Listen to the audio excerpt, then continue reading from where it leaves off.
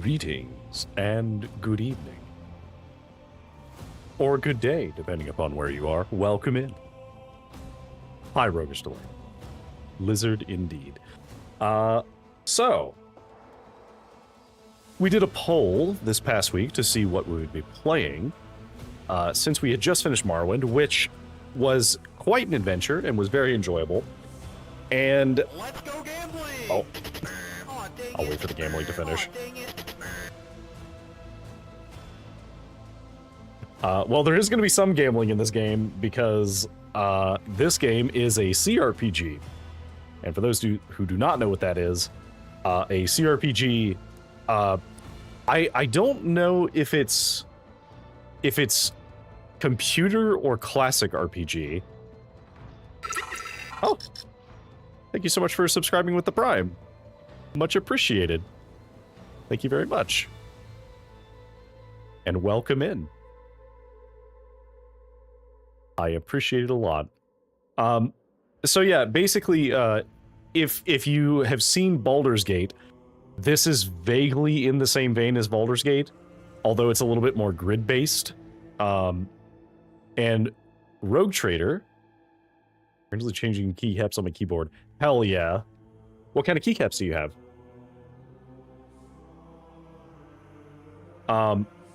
So we had a few things that were on the list of things that we could play that I had wanted to do. And Rogue Trader was leading the pack for a bit, and then it got a little close between Rogue Trader and Chaos Gate Demon Hunter. But then Rogue Trader just kind of like pulled out ahead by a couple of votes in the last couple days. It's like gradient to translucent. Hell yeah. I have not used custom keycaps, but I do think they're cool.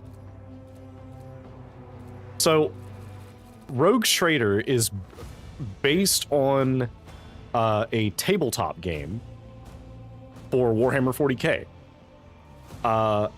I believe that it is actually the oldest Warhammer tabletop, because I think it was originally you were controlling what were called Rogue Traders, which were it was the first like RPG tabletop game they had, and the idea was you would control a character that was in like a dynasty of Rogue Traders who were sanctioned by the Imperium to gather resources and do things in the name of the Imperium. The first thing I noticed whenever I booted this up, because I actually have played this before a little bit, but I never actually finished the game. I think I just played like the intro and the first parts of the first act. So I don't even really remember it that well. I just remember like some of the stuff on the ship at the beginning, and that's it. But I love how like visually this just sells what you're doing. Because like obviously we're in a ship. It's in the design that a lot of the Imperium ships have, where it has this like very like gothic or like high architectural themes to it, but you can tell that we're in 40k because there's like skeletons that are being used as like processing units. I love how the buttons are like screens and they like flicker on. As some might have been able to tell from my intro screen, I really like this aesthetic for stuff. I like the CRT look. And so Dark Heresy was announced. I'm very excited for Dark Heresy, but I hadn't actually played Rogue Trader yet. So I wanted to play through Rogue Trader before Dark Heresy came out.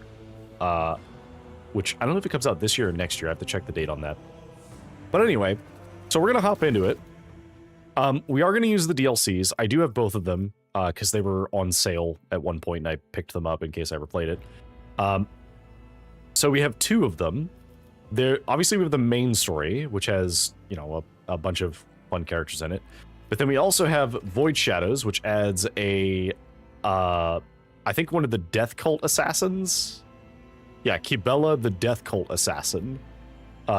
Who, I don't know how long it takes us to get her, but the Death Cult are really cool. They're like... They're crazy good assassins in the Imperium. Some of them have what is basically like like camouflage skin where they can like disguise themselves as other people. And some of them have even gotten like implants so they can disguise themselves as Xenos. So like there's one who can pretend to be like an Eldar, for example, which is crazy. And then Lex Imperialis is the introduction of the Arbites, the Adeptus Arbites, which are like the Judge Dredd faction of 40k. And they use like batons and maces with shotguns, and then they are known for having their robo-dogs, which are very cool. I don't know if we'll play as one. I don't tend to play the minion-type characters in CRPGs. It is fun, I just don't find it as enjoyable myself. That and I have enough things to keep track of. So, but we are going to keep these on. So difficulty-wise, the way this works is, this is an Owlcat RPG, and Owlcat have made 3 CRPGs, I believe. They made Pathfinder Kingmaker, which I did play, Pathfinder Wrath of the Righteous, which I did not play, and we might play that at some point, and then this game, and they're also working on Dark Heresy. You can dynamically adjust the difficulty of basically anything in the game. So we're not going to play on Unfair, obviously, because that's way too much. Because I haven't actually played before, I do kind of want to start on Normal, just because, like, well,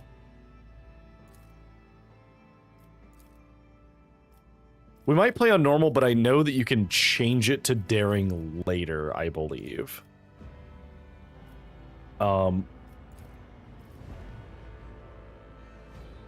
Actually, we might start on Daring, and maybe we'll turn it down if it feels too hard. Because I have a pretty good idea of how to play CRPG. The Lex Imperialis are very fun in Darktide. I believe it. Darktide is another game I own but have not played. And I do want to play it at some point, because I liked Vermintide, and it's just that, but 40k. Using this difficulty is not recommended for players not familiar with rotator systems, as well as implementation in this game. Ooh, okay. Well, I'm not super familiar, so maybe we should start with Normal, and then we'll turn it up to Daring if we feel like combat is too easy. Alright. So, character creation.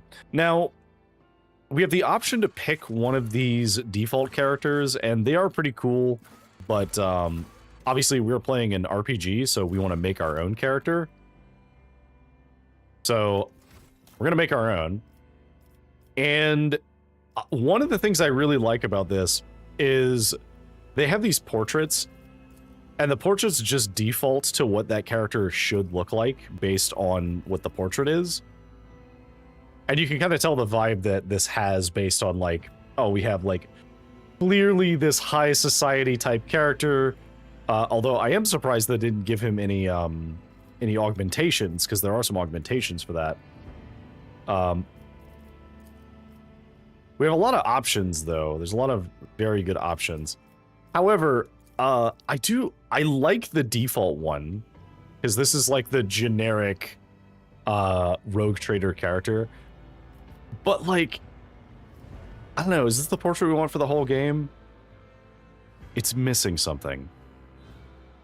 I know what it's missing.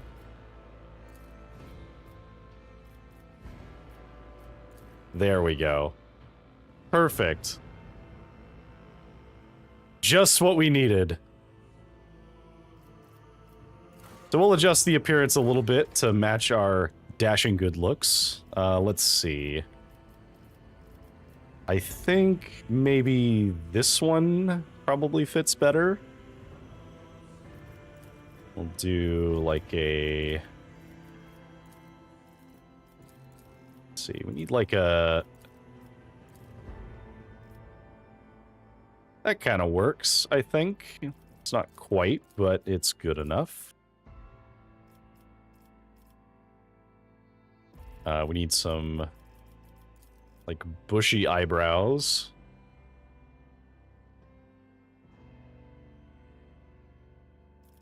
Well, actually, wait, we could probably do... Hang on. Because if we do the thinner eyebrows, we can make it go, like, up a little bit. That's a lot, though. Oh, I like that, actually. I do like that. Okay. So go with that, and we'll do the same eyebrow color. Now, beards. They have a lot of, like, really good beards in this game. You can do, like, the full-on, like, black beard. They have, like, various amounts of, like, chops and, like, braids and full beards and, like, partial beards. So, this is a game that definitely wants you to, like, utilize the customization a little bit. So let's do this one. So I think we want to do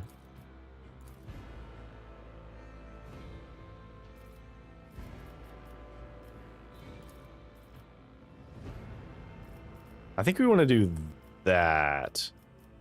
I'm torn between these two.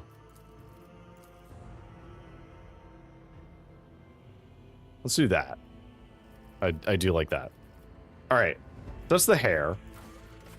Now, we do have tattoo options. We can tattoo the whole body. We do have, like, the sign of the Aquila, which is the sign of the Imperium. Which you can put on a couple of different places. There's a... Oh, you can have up to 5. Interesting. Okay. Some of these are more like heretical looking ones, like these. Kind of heretical. But then there are ones that are like more Imperium.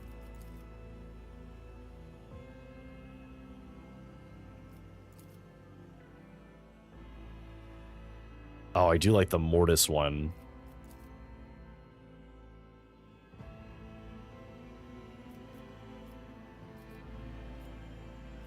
Can I do both of these? And then can I also... What if I do this as well? What does this do?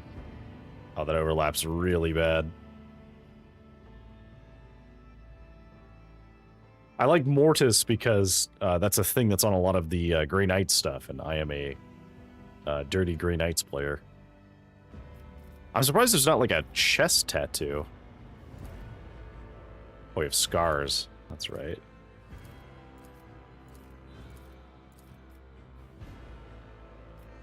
I don't think we need a scar.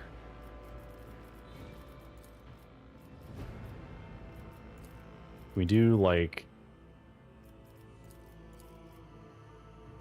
I'm surprised they don't have... I guess this is, like, kind of a gold.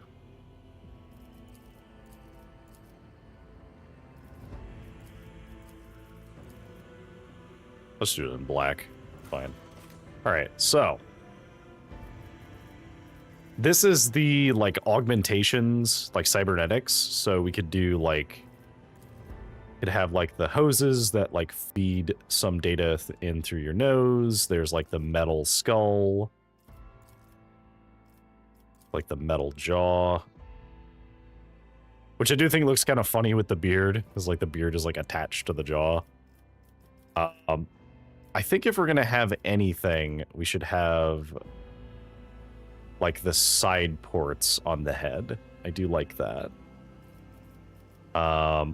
And then maybe, does this...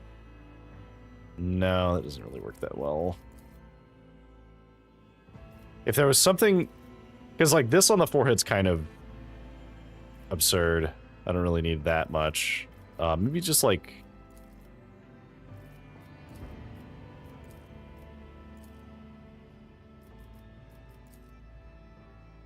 Yeah, I think that looks good.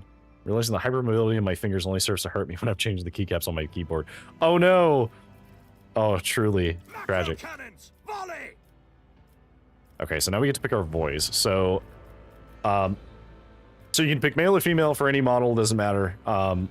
We have a couple of options. We have bold, pious, pragmatic, heretic, mad, and daring. What is pragmatic? I don't need luck. I have strategy. Okay. Mad. The destination is known. My supremacy is proven once again. Now that's interesting. What curiosity unveils itself before me? Stay faithful and you will be rewarded. The best defense is a good offense. Something of interest. I'll bring glory to my bloodline. Perfect. Looks like we have a problem on our hands. I kind of like the default bowl. Excellence matters. All right. So now we get to pick our home world. So we have a few options and they adjust our characteristics. There's a bunch of characteristics, but we'll have other characters who can fulfill other roles as well, so we don't need to worry about having too many penalties. So I have been thinking about this on what I would want to play as, and I think what I would want to do is either a psyker or like a commander type. And I think either way, Imperial World is probably the way to go, because Imperial World gives you access to a +10 bonus to a characteristic, which normally you get +5 into a couple and then -5 from a couple. So like, you know, it's +10 total, -5, but instead we just get +10 to 1. Psyker. Yeah, I know. Psyker is so cool. I do like Psyker. Alright, so let's see. Imperial War characters, non-damaging ability, or affects an ally with such an ability. The resolve is increased by... I don't remember what Fel is. Fellowship, okay. For 1 round. So we give bonus resolve. If we're low on health, then we get a +10 bonus to all of our characteristics and a bonus to our resolve. If no one has the same archetype as this character, the first archetype ability used in each combat by this character costs 1 AP less. That's kind of good. No heresy. +10% crit chance and +10% armor against Xenos or demonic creatures. They're always getting half the bonuses of no heresy. Imperial characters' lore of Xenos and Warp are always 0. Ooh, that... Okay.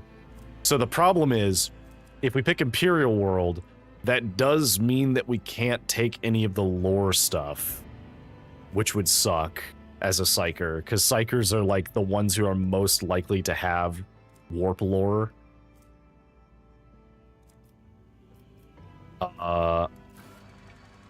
Ooh. Voidborn character can reroll any failed attack, dodge, parry, characteristic skill test with 20% chance of success. Chance cannot be greater than the base chance to the roll. Additionally, any enemy dodge or parry against a Voidborn character has a 20% chance to fail after a successful roll. Okay. I think we might have to take Voidborn if we're going to go Psyker. So basically, it's Imperial World if we're going to go a commander type character, Voidborn if we're going to go Psyker. Let's say we're making a Psyker. Let's just keep going as though we're making a Psyker. We can always roll back pretty easily to change it. So this is where we have all of the options for our classes. We have Astra Militarum Commander, which is basically like an army commander. We have the Commissar, which are the morale generators of the Astra Militarum, which the way they generate morale is by being so ruthless that they are more terrifying than the thing that you're fighting. The Crime Lord, which is more of a roguish character. We have a Ministorum Priest, who are more involved with the Ecclesiarchy. They're more about like buffing people and debuffing the enemies, and then giving like small amounts of healing. Navy Officer has some bonuses for leading, as does the Noble. Noble, strong contender. I do like Noble. And they get a lot of bonuses to like... Basically, our option is like Noble leading someone and Sanctioned Psyker as a Psyker. So the priest is a bard. Kind of, yeah. So one of the things that they do is they're more like a cross between a bard and a cleric, whereas a noble is more of a cross between like a bard and I guess kind of a... They have some like wizardy type things, but not any like actual psyker stuff. It's more like they have a bunch of buffs that they can put on people that like buff different things. So they have like something that's kind of like haste, where you can give someone extra turns, or like you can give somebody bonuses if they kill stuff. And then we have the arbitrator, who is the Arbites.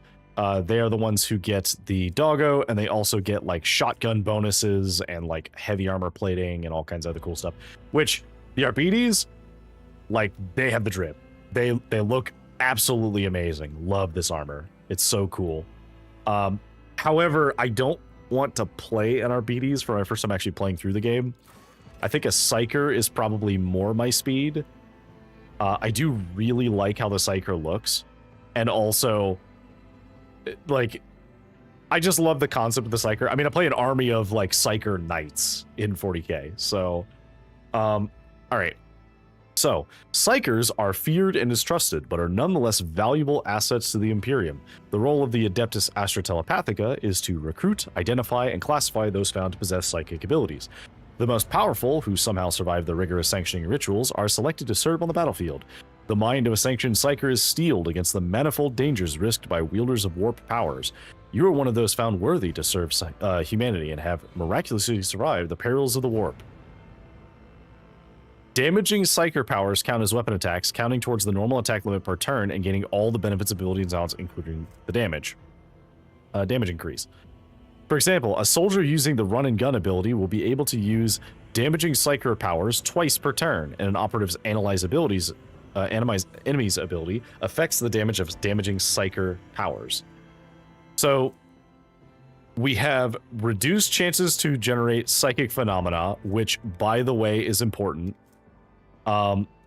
So anytime we use our psychic powers, we degrade the veil between real space and the warp, which can cause things to go wrong. In the tabletop, this can mean that you can roll so badly that you just explode. You just die. Or you summon a demon where you are, and now you have to fight a demon. Or any other number of terrible, horrible things that can happen.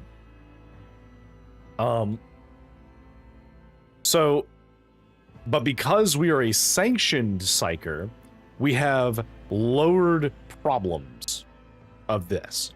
So Psykers can be sanctioned or unsanctioned. Chances that a sanctioned Psyker causes psychic phenomena are halved, while unsanctioned Psykers instead have increased chances and +1 to their Psy rating. So we're definitely going to be sanctioned.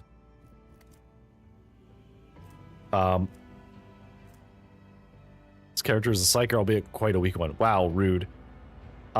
So we get a bonus to toughness and willpower, and we get a bonus to lore warp and carouse.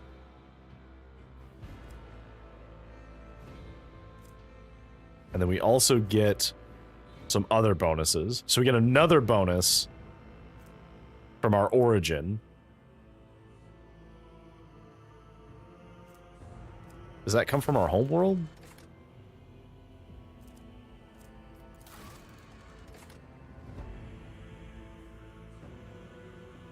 Yeah, so we just get a bunch of bonuses. And then this is all of our like talents we can take and like different specializations. So as a Psyker, so as a sanctioned Psyker, we get to pick what type of Psyker we are. We have Biomancer, which are biological manipulators. So these ones I think are like, we can do buffs and we can heal people. So they're kind of like the Ecclesiarchy, but they use the warp instead of the faith in the Emperor. We have the Diviner, who can give a different kind of bonus. So we can, for example, we can like raise dodge rating because we can basically tell somebody like that thing is going to happen, and they get a bonus to their dodge and their parry. We can give like bonuses to initiative, which makes people hit more often. We can give bonuses to like various stats, which is kind of cool. We have Pyromancer, which is like the main damage dealer. And it is exactly what it says on the tin. It's a bunch of fire abilities. Sanctic, which are a connection to the Golden Throne. Now, this one has actual healing. So this is a psyker who is connected through a psychic connection to the Golden Throne, whereas the other one is connected by their faith to the Golden Throne. Very tempting. And we have the Telepath, who try and control and destroy enemies. Now, Sanctic is pretty cool. I do like the idea of being able to heal my allies.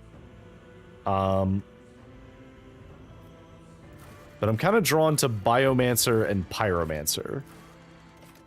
Because Biomancer is pretty cool because you can heal wounds and alter physical characteristics, so we can buff like strength and toughness, which is nice. Being able to give a target extra turns and then they just take damage is really good. Because we can just heal that damage. We can also cause them to just recover wounds at the beginning of their turn.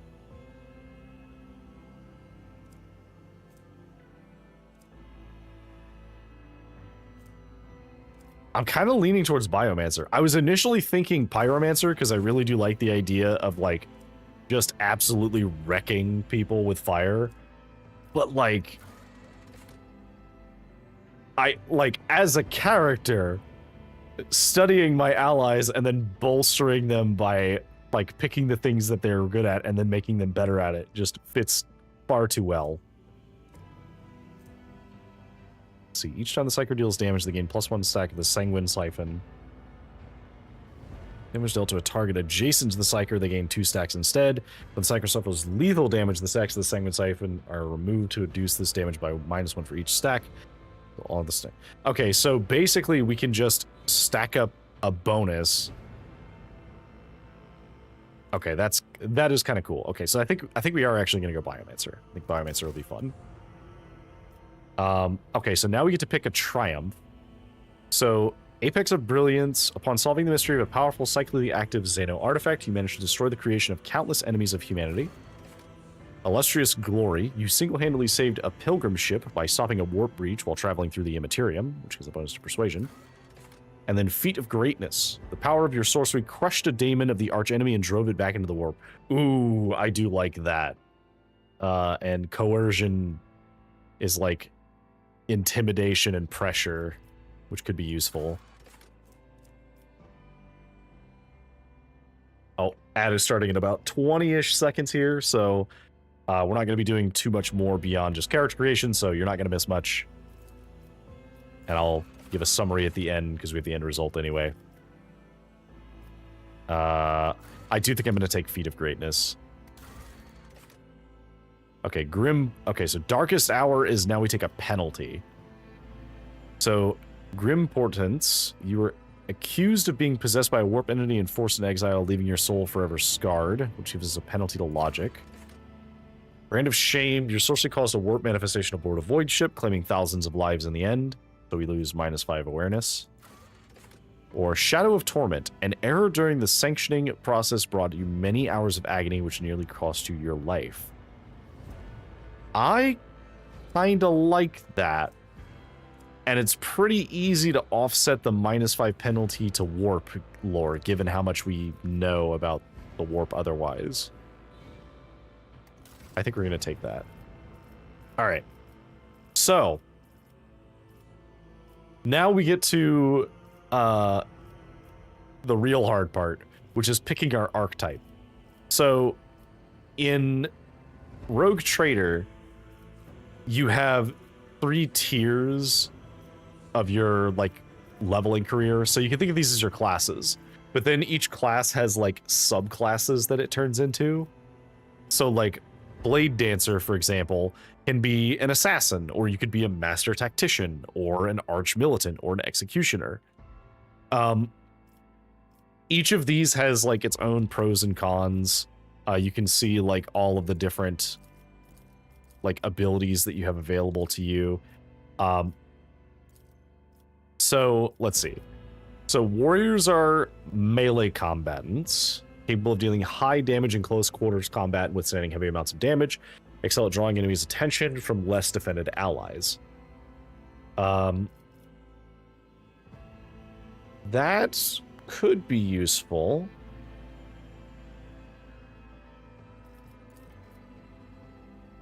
So let's see.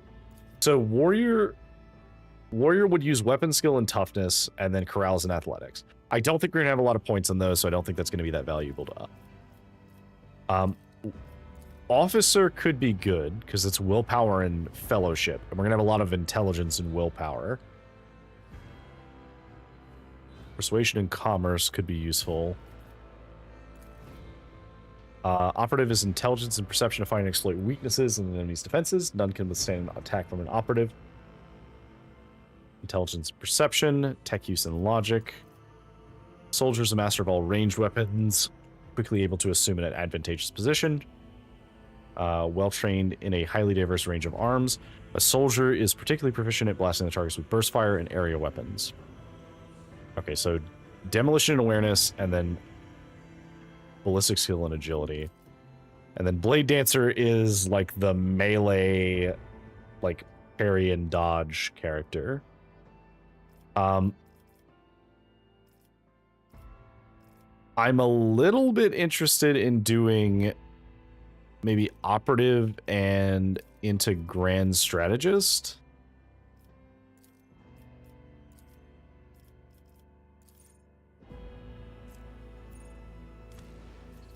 Because that would give us some bonuses. And it would also let us give exploits which other allies could utilize.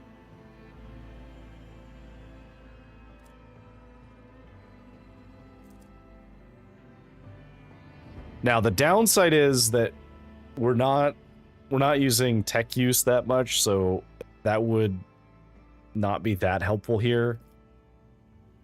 But this also unlocks a lot of potential paths. Because it's down to like operative or blade dancer, basically. And I'm leaning towards operative. Because if we go blade dancer, also welcome back from the ads. If we go blade dancer, we're kind of shoehorned into using melee quite a lot. Which is not a bad thing, but it does mean that we have to like invest a lot of points into like being good at melee. Whereas with operative, we could just invest points in buffing and just buff our allies a lot.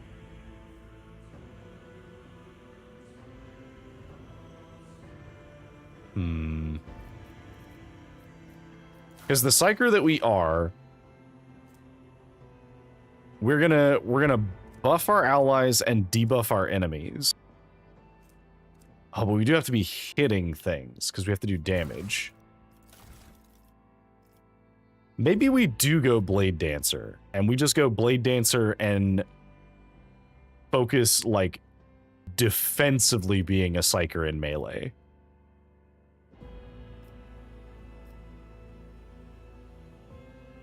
Yeah, because then we can do Medicae as well, which would let us do healing with that. Okay, I do think that this will work.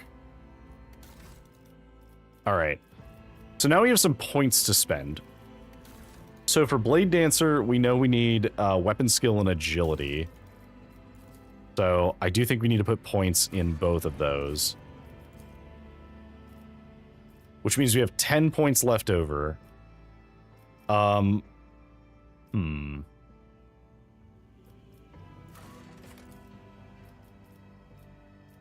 we could do more intelligence.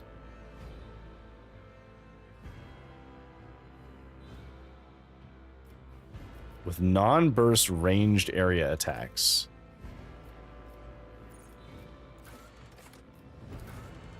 Okay, strength increases the damage of melee weapons. Oh, well, we naturally have a penalty to strength because we're Voidborn.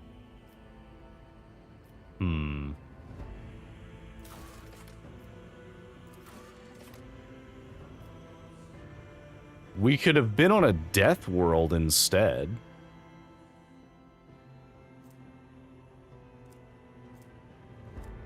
Ooh, actually, wait, that might work. Okay, so Death World is like basically a world where everything is trying to kill you at all times. Extremely harsh environment. However, if we would ever almost die, we gain like huge bonuses to temporary wounds, which allows us to have dodge and armor bonuses while it's active. Wait. Hang on, that actually might work out. Okay, so agility is quickness.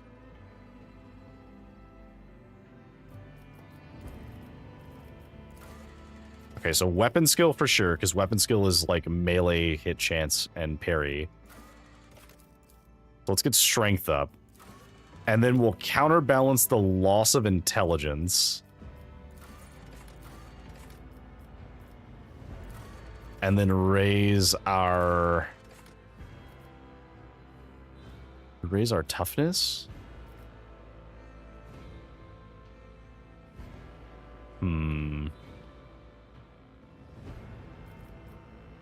I think we just raise intelligence again. So we do weapon skill, strength, and intelligence. Okay, this might be a weird character build.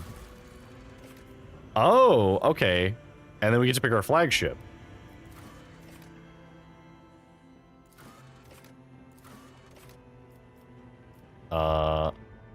Okay, so sword class frigate, classic void ship, high speed, respectable survivability.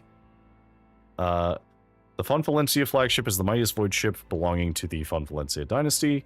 Every system aboard this frigate has been tried and tested in innumerable engagements. Its weapons and turrets deliver hard-hitting volleys with pinpoint accuracy. Plasma are rugged yet reliable in extreme conditions.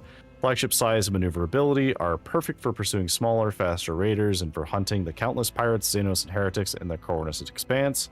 Numerous Fon Valencia rogue traders have acknowledged the exceptional performance of this vessel, and with a few minor updates, Flagship has continued to faithfully serve the Fon Valencia's dynasty. Okay? What about this one?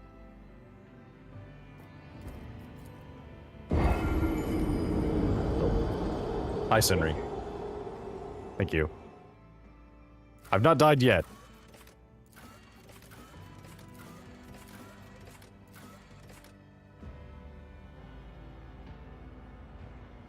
I mean, both the ships look really cool. I heard a rumor about the Emperor. It better not be slanderous. I think I like the Firestorm class better, though.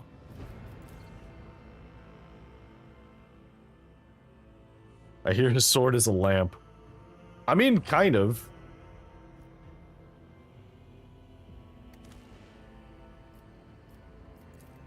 Okay, so we get to name it. Redemption and Exorol. Arcanum Lucidus. Glorium Libertatum. This Ignis.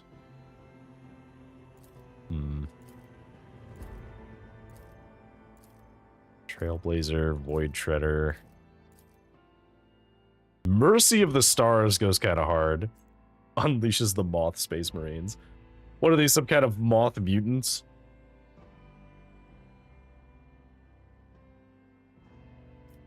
I do like Mercy of the Stars. That does go pretty hard.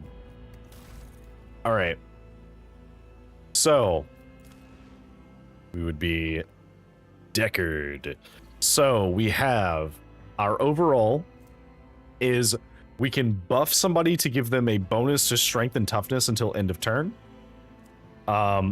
We have a pretty decent setup for our characteristics. We do have a penalty to Lore Warp, but because of our other bonuses, it's kind of canceled out. And overall, we're like not bad at anything. What happens when Mothman and the Space Marines get funky? Ah, yes. Alright, so... outfit settings. Oh, we could change the outfit settings. Okay, so what if we... Oh, I have to have the helmet on because I'm a... Oh, there we go. Okay. I kind of like it with the hood, though. The hood is kind of neat. I like the options for the colors, though. Maybe that blue? That blue is pretty nice.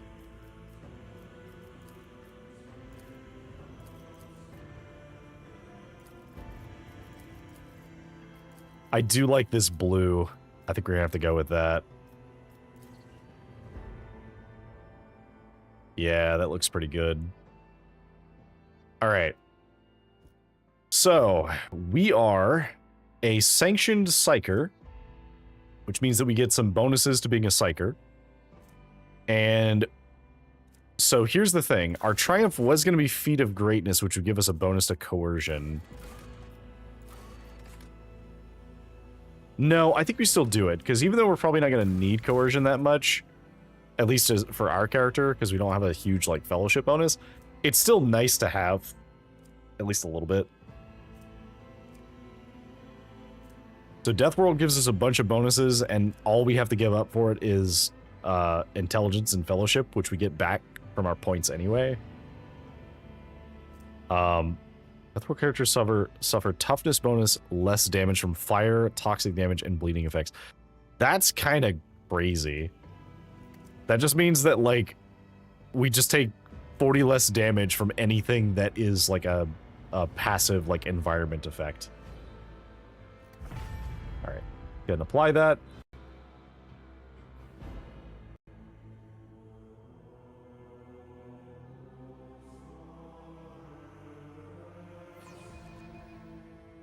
Oh, I love how the game looks.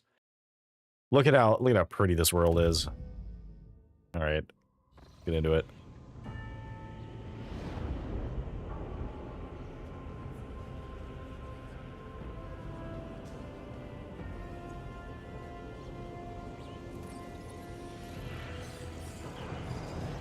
There's some servitors flying around.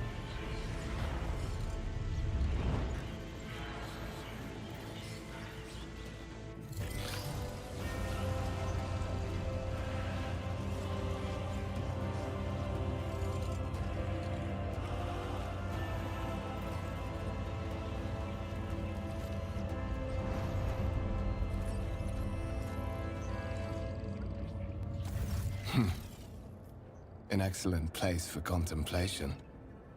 One has the best view of the cathedral from here. Mesmerizing, wouldn't you say? An impeccable manifestation of the God Emperor's sublimity.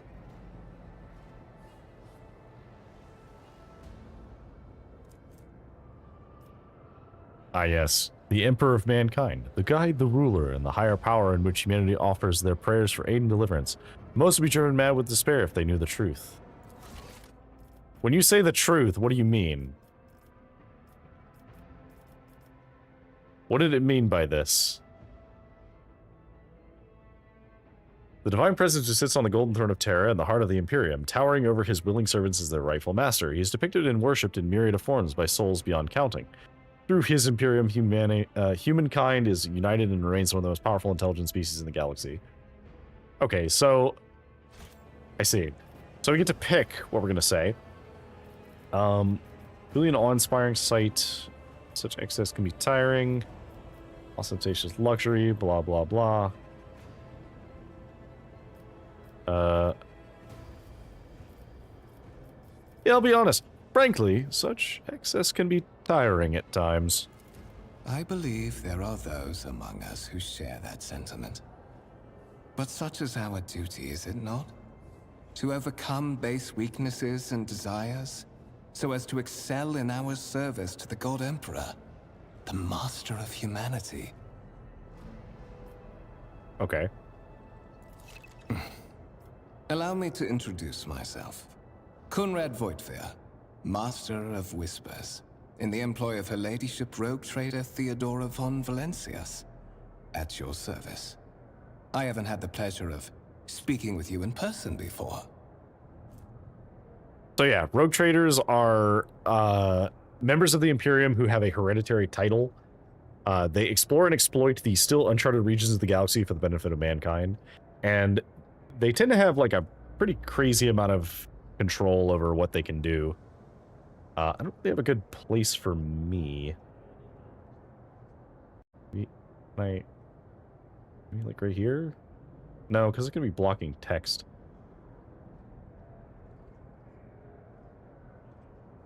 Is it better if I block the portrait, or is it better if I block the text? Because I checked it with, like, the combat UI, but the combat UI and this UI are different. I guess I could put myself on the other side of the screen. Over here.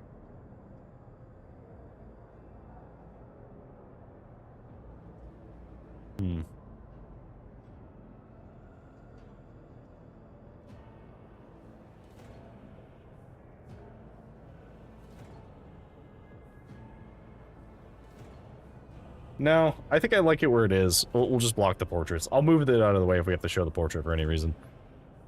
Alright, so Kunrad.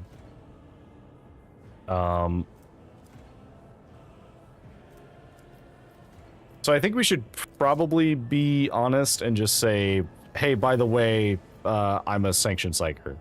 My name is Deckard. I am aware of that fact. It would have been unacceptable negligence to have overlooked such a detail when compiling your profile. Fate bestowed upon you powers of witchcraft, and a duty to use them for the good of the Imperium. Yours is truly an unenviable lot. Ah. Well, at least he's honest. I will be frank with you. You may forget your past titles, no matter who gave them to you, or what their origins are. From the moment you and the other candidate were brought aboard this void ship, your fate changed. You now serve Lord Captain Theodora von Valencias, and carry the burden of an heir of this house. Henceforth, you share your dynastic name with her ladyship. Bear it with honor. Okay. So, let's see. I do think Lord Captain is kind of a strange title for her. Such are the traditions of the Imperium. Lord Captain is the title that was established in the annals of the Lex Imperialis, at the time when the first rogue traders entered the Gold Emperor's service. And therefore, it is sacrosanct. Fair enough. Why am I here? So that you may fulfill your blood duty. Whatever obligations you had before, they are henceforth null and void. By order of the Lord Captain, you have been requisitioned to serve the rogue trader, indeed blessed by the God Emperor. Your former position may have been different from conventional service as part of one of the institutions of the Imperium, but from now on, a different fate awaits you. One chosen for you by the Lord Captain. I advise you to come to terms with this reality as quickly as possible. Okay, so I don't need to ask about Master of Whispers because I know that's basically a spy master, so I don't need to worry about that. Tell me a bit about the ship, or the one whose ship I'm on. I would rather not discuss the Lord Captain behind her back, especially not on board her ship. No one knows better than I that whispers are wont to attract particularly close attention. Suffice it to say that her ladyship is the bearer of the sacred warrant of trade and a woman of immense power and entitlement. However privileged your position may be, I ask that you do not incur her anger by being disrespectful or obtuse. Lady Theodora despises both qualities. Okay, yeah, so the warrant of trade is an ancient religious document that affirms that they are allowed to do the thing that they do for the Imperium. The warrant grants not only permission to travel beyond the Imperium's borders, but license to deal with pirates, mutants, or Xenos if needed. Rogue traders use the warrant of trade to conquer or colonize newly discovered planets, gain exclusive trade rights with newly discovered cultures, and to explore the galaxy beyond the Imperium's frontiers. So basically, the warrant of trade is a thing that says, I'm allowed to manifest my destiny wherever I want as long as it benefits the Imperium. Which is kind of a dark way to put it, but this is the grimdark future, so that is kind of what it is.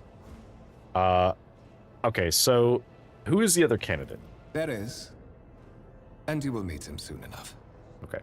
I assume you had some goal in mind when you decided to seek me out. Let us address it. But of course, I have come to invite you to a meeting with Lady Theodora. I imagine you have many questions for your patroness, and I'm sure she has just as many questions for you. It is regrettable that you haven't yet had an opportunity to speak. It has been an arduous voyage thus far. Okay. The Lord Captain and Master Edelthrad von Valencius are conversing on the observation platform. Let us join them there.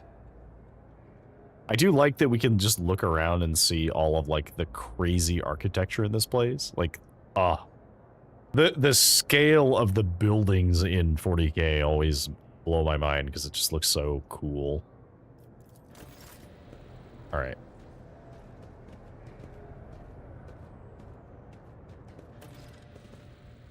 So we do have to A new follow challenge him. for me? Some objects to be interacted with. Okay. Left mouse button. Yep.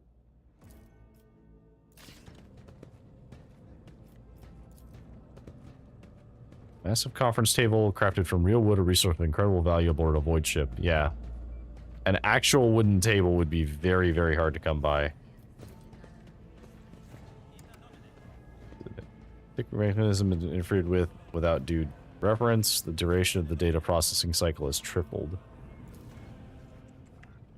Oop. Incomprehensible information is displayed. Oop. There we go.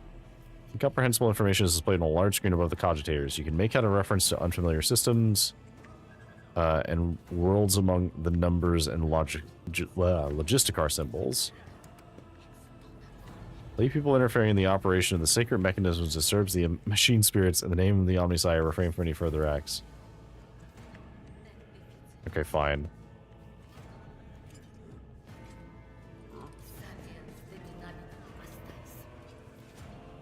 May his will strengthen my heart. May my humble deeds be for the benefit of humanity.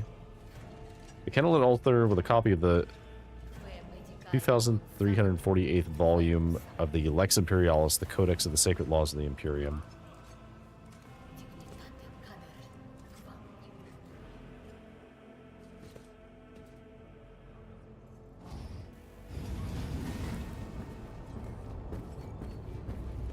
One of the Von Valencius trophy rooms. Perhaps you would like to take a look around after your audience with the Lord Captain.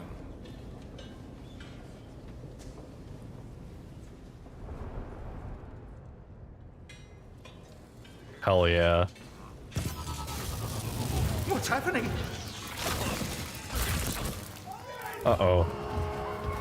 The servitors have gone mad. The servitors have gone berserk!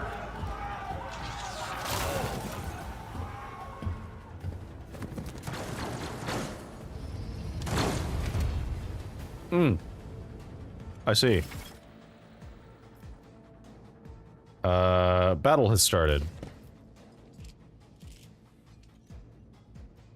Shoot and don't let it get close.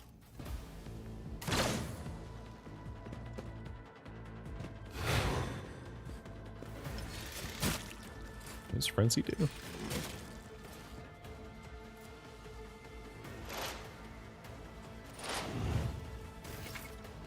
Okay. Character can move, attack, and use their abilities. Points determine how far we can go. Makes sense.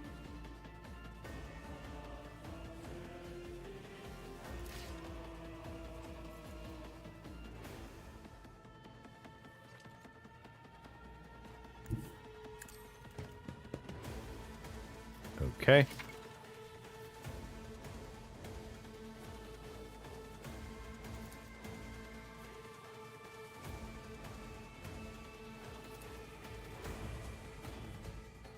Okay, so yeah, it's... We get 1 attack per turn using our AP. So what if I were to... Already done. Not my specialty. We can't use that again. Because we don't have anything else to use our points on yet.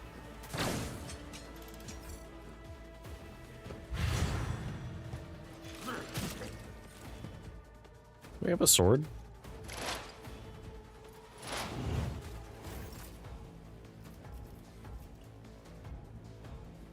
No, I do not. Okay, so we're just gonna have to keep the distance. I'll pass. We missed. For the glory of the Imperium! I like how it's like, oh, your character missed, just equip better stuff. Like, yeah, I'll get on that.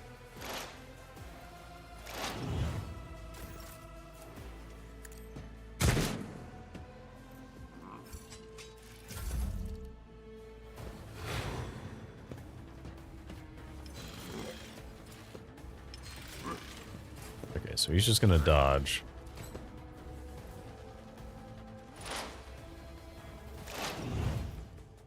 Die! Oh, easy enough. Wow. I lied. All too easy. Alright, let's buff you. Get him, Kunrad.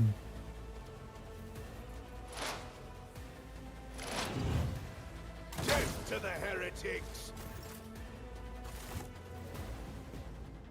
What suspiciously poor timing for such an accident.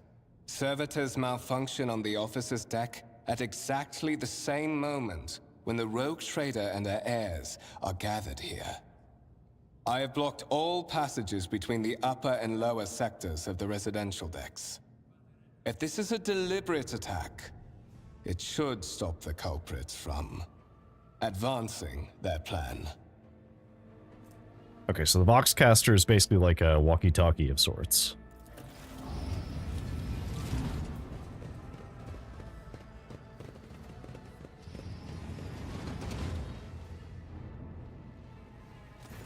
I'm afraid I must remain here. For Lady Theodora's safety, I have to oversee the execution of these orders personally. I hope you will have no difficulty reaching the observation platform on your own. It is just at the end of this corridor. Okay.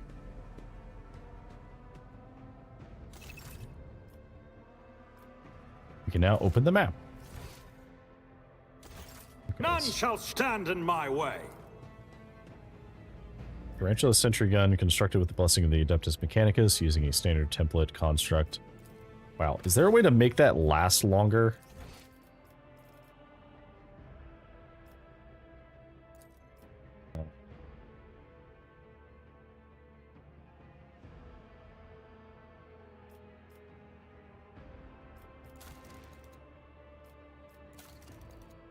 Surely there's a way to make that last longer, right?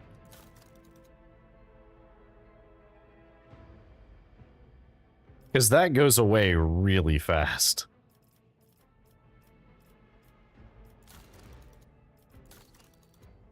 No, okay.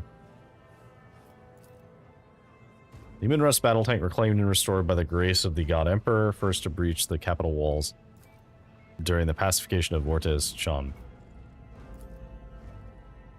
The Observatory's head are still smoldering. It would seem cause malfunction was the short circuit of the motive force. Okay.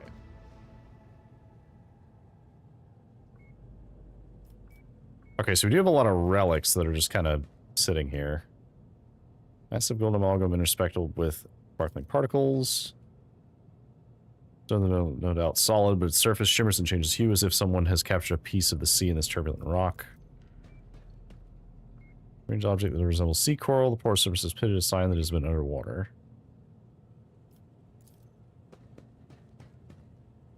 It was unfinished. Another symbol of House Von Valencia's valor will be displayed here at some point in the future. Yeah, the rest of these are just other trophies.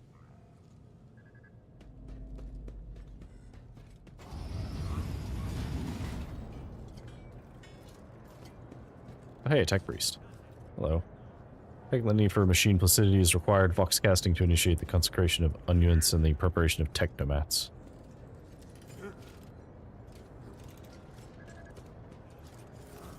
Ah, here we go.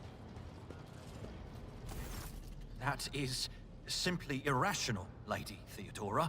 Assimilation into the trade structure would be political and economic suicide. Practically an admission of heresy.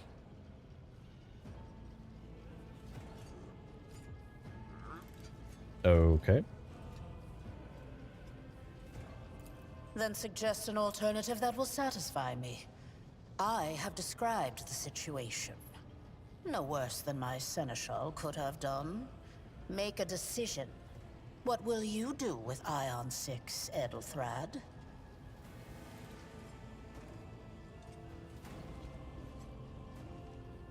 I'm going to survey the room. First impression of Edelthrad, who appears to be about 30 years old, is a parchment-like skin stretched over a tightly bundled mass of sinew, implants, and bone. The nervously twitching fingers, the face twisted by a slight tic, and the jerky movement are all signs of some illness or defect that has taken over his physical form. In stark contrast to Edelrad, Theodora von Valencia's features appear as if they were carved from marble, eternal and indestructible. Head raised high, proud posture, hands clasped casually behind her back, everything seems to emphasize the difference in status between her and Edelthrad. Next to the two of them, you see two more men. One is a gray-haired officer of impeccable bearing who is studying the contents of his data slate. The other is a behemoth bristling with holsters and baldricks containing all manner of weapons. Our second candidate has joined us. Approach and give me your answer. Consider this hypothetical situation. Ion 6. A new world on the fringes of the Coronis expanse. High seismic activity, regular magma eruptions, metamorphic rock deposits, prospects for large-scale mining. The world is populated by natives who worship some heretical underworld spirits that protect those who offer them sacrifices. Flights of fancy, you might say, but attempts to install ore extractors have failed for the second time. The mining crews sent to the planet's surface simply vanished overnight. My question to you is, what would you do with this poisoned treasure? Okay, so we could use knowledge about the warp or Xenos, or we could go with our personal abilities, but we'd have to go down to it. These reports of spirits certainly sound like evidence of heresy. However, I would put my interests first, no matter what that means. I would use the riches of Ion 6 would be mine. Ion 6 must be purged for the good of the Imperium. I shall exterminate their heretical beliefs and otherworldly powers that rule the native apostates. Not know.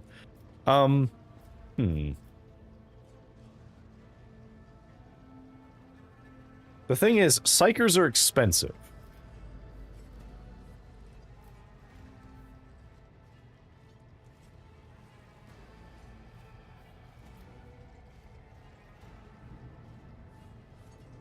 Psychers are expensive. I don't know if Xeno worship is necessarily going to be the thing here.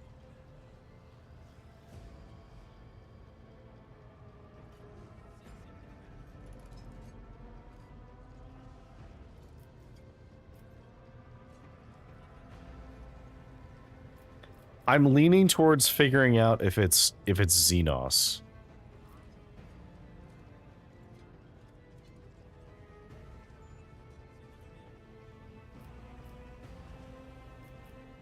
No. Figuring out if it's witchcraft is more important, because Like, chaos getting a foothold, it's really hard to remove them. Thorough, but presumptuous. It took me a great deal to find one psyker who could serve me well for many years. Yet you speak of several. Okay, that's fair. Yeah, they're expensive. Sanctioned psychers are rare and valuable instruments of the Golden Throne. Or do you suggest that we use heretics, who are an offense to the God Emperor's light? It would be rather careless of you to utter such profanity in the presence of his faithful servants. I see.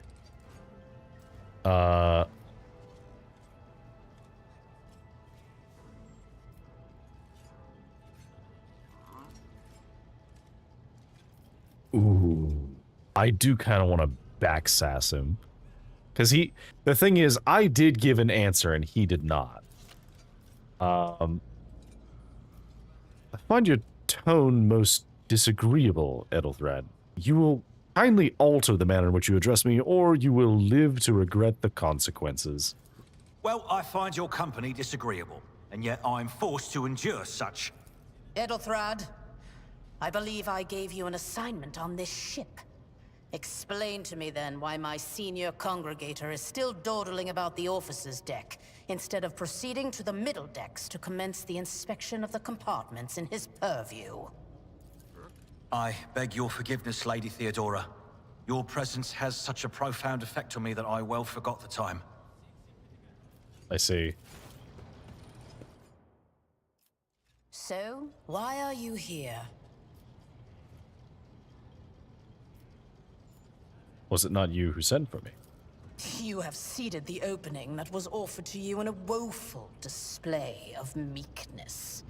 Admittedly, this tendency is equally strong in all who toil in the Emperor's service. Immutable hierarchy, absolute obedience, lickspittlery, compulsion to please. I value none of these things. From the moment my envoys came for you, the terms of your existence changed.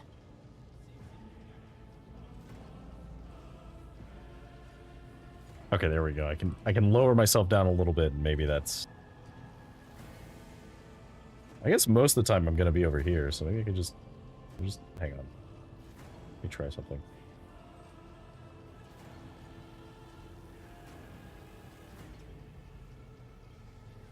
It definitely wasn't meant to be used like this, but I can do this.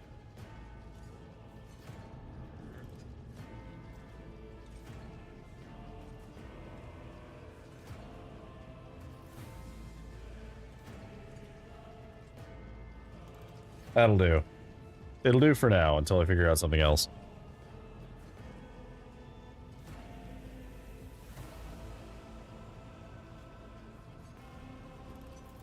My name is Theodora von Valancius Massimo of Scaris. I am a rogue trader in the service of the God Emperor of humanity. And my rights and freedoms are vindicated by a most sacred relic. The warrant of trade, kept aboard this very vessel.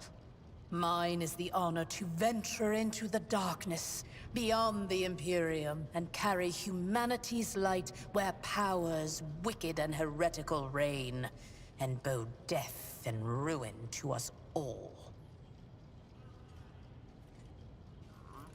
Okay. It is my decision alone to determine the fate of whatever I find past the bounds of the explored void. Every world I discover, along with all there is to find thereon, resources, people, riches, and mysteries, is mine by right. I command millions of lives, rule over numerous planets, and possess fortunes that no planetary governor or commander could dream of amassing. And you are one of those with von Valancius blood in their veins and a rightful claim to this inheritance when the hour comes. Well, I am ready to take on this sacred purpose. Oh yes, you would be, wouldn't you? The question is, am I ready to choose you over the rest? You came aboard hours before the warp jump, and have not yet distinguished yourself in any way. As things currently stand, I have doubts that you are suitable for the role of rogue trader. Blood right alone is not enough to earn the high honor of becoming the bearer of a warrant of trade. Nonetheless, your abilities and talents may yet prove useful. If not for the role of Lord Captain, then for that of their closest ally. Alas, even those responsibilities can at times be too challenging for those who share your blood. Kunrad Voitvir served me for many years before he made his mistake. Oh? His kinship to me is most distant, as is yours. Nonetheless, he does bear the name von Valancius, even if he avoids using it publicly, and as such, strictly speaking, can be considered my heir. That door, however, is closed to him. Voitvir's performance in his current role is satisfactory. Or it used to be, at least. So are there other heirs then? Naturally. Some have yet to arrive on board, but you have had the pleasure of meeting one of them. Edelthrad may be somewhat disconcerted by the scale of the responsibilities that may potentially fall upon his shoulders. However, I have a good feeling about him as a candidate. A good question. If you're satisfied with him as a candidate, then why talk to me? What's the point? Impatience. I am rather fond of impatient people. They are not as quick to resign themselves to circumstance and more eager to show initiative. Even if I do choose Edelthrad as my successor, I will still require loyal advisors. The skills and knowledge you acquired in your former life may prove invaluable here, in the Coronis Expanse. Okay, fair enough. It says in your profile that you bear the brand of sorcery, albeit sanctioned sorcery that is permitted in the service of the Imperium. I am accustomed to the presence of psychers at my side. More than that, I value their unique abilities highly. Perhaps that is why I am so intrigued by Edelthrad's candidacy. A rogue trader psyker could achieve great things indeed. However, psykers are fragile creatures, and as such I would rather have a replacement standing ready in the event that something happens to Edelthrad. Moreover, your courage has made you far more famous than you yourself probably realize. True feats of heroism will forever live on in the annals of the Imperium and bring honor to the von Valancius line. Oh, so based on my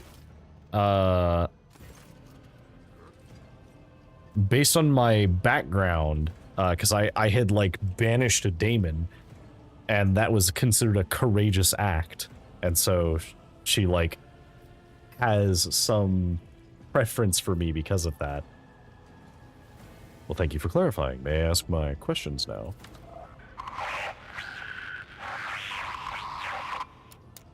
I have some time before the navigator gives the signal to initiate the void ship's translation out of the warp, and my presence is required on the bridge. There was an incident that took place on the officer's deck. Some servitors went berserk and attacked the crew. Is that so? Perhaps the technomats were careless during maintenance. Or it could be the warp playing tricks on us in spite of the Gellerfield. Or perhaps there is something to all the stories about the ship being possessed after all. Lady Theodora, for the God Emperor's sake, surely you do not intend to start repeating idle rumors spread about by uneducated riffraff. Thank you, Abelard. Enough, Abelard. Such hearsay amuses me. Idira eagerly retells me everything she learns from the whispers of her unseen advisors. This ship is ancient. It has enough hidden nooks, malfunctioning cogitators, and unused compartments to make ignorant folks speak of specters dwelling inside the bulkheads and plotting against those who yet live. I just noticed out of the corner of my eye that this giant astrolabe thing is slowly rotating, but its rotation is not a perfect loop. Let me see if I can catch it. There's a moment where it hitches for a second, like it stops for just too long and then starts its loop again. I think it's like right after this thing goes over here.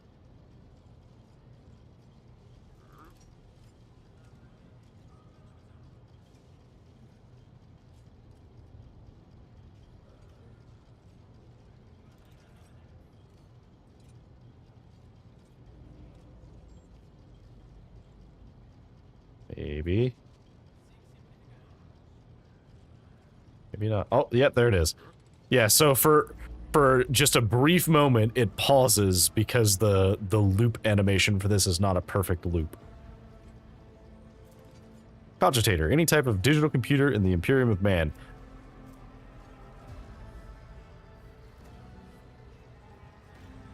So cogitators are actually, they're also controlled by like people, kind of. It's corpses that are used usually. That's what the skulls are too. Is they're human intelligence used in place of AI, because AI in this universe are abominable intelligence. So, where are we headed? The Rykad system, the domain of rogue trader Winterscale, one of my peers and rivals. Besides me, 2 other rogue traders exist in the Coronis Expanse, and each of them possesses resources comparable to mine.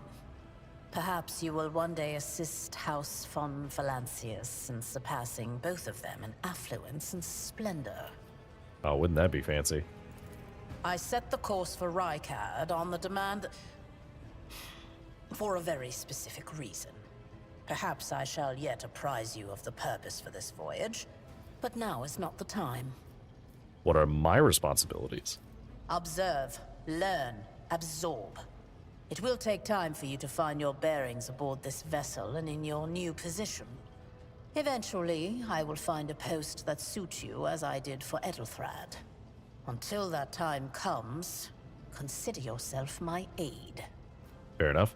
Gracious Lord Captain, surely there are ways I can prove myself a worthy heir. You can start by not asking questions of this sort. I have no need for sycophants. I will draw my conclusions when an opportunity to prove yourself arises. As for when you will be granted that opportunity, only the God Emperor knows. Fair enough. In that case, I shall head to...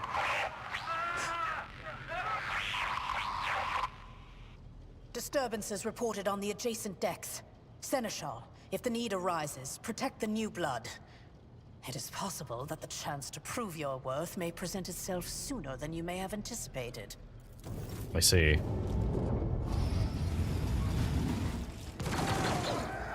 How do they get on board?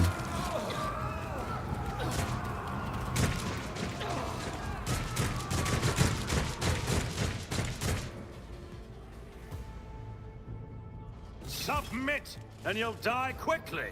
You'll make a suitable sacrifice. Okay, we have been ambushed. Let us begin. Emperor, protect me! That's gotta hurt! Follow my lead. Break their morale. For the glory. Yo, Mort. I serve the ruinous powers! Chaos guides me.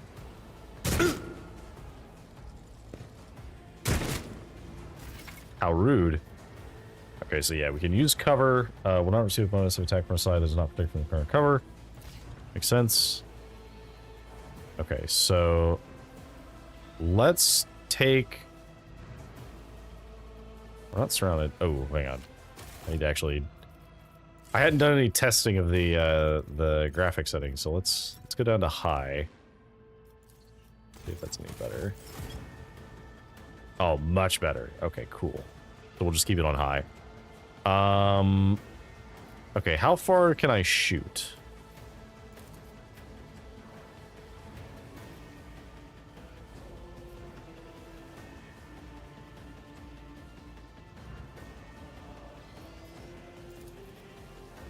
Not a problem for Let's me. buff you. We'll move over I shall here. not fear. And then I will shoot at Nothing you. I can't do. Nothing of value has been lost. And then we wait. Okay, so crits do 150% of normal damage. Good to know.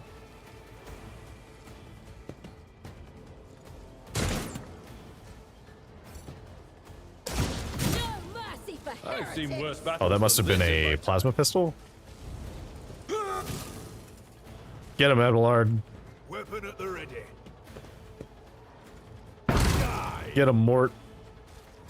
Oh, that must have been like a melt-a-gun. Okay.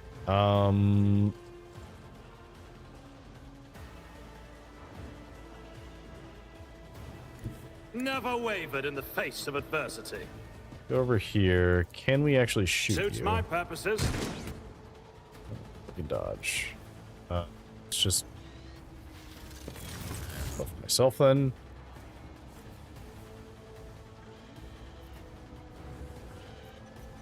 To receive a positive effect. Hooray! Okay, so our positive effect is we gain +10 strength and toughness until end of combat. Which we are not degrading the Veil very much at all by doing this. Veil is degraded by 1. Don't touch me. That should have given us cover. The Imperium.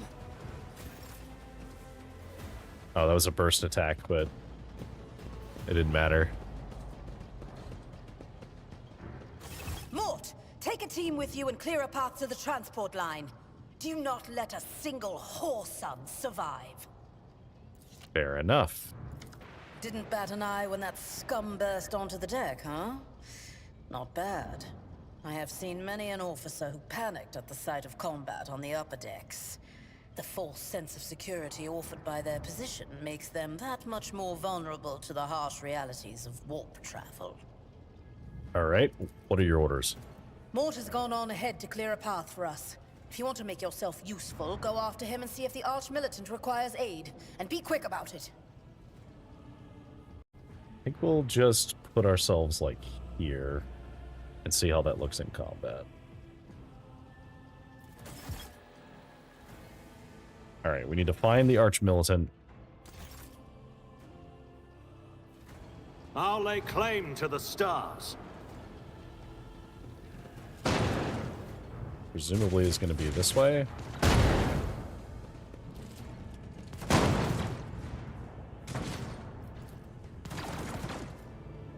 Heretic spies riddle with holes. Improvised single shotgun by smoking. Oh, hi, Mort.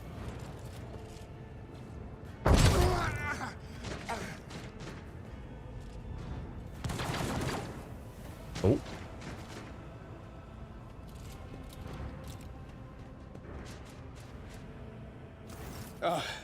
Thank Providence you are alive and well. Always on time, eh, Kunrad? The moment we finish chasing the riffraff around the deck, you show up. Always just after the fighting's done.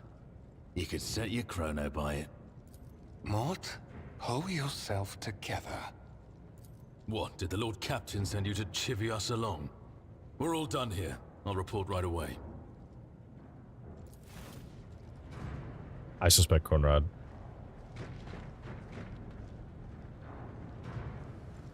Master of Whispers, what is happening on my ship? The Voxnet is silent. The Voxmaster is not responding. Armed assailants have stormed the officer's deck, and my arch-militant just destroyed several more heretics on the way here. Is this a severe case of warp madness? Have some of my crew lost their minds and forgotten who they are and whom they serve? Report!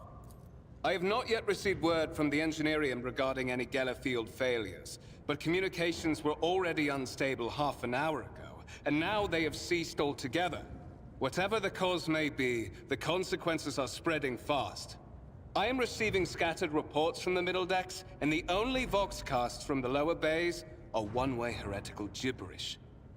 That the madmen have already reached the officer's deck suggests that this outrage was planned in advance. Perhaps this is an organized mutiny.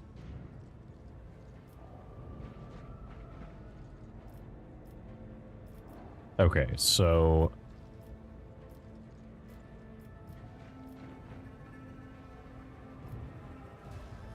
well, we have to provide assistance to the people in the middle decks because we might be able to stop it from spreading.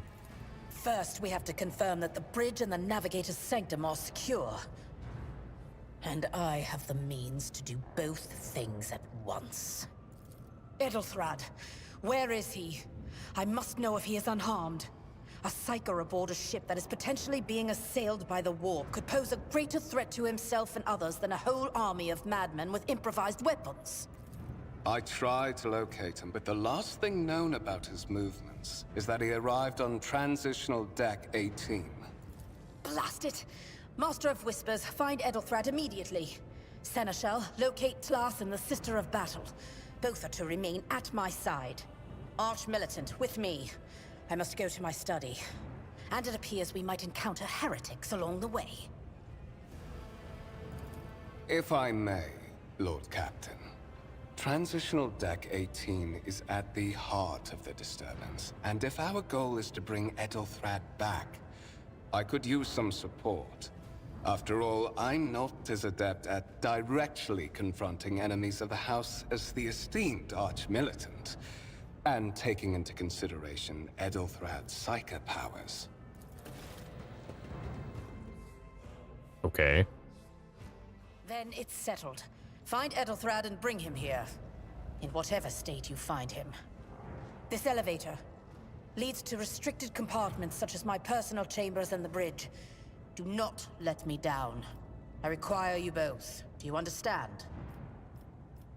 I hear and obey, Lord Captain. Then move out! Mort, come.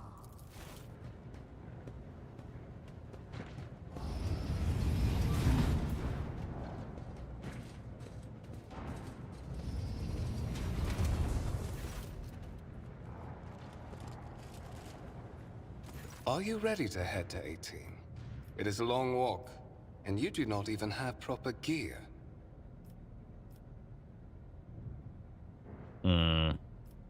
Well, I will make do.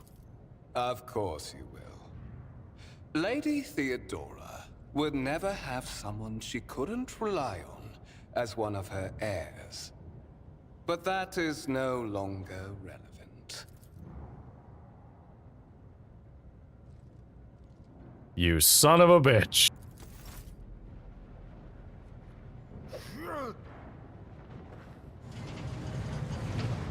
I knew it.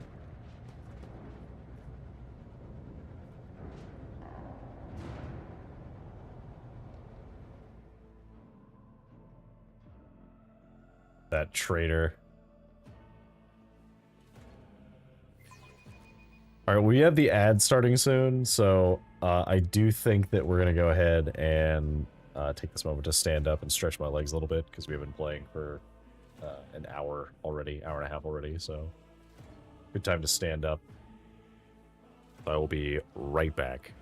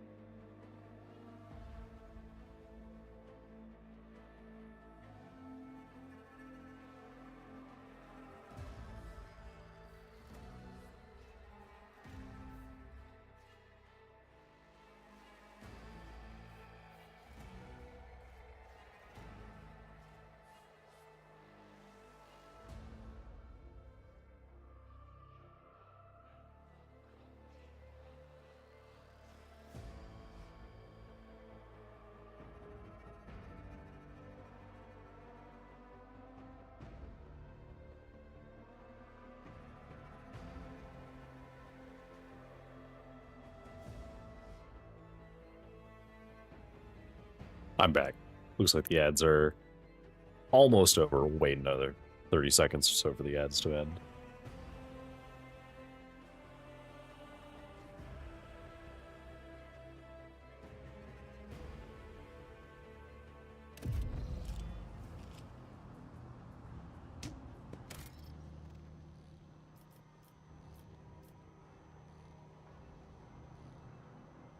Didn't mean to click on the thing and cause it to start the cutscene.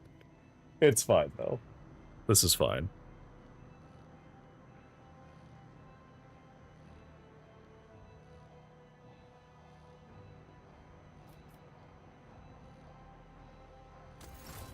Alright, back to the cutscene. Careful, careful. Be gentle with our guest. He has an important mission to complete during our visit to the Warrant Chamber.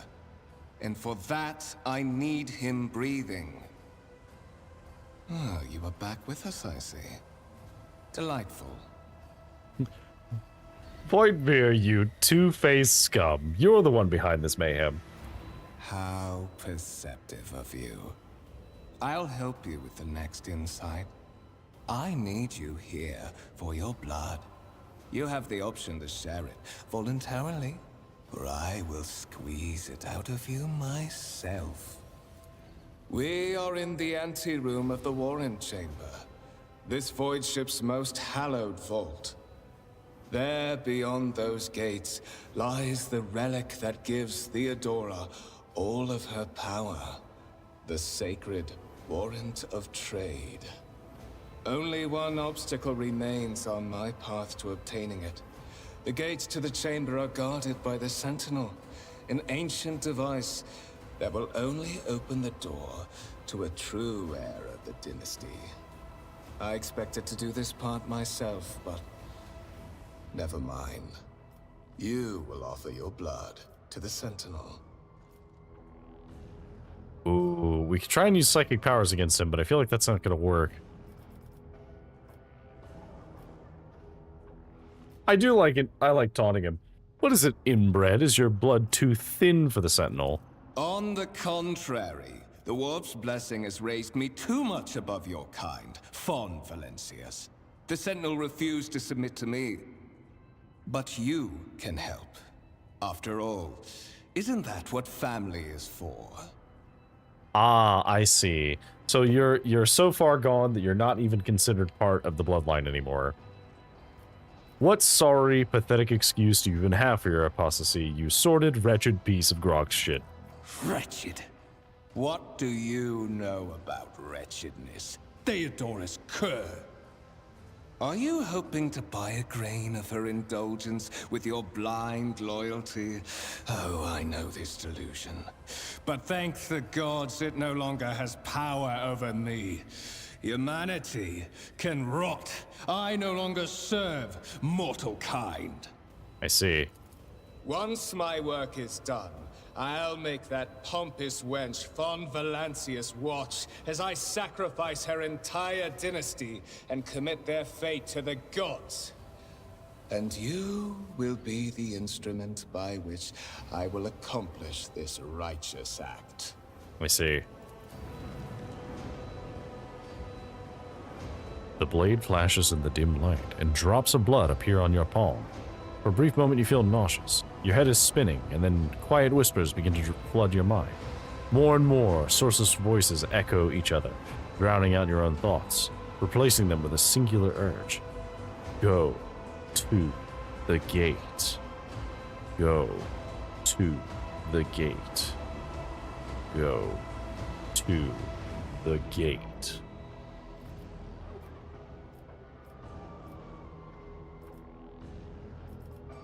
Get out. I am not your puppet. The voices in your head giggle and mock your desperate outcry. You feel this intruding influence forcing you onto your feet and making you take a step towards the gates looming in the center. You were wounded by the corrupted weapon which led to a warp entity invading your mind.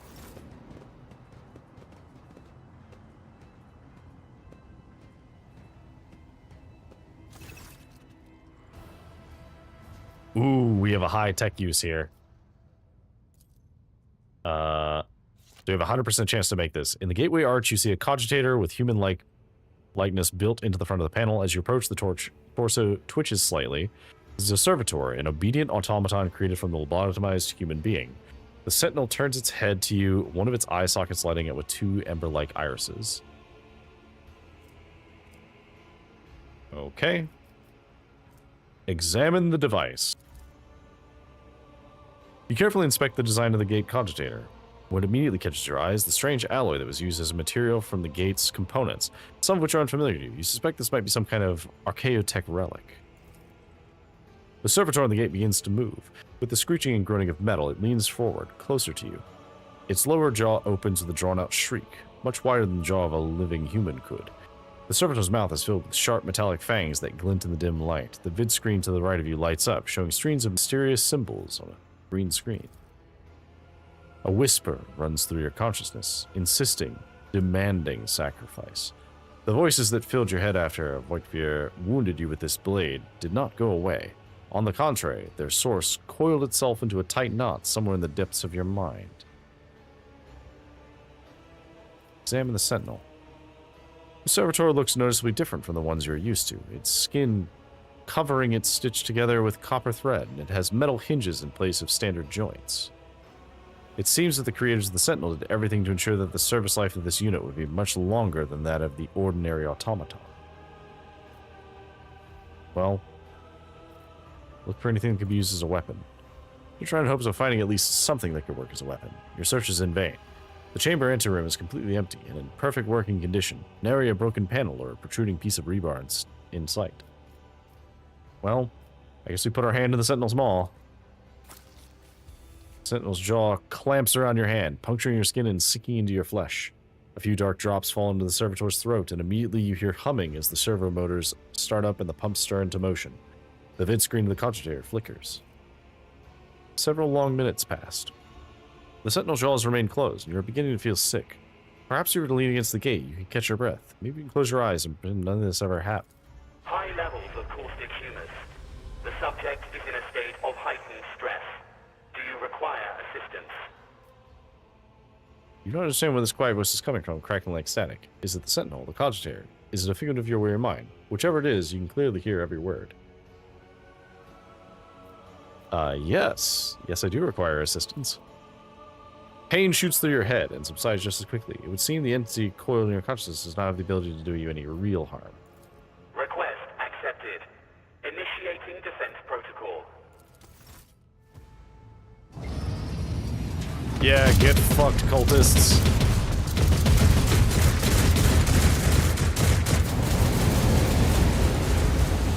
Oh, those are flamethrowers. Hell yeah. There's still another way. Oh, goodbye.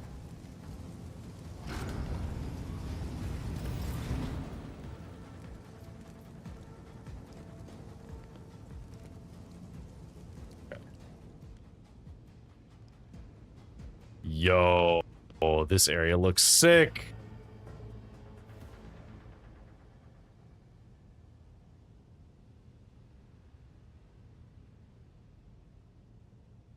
Look at this giant contract. I'm assuming that this is all placeholder text because it doesn't look like you can like actually read it.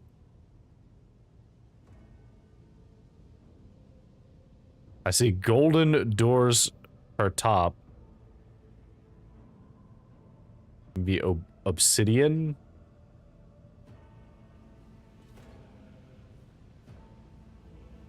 Anything else in here I can interact with?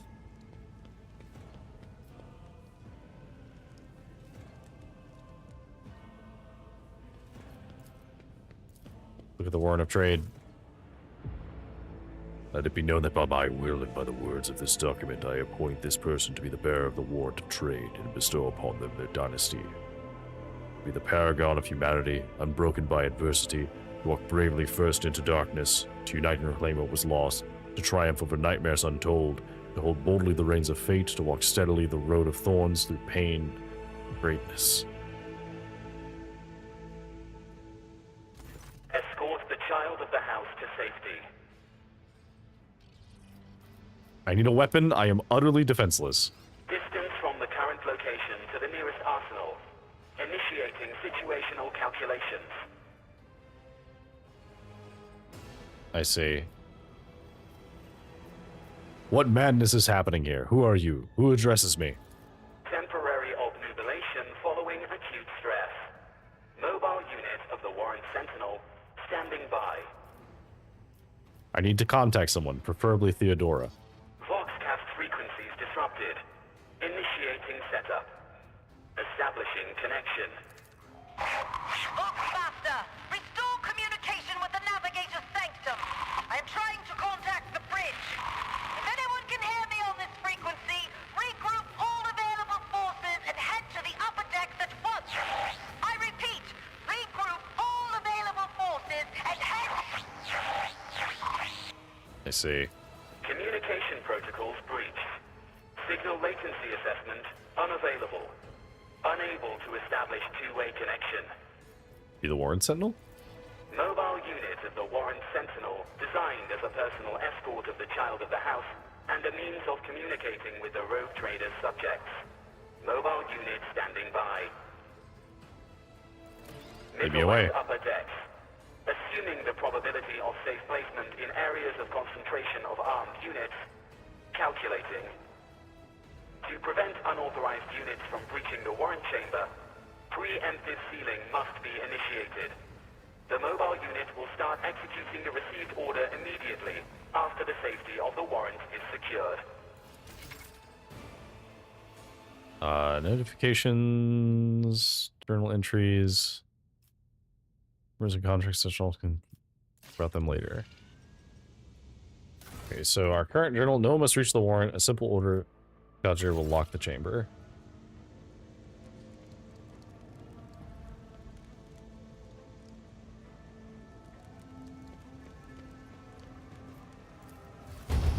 Seal the chamber.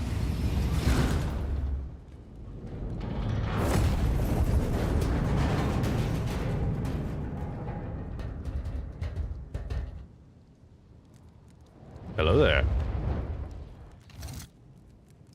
Run, fools, or fall!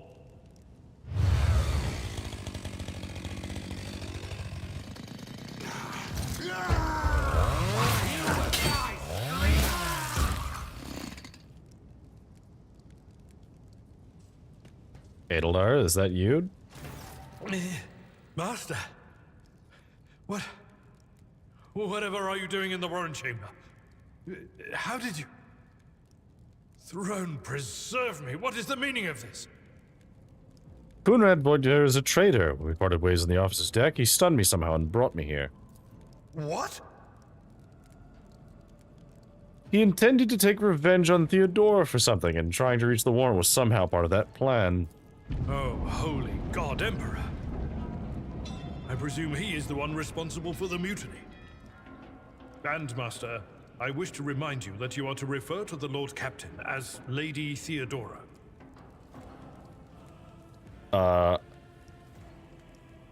Let's see. So it would seem, but he is not here, and we have a mutiny to end. Indeed. Indeed. That is easier said than done, of course. But seeing one of Lady Theodora's heirs alive inspires at least some degree of optimism. Okay. You're in a bad way. I can treat your wounds. I have a Medicaid kit with me. And for the love of the throne, now is not a good time to be walking around the decks without means of self-defense. Here. Alright, so we do have some wounds. We can use medikits to get rid of the wounds. Suffered an injury after being attacked by Kunrad. Happens whenever a character receives damage exceeds 50% of their max runes within one round. Injuries reduces character's resolve. A character initially suffers an injury is considered a fresh injury during the first 3 rounds. Once 3 rounds have passed, fresh injury becomes an old injury. A fresh injury can be healed using a med kit without passing any skill tests. Old injuries can be healed with a med kit that require you to pass a Medicaid skill test. Using medikits to restore wounds and heal injuries. Note the character loses all wounds that fall unconscious. Once combat is over, the wounds of all party members are replenished automatically, but any injuries they have sustained remain. Those can be healed with a medkit. Medkits can only be used by characters who have the field medic feature, base skill Medicae, or have taken Medicae skill advancement at least once. Whenever a character uses a medikit in battle, a Medicae skill test determines the number of wounds that will be restored. Leveler can heal your character's injuries. Okay, so we need to click on his portrait, select the medkit, and then use it on the character. And then we can go into our inventory. Put new items, drag them on. Yep, makes sense. Switch between party members, being at the top of the inventory screen. Okay, so. I think you got it. So we have a regular sword and a Mars pattern sword. I guess we'll just put Mars pattern sword on. Do we dual wield them? Is there a reason not to dual wield them?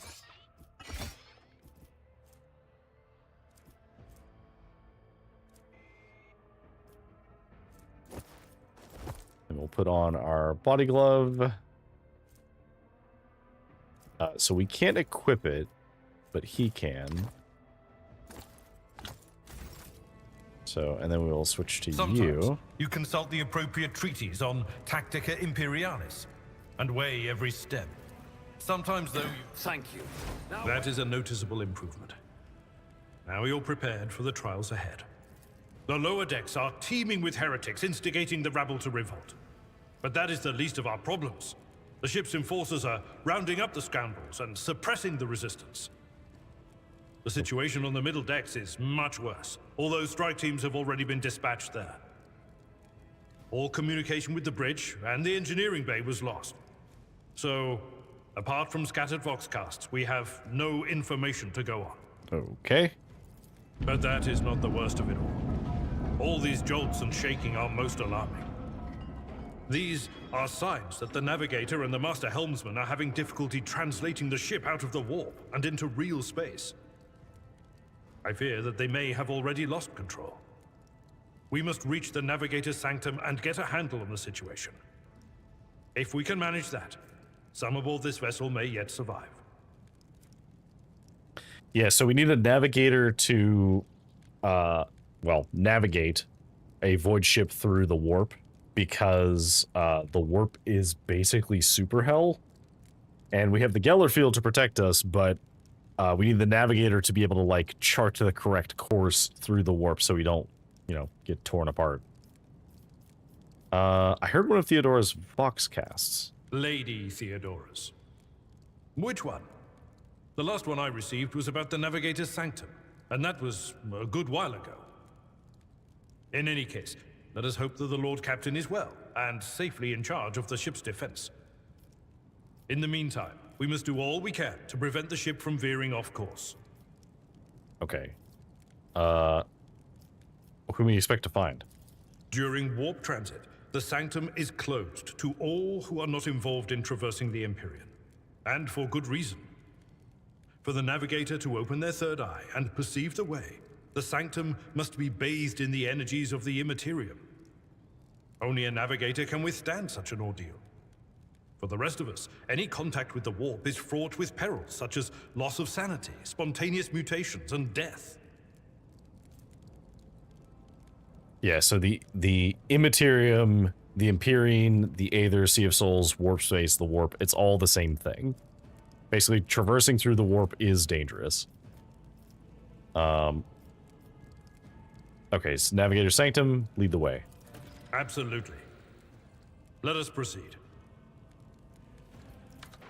To arms, loyal sons and daughters of the God Emperor!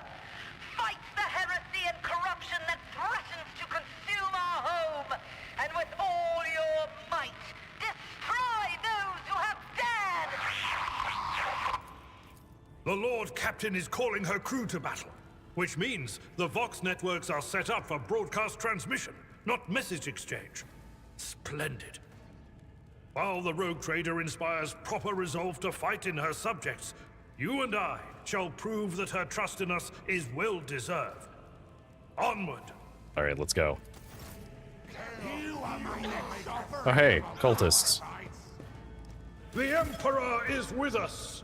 Let the blood flow! Attack phase, characters can attack or take actions when they try and take up advantageous positions. Ah, okay, so I see. Let's put you here. And put me here. Start the battle.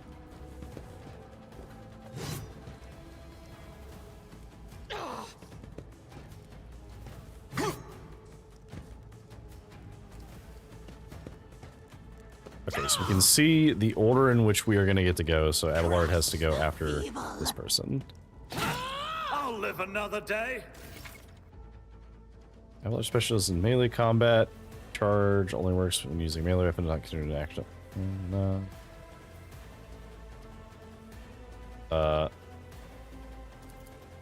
Characters using a melee.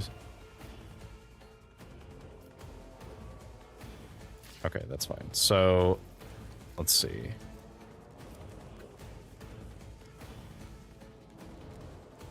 So let's do cleave. Actually, can I move to here?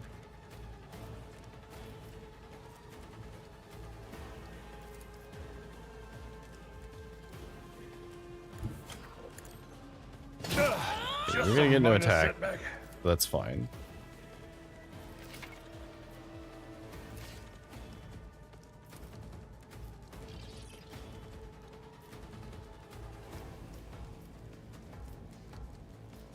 Oh, I thought that was gonna hit. Okay, never mind. At your beck and call. Reduced to dust. There we go. Then we can charge. Someone else can do this. That's not the Seneschal's job. Okay, well, in that case, we'll brace. And then end turn. Such is the will of chaos.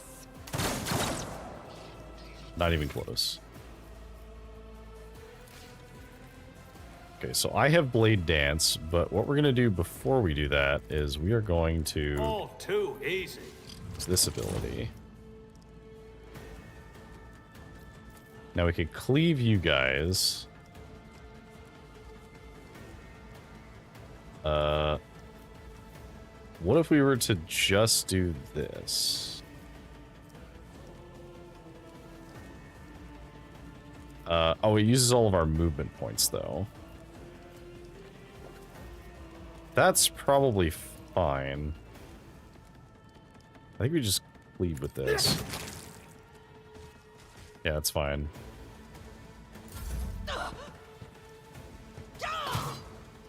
Okay, so he's braced, so he's just gonna take less damage. And then It will be done. parried.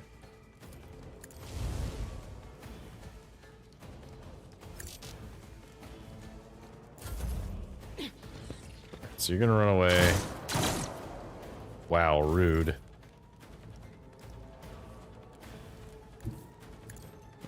Okay, so we should use our Blade Dance here because that would do 9 to 12.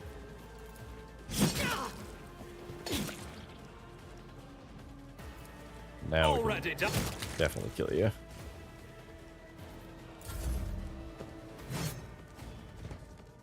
All right, easy enough.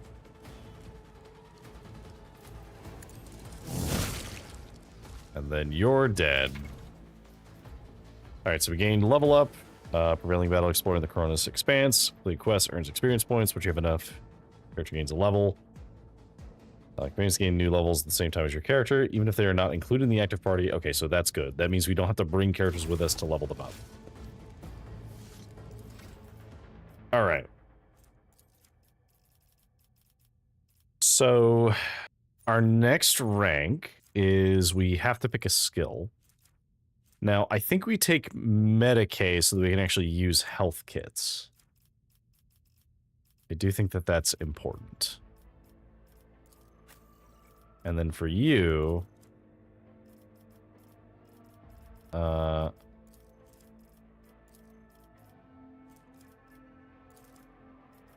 let me... I guess I do have to finish that. Complete. Okay, so now you can level up. Athletics or Carouse. So Carouse is resisting effects. Athletics is reversal. I think we take athletics for that.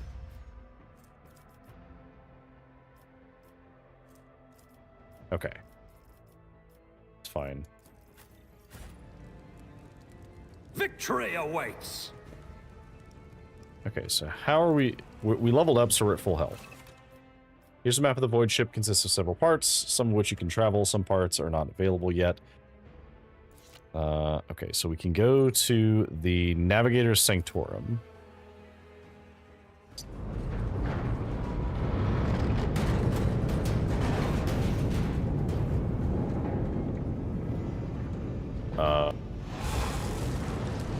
Death, I hear it. Here, on the threshold of the blinded guide, doom comes from the heavens. Master, watch your head. Idira, would it be too much to ask that you phrase your soothsayings plainly for once? That was too close.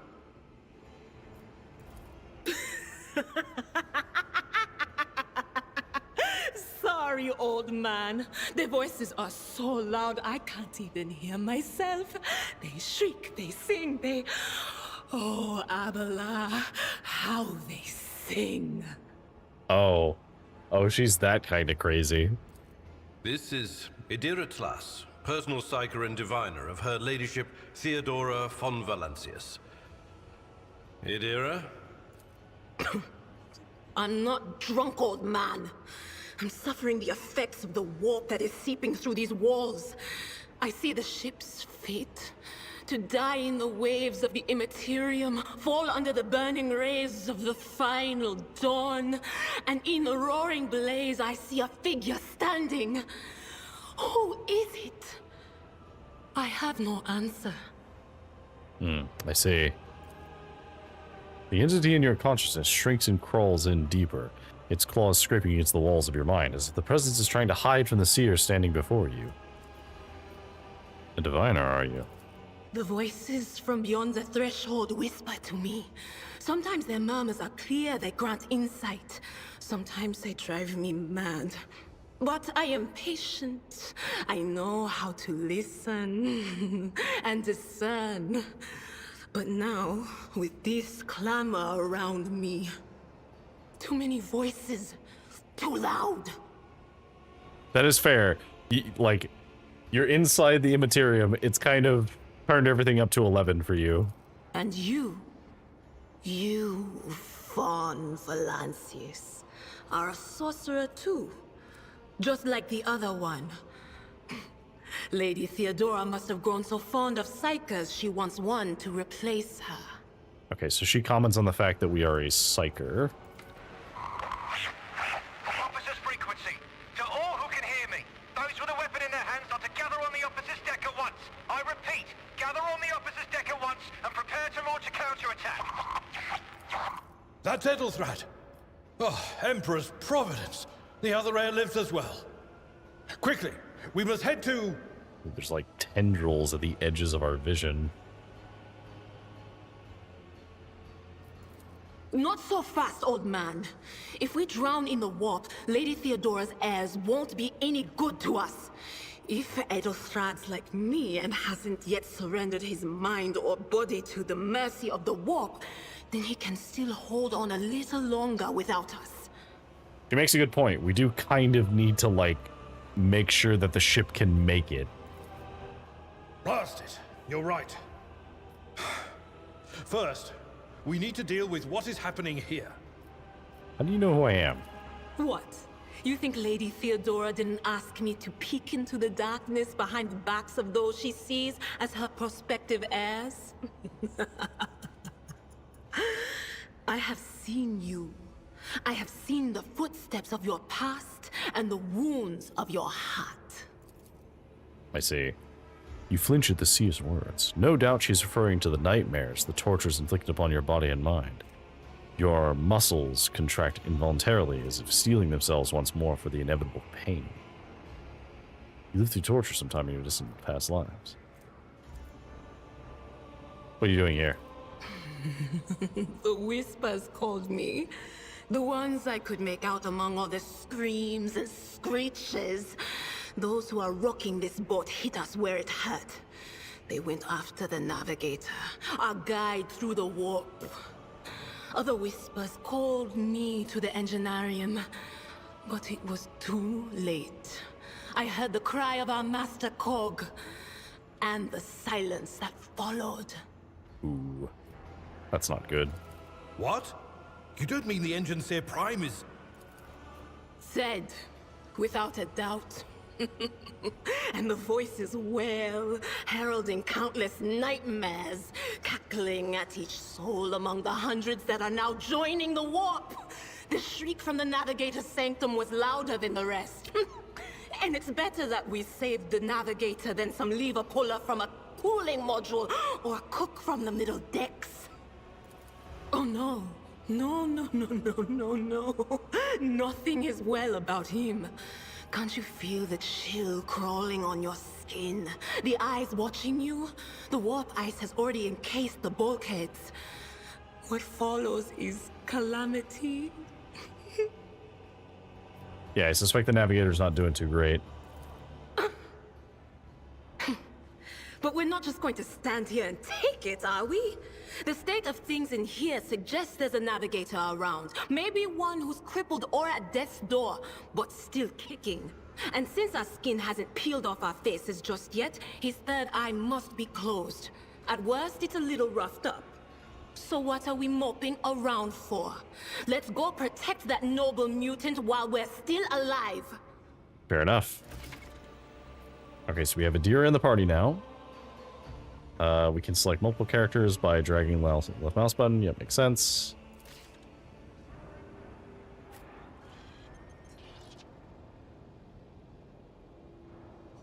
Okay.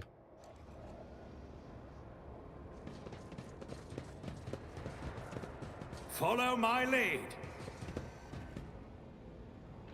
Nope. Thank you for the sip, Sass. I do need to actually do that. Doors not budge. Clots of viscous flesh have entangled the metal, sealing the door shut. Okay, where is the actual...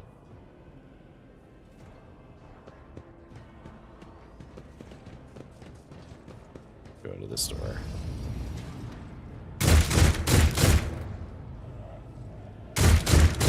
Okay, so they're trying to destroy the protective field that is being generated by the Navigator.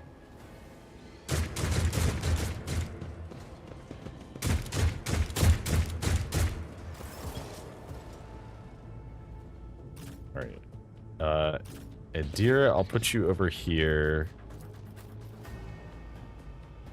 I will go...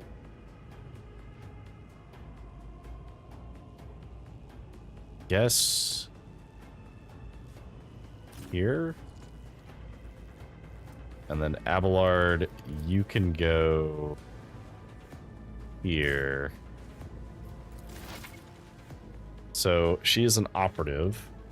So she can identify weaknesses. So she does the same thing that Spy Master did. We can exploit, which gives an intelligence bonus, stacks that can be consumed on damage. Exposed weakness reduces dodge, parry, and armor. Armed with the staff that allows the Psyker to unleash psychic powers against enemies. Understates only a Psyker versed in a certain discipline can use. For example, you might find a staff that lets a Psyker use Inferno, but they must be a Pyromancer to do so. Okay, so for you, we should start building... okay, so let's use this on me.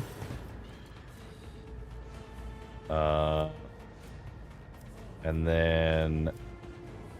Ooh, veil degrading.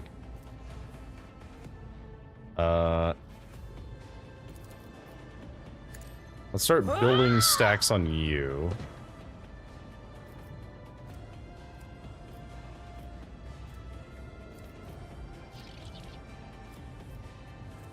So I think instead of using the Shriek, we should probably just do Will this. do. Oh, what an unfortunate turn of fate. Okay, Abelard takes a hit, but that's okay. He can take it. Oh, that counted as using... Oh, because it was a Psyker ability. Right. Out of my way. Okay. Does he build? Okay.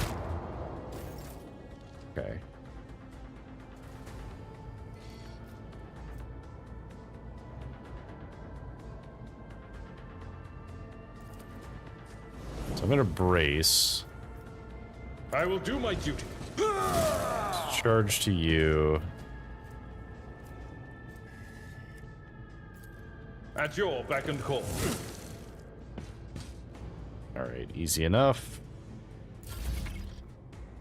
Use the hologram to gauge the effectiveness of the intended attacks.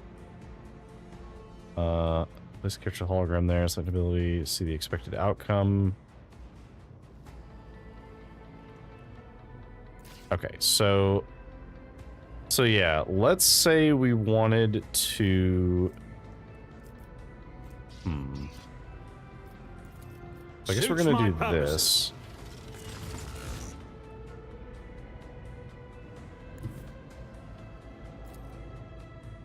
And then we could just kill you. Opposing me was your biggest mistake. Alright. And then we can't move anymore, but that's fine.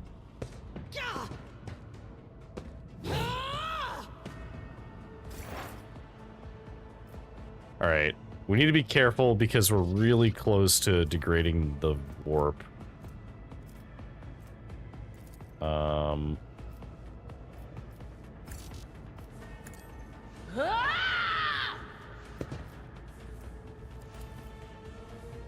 Let's just wait. Let's make it quick. One fewer target. Oh, he tried to leave my range. That's not a good idea. I guess we just... I'm not interested. So we move here. And then Indeed. charge. Reduced to dust. Dead. Alright, we gotta talk to the navigator. The creature in the chair appears as if it has become one with its throne. You see pink, parchment-like skin stretched between the seat and the limbs that have far too many joints for a normal human being. The navigator is still breathing heavily, the air whistling as it exits through the two dark, gill-like slits on its cheeks. The creature's eyes are shut, the two ordinary eyes, as well as the third one that sits in the center of its forehead. Oh, poor guy. Oh. I believe Master Vespider still lives. Well, the servants are dead, but the chamber, thank the Emperor, is still sealed from the warp. Well, we have a chance of leaving this place alive.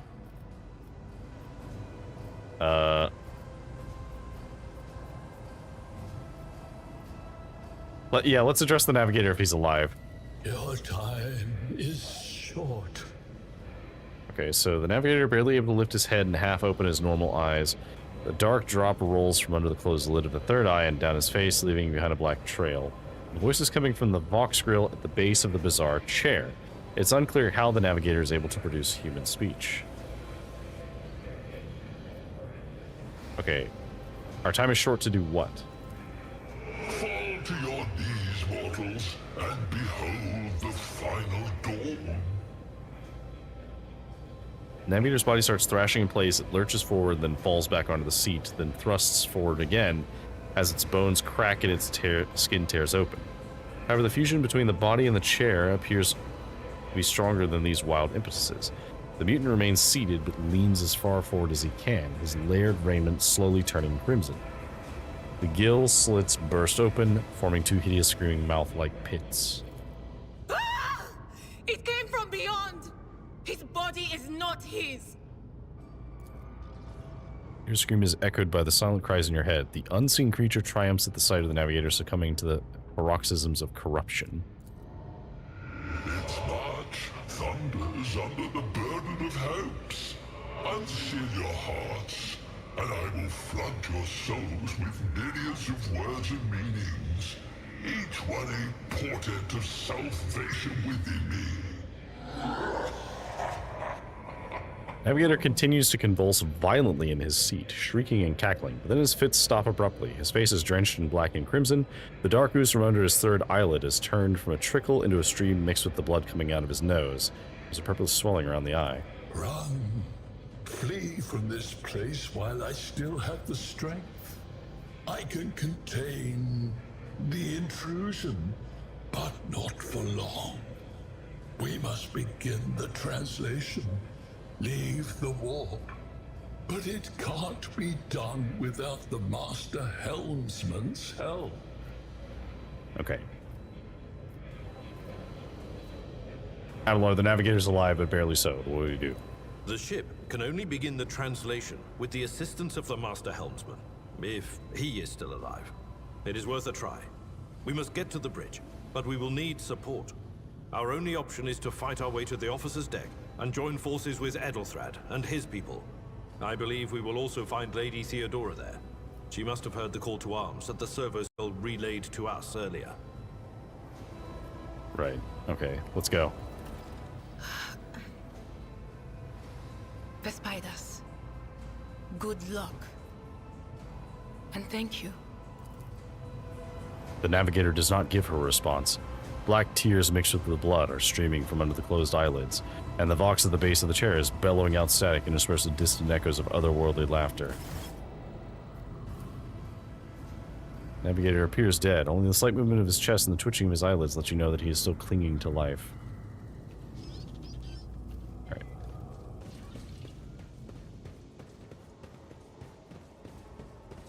We need to go this way? No. Okay, which way do we need to go? Oh, maybe we can go back the way we came? Yes. I won't tolerate weakness. Ooh, okay, yeah. So if we didn't collect things, trophies on the right side of the window, go to your inventory, and trophies on the left are packed up as cargo and sent to your ship, which can be used to trade with factions later. Trophies on one side or the other by dragging them. Alternatively, you can use the buttons to mass transfer. Okay, so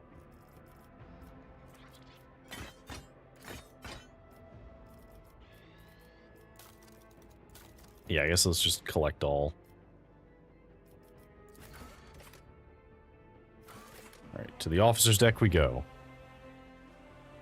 We did get some new stuff as well, so we should probably use that.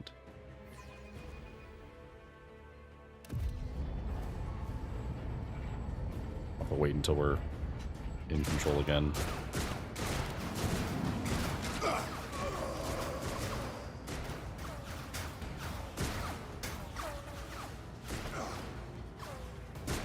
Your ship's as good as ours. It's all over for you. You think so?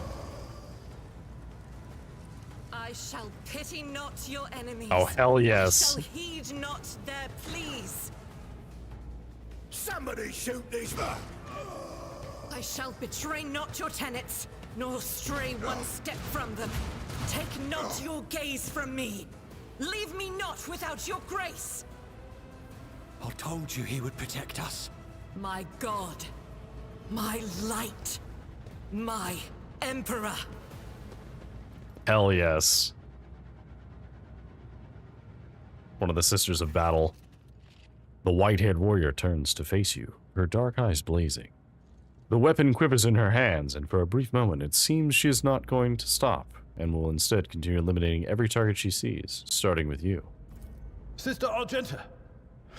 Sister Argenta, it is a relief to see you. We require all the forces we can muster. Your face, it is unfamiliar. Who are you?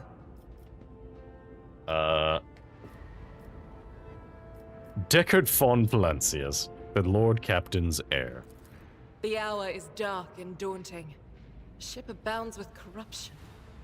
The faces of friends are twisted by sneers of heresy. The eyes of comrades ignite with the archenemy's hunger.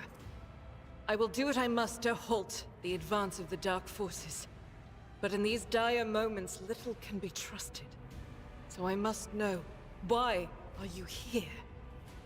Yeah, so she, along with a lot of other of the groups, refer to the forces of chaos as the archenemy. Sister, I beg of you. Now is not the time for interrogations. The ship is under attack by heretics. We've been betrayed by our esteemed Master of Whispers. Edelthrad the Heir is waiting for our aid, and Lord Captain Theodora is expecting a report on our success. We are here to deal with the situation. So I suggest we all do just that. Well, I am no traitor, sister. You can be sure of that. If you speak truthfully, the Emperor will not forsake you. If you are lying, you will not escape his retribution. Fair enough. I cannot wait to rain righteous fire down upon each and every heretic.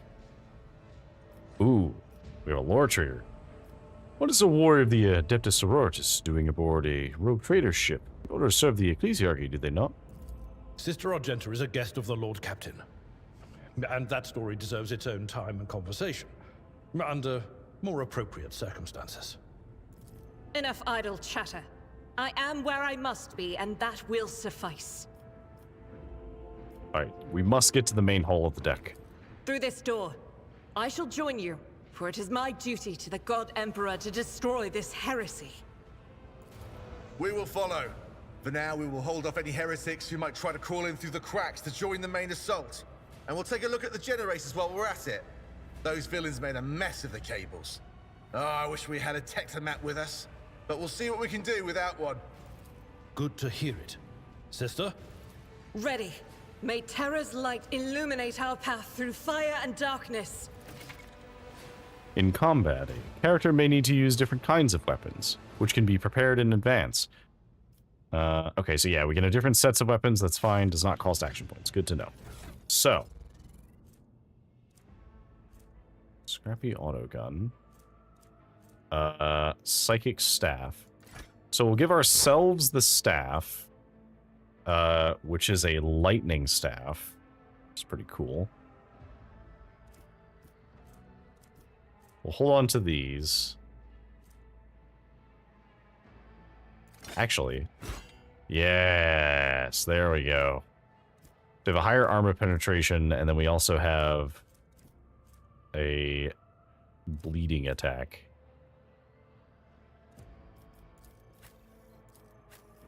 You probably don't need anything else. Okay, so 6 to 10 damage, 15% armor pen. Okay.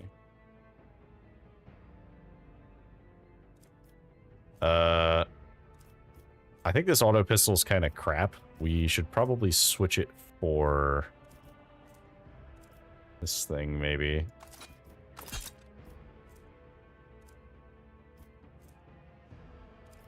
Because we could give her a weapon, but she seems like she's like ranged dedicated because she has like high ballistic skill and is like, you know, using a gun more than anything, clearly.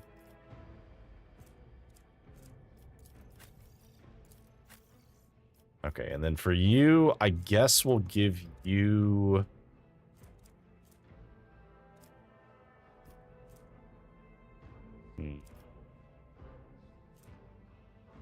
I guess there's no reason not to give you the auto pistol with the gun. And then we'll give you this as well. And then you already have 2 weapons. You're going to use your staff if you ever hit things in melee anyway, so we don't really need to give you that. Alright, cool. Let's change our formation.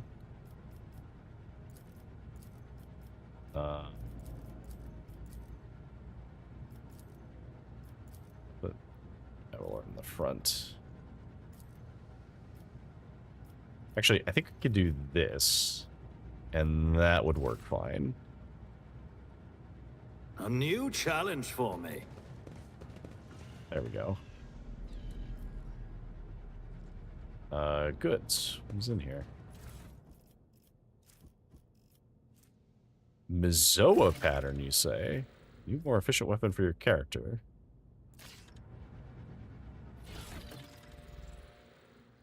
Okay, so for me,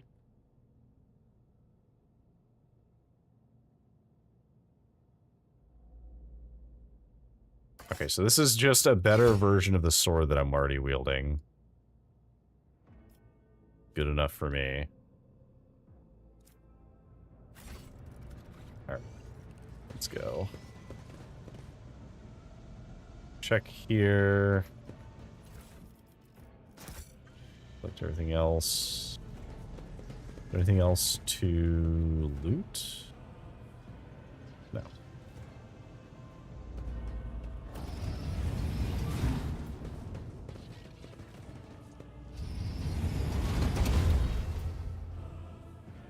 All right. It's about time. Time to deal with the heretics. All right, so Argenta will put you here. I would like to be... Yes.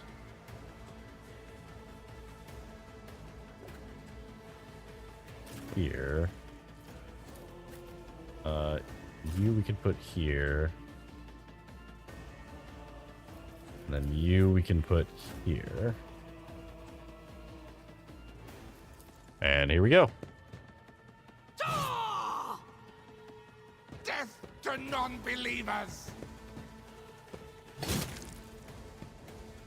Okay, so they're gonna have to like slowly make their way over to us. So Argenta can fire burst. She has run and gun, which gives her extra movement points and reduces the cost of her next attack by 1 action point. Soldier suffers a -10 penalty ballistic skill for this attack. Run and gun also allows the soldier to perform an additional attack with a ranged weapon. Level and slaughter. Once for each 3 enemies they kill in a single battle. Each activation increases the soldier's ballistic skill. Stacks the last line of combat. Okay, cool. So we can burst fire.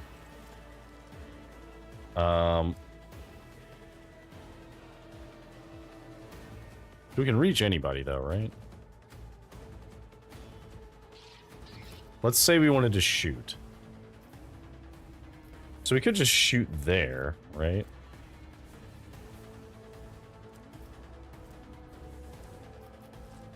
I'll do it.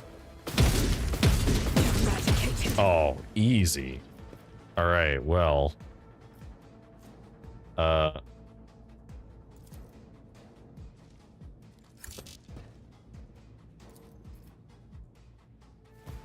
We should be able to just shoot right at them, right? Oh, missed.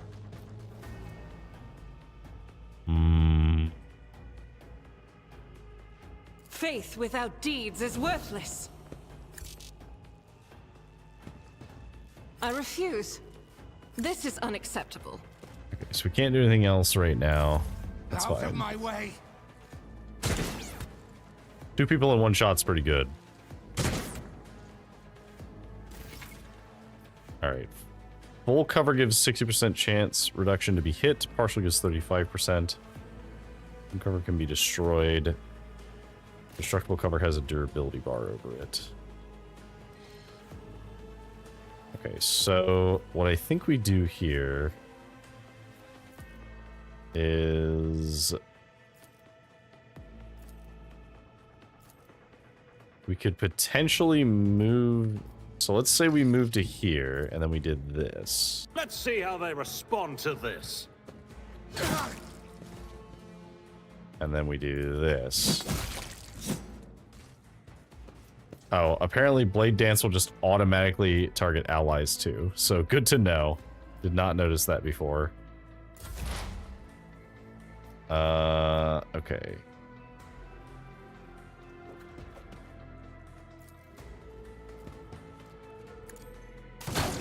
Let's go ahead and do that. Easy enough. Oh, okay, reinforcements.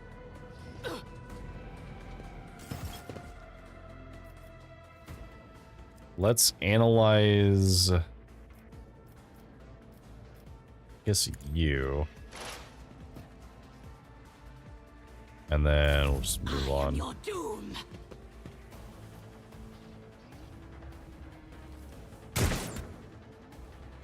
Okay, the cover is going to make it so that it's really hard for them to hit us. So that's good. Guides me. All right, Abelard. So can I can do that. Let's do this. We charge, which does not count towards our attacks, surprisingly. And then we could burst fire into you, or we could just kill you. Having fun. I've watched Micah play this a lot. It's chaotic at times. I do enjoy this type of gameplay. I think it's fun. Okay, so let's... This doesn't cost us anything, so let's just do that. And then we'll do this. It will be done. It is very fun. I think that it's not everyone's thing, but I do enjoy these types of tactical games. But I think it's also because I like board games. Also, do have an ad break starting soon, but that's okay. Okay, so I think we can just...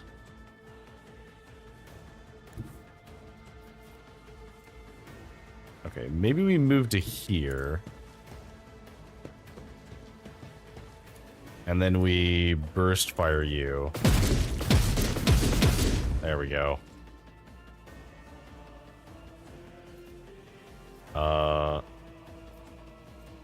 She's got a lot of momentum right now.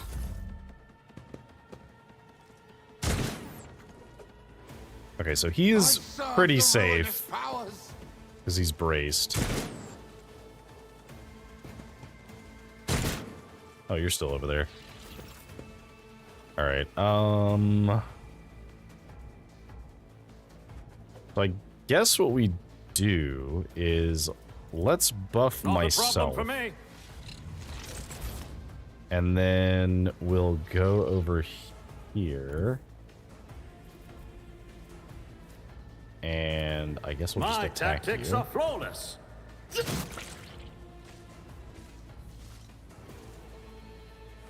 And that's all we can do for now.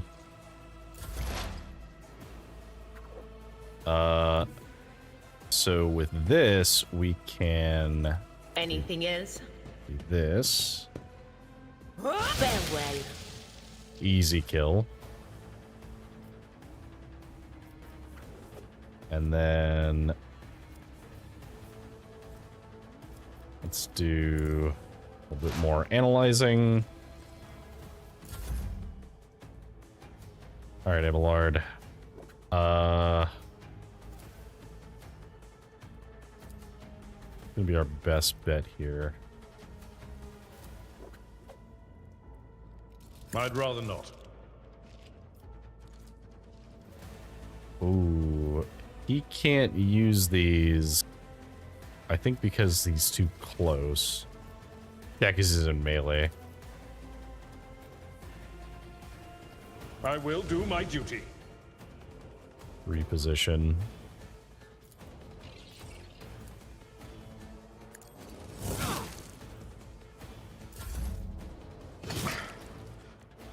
Brace yourself, Abelard. Okay, so let's move to here. Ooh. Can we move to here? Okay, that'll Doubt do. is for the weak. We're not pointing at him. Got him.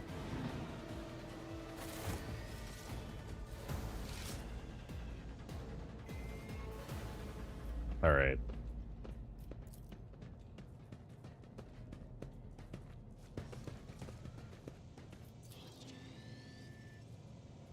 Do we have anything else? All right, so we have a bunch of garbage.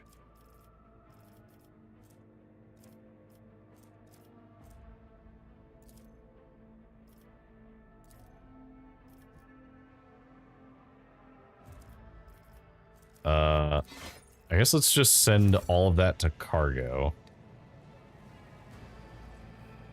And then let's loot a little bit.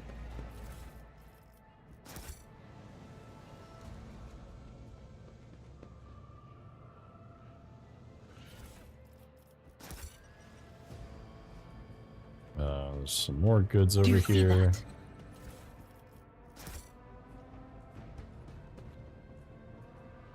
Oh, she did notice something as well.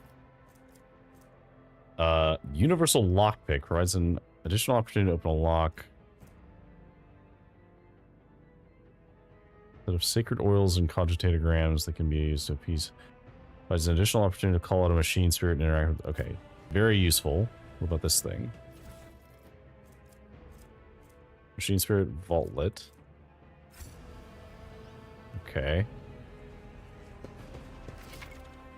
Skill tests. So, with the highest logic will make the skill test. If the skill test fails, they'll remain closed.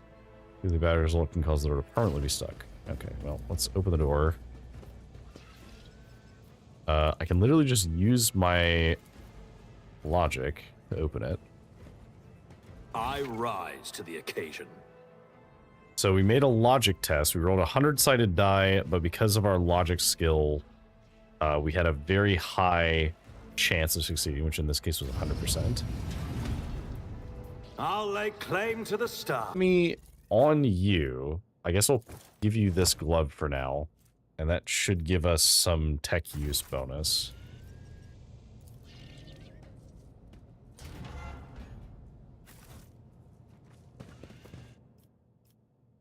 Okay, restore power supply.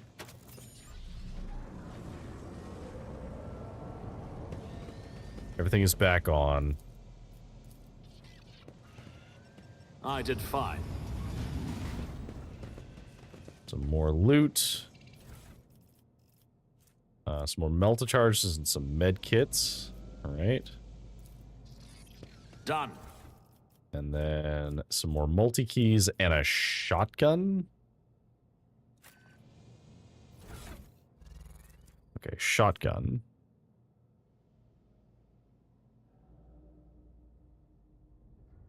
I think it might be worth giving him the shotgun instead of this auto gun. Because this seems a lot better for him in particular. Is there anything else around here?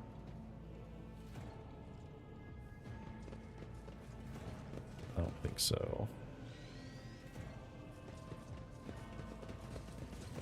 No. All right. Demolition. We do have a melta charge.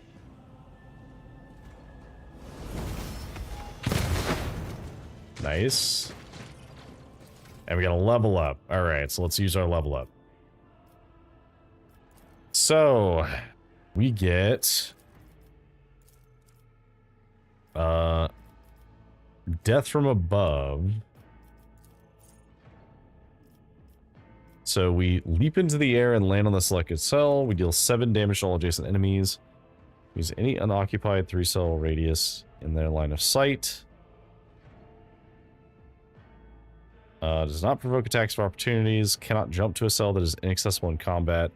Can be used multiple times per turn, but inflicts stacks of short breath. Gain +1 each time they kill a target. Okay. Nice.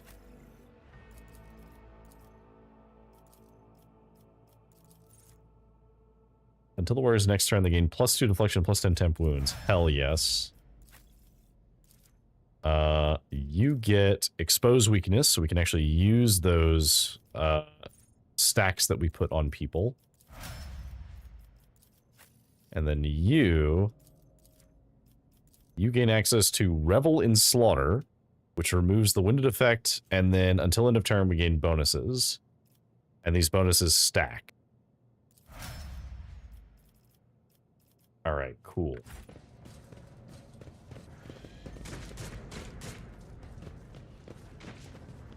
Guess we'll roll the soul wood. Alright, cutscene.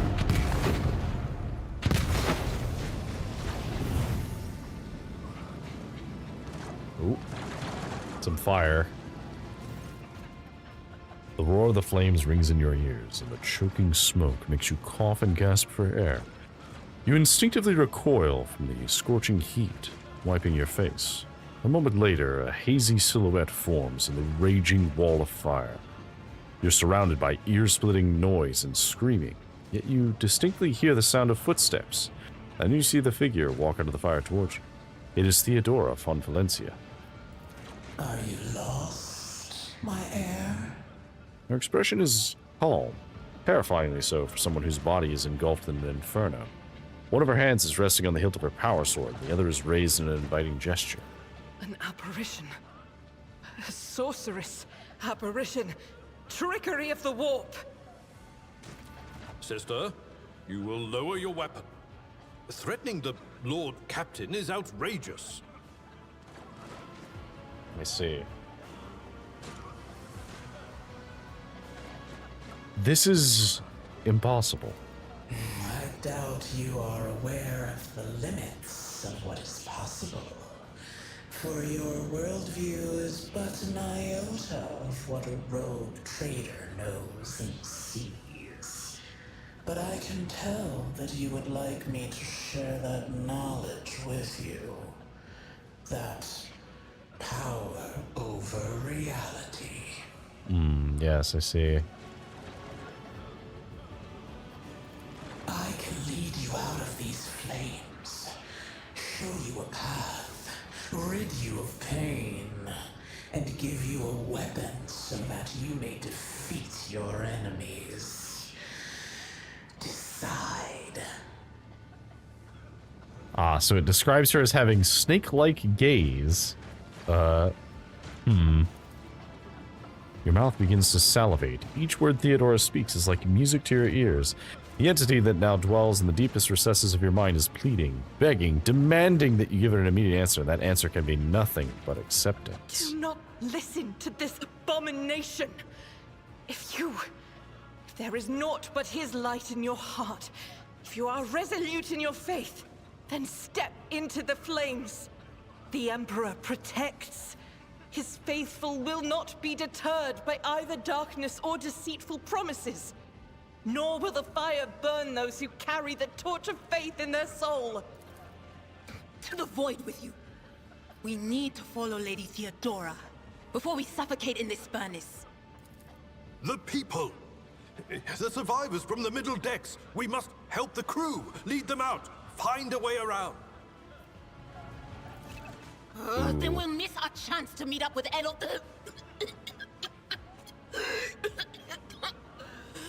What are we waiting for? Sometimes we have to make tough decisions based on values, interests, and goals. Such decisions affect their convictions. This can develop in 3 directions: dogmatic, iconoclast, and heretical. Each includes 5 ranks. The higher the rank, the more zealous the character follows their convictions, and the more noticeably the world around them reacts to their actions and decisions. Motion of the ranks of each of these 3 directions opens up access to new dialogue lines, events, unique abilities, and also changes the attitude of others towards your character. Also sometimes can only be equipped by certain characters, certain convictions. When one of the conviction branches reach rank 3, it becomes the character's main focus. When that happens, the other 2 convictions cannot be raised above rank 2. Your allies have their own convictions as well. Okay, so we can be dogmatic and walk through the flames, trusting in the Emperor to guide us. We can be heretical and accept the help of what is clearly some kind of warp entity.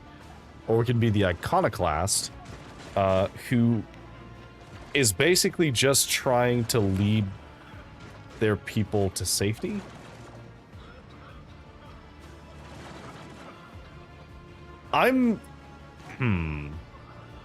Okay. This is our first major choice, because we've had some choices, but this is the first one that actually does kind of matter.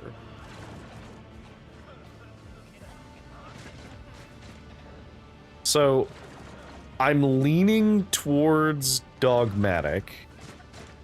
The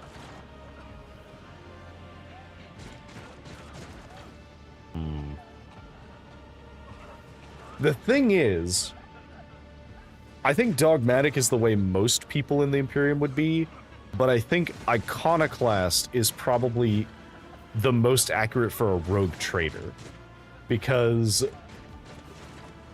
I'm going to embrace power, but I'm not going to do it at the risk of what I stand for.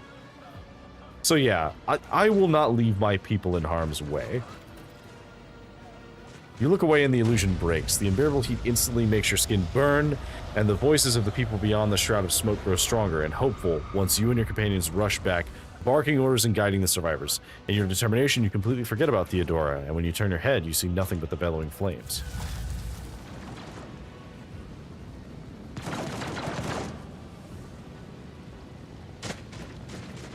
Okay. We have to go the other way. Where did she eat? Oh, the thing that was standing in front of us in the fire? I could have sworn. To the same place all Oh, wait. unholy visions go. Crash the platform.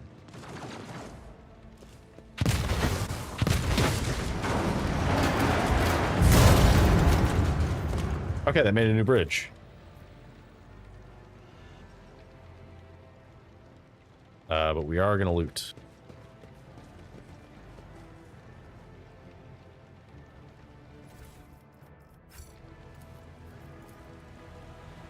I rise to the occasion.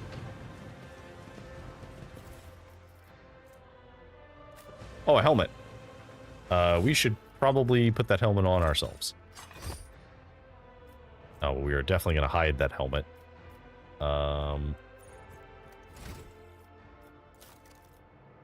Can I...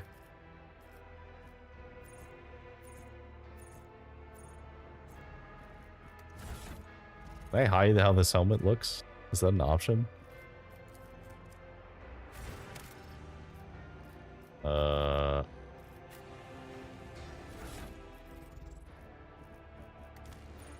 Outfit settings. Here we go.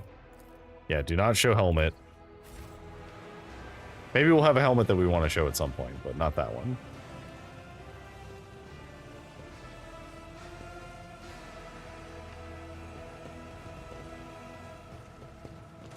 Cross the bridge. Too late. We are too late. Or perhaps Edelthrad and his escort never made it here. Which would be even worse. Oh, unfortunately. Or they could be fighting on the bridge as we speak, without us. Yeah, but we got everybody to safety. My lord, I beg your pardon for interrupting. The people are asking for orders. You came back to save us. So now we will follow you through thick and thin. To the bridge. If Edelthrad is there, then he requires immediate assistance. I say there is one thing that I find most troubling. The Lord Captain's Voxcasts. They are still coming in, even though it would make sense for Lady Theodora to be on the bridge right now, at the head of the counter-assault. I feel uneasy. What if the Lord Captain is besieged in her own chambers? With your permission, I suggest that we confirm for ourselves that she is not. We can use the same elevator that Lady Theodora and Mort headed for earlier.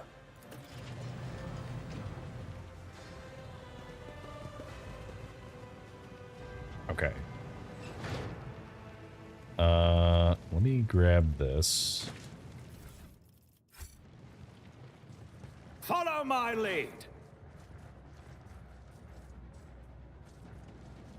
So I know this is the secret lift. Right? Oop. There's also a thing here. Reinforced thermoplasm and some promethium. Let's grab this.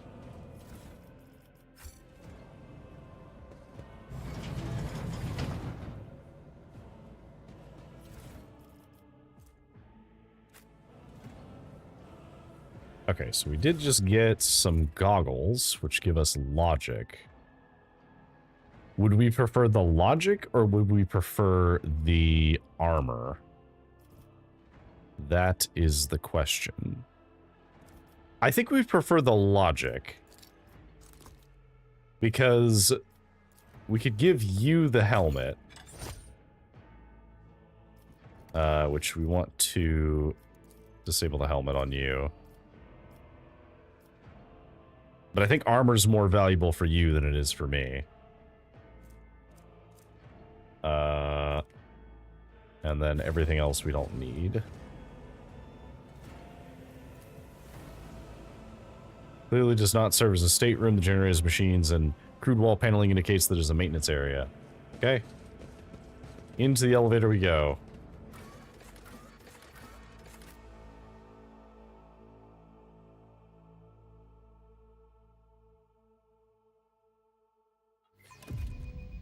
Alright. I have a sneaking suspicion that she might be in danger.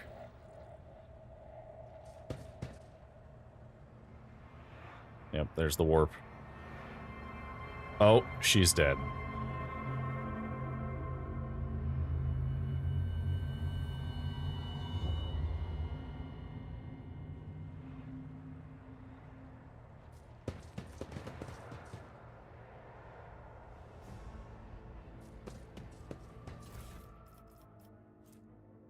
Helmet of the Devoted Protector requires dogmatic. Helmet grants us wear immunity to enemy critical hits the first 3 rounds of combat. Okay, so I assume that means that she can wear it. We're definitely going to hide the helmet on you.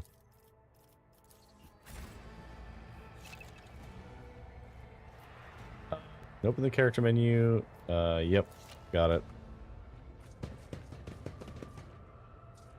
Don't worry, I am going to investigate her as well.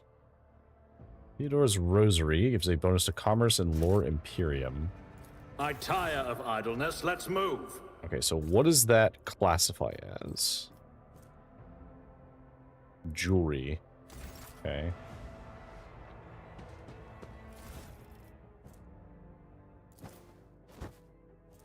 Each enemy in a 2-cell radius grant +5 fellowship. I guess there's no reason not to wear this cloak. Right? Is there anything else around here? Around a little bit just to be safe. None shall stand in my way.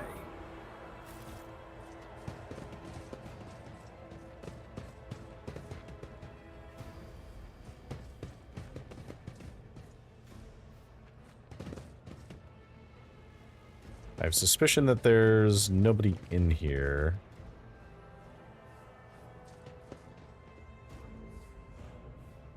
Anything in here? No. No, there is not. Okay, well, let's investigate the obvious dead body.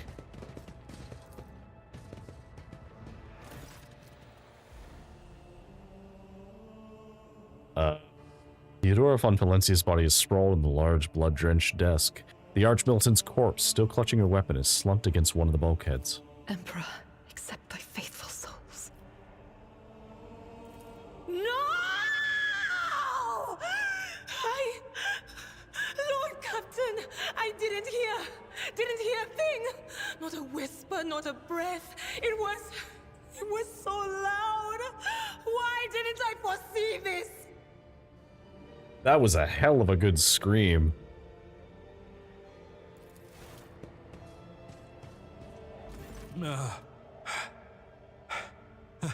Lord Captain, who would even dare? Unless that rat, Voidsphere.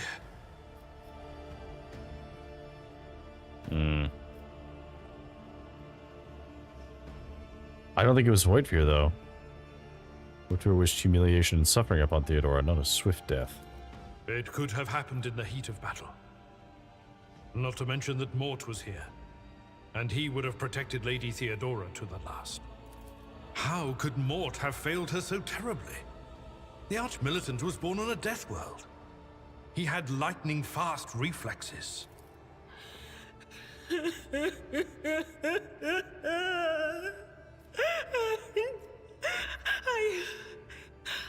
I can look at things in my own way. If you find something that might bear the imprint of the killer, just give it to me, and I'll try to see what secrets it holds. Alright, let's look at his body.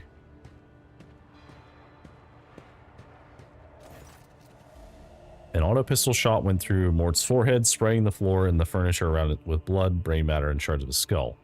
The safety in the Arch-Militant's weapon is off. The killer must have been a split second quicker than he.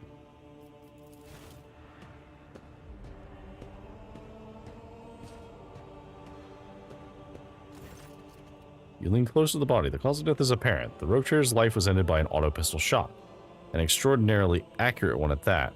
Theodora's face bears an expression of surprise, the last emotion he experienced in life. Something on the floor catches your eye, a heap of blood-splattered parchment and scrolls that must have fallen off the desk. As you lean closer, you notice something else, small shards of glass scattered on the floor.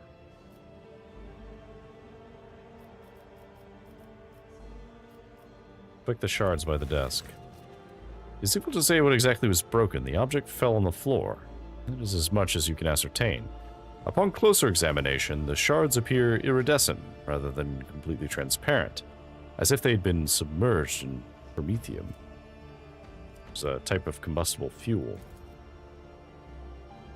Reports, accounts, dispatches, you go over the scrolls until you stumble upon a document that is starkly different from the rest. It is a handwritten letter signed with the initials XC and a seal with a symbol that is vaguely familiar to you. And sends shivers down your spine. The author of this letter, addressed to Theodora von Valencia, signed it with the seal of one of the holy orders of the Emperor's Inquisition, the secret police of the Imperium that relentlessly hunts heretics, Xenos, and other enemies of humanity.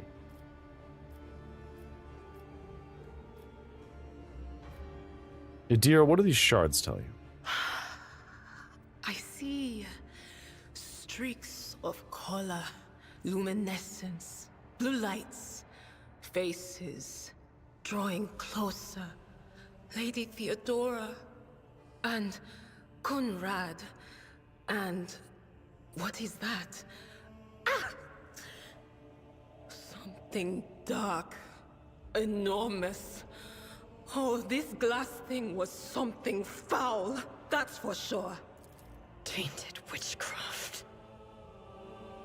Ah, I see. She might not trust Idira. I mean, that would make sense. What if you touched her? It doesn't work like that. I can try to read the memories of objects, but dead bodies are a different story. Something like that would require her soul. Yes, the crucible of battle calls to me once more. No, wait! We must see if we can find anything. Idira, you can't bring her back. Let her go. You'd give up so easily, old man? I expected as much from the sister. It's not like she has a heart. But you? Oh no. I'll get to the bottom of this. I'll find the one responsible for murdering the Lord Captain. And when I do, that scum will regret the day they were born. I see. Yeah, unfortunately, there's not really anything else to indicate we could do here. Oh, hey, servitors. Alright, so you, I'll put here. I'll put myself here. And then let's put you over here. Actually, no, I'll put myself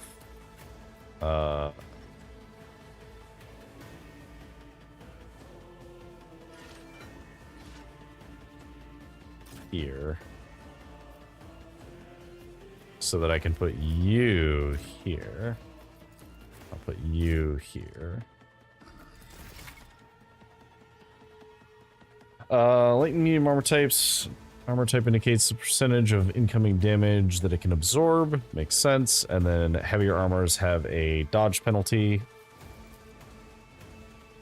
You've obtained heavy armor. Unlike light and medium armor, heavy armor provides the ability to deflect damage. Deflection is different. Reduce damage taken by a specified flat number. Only characters with the heavy armor proficiency talent can wear heavy armor. Okay. So. let's have you charge. So what if I were to move here? I can't charge through you. Oh, I meant to charge into something. Fine. Do this. At your beck and call. Do that, and then pass. So we will buff you.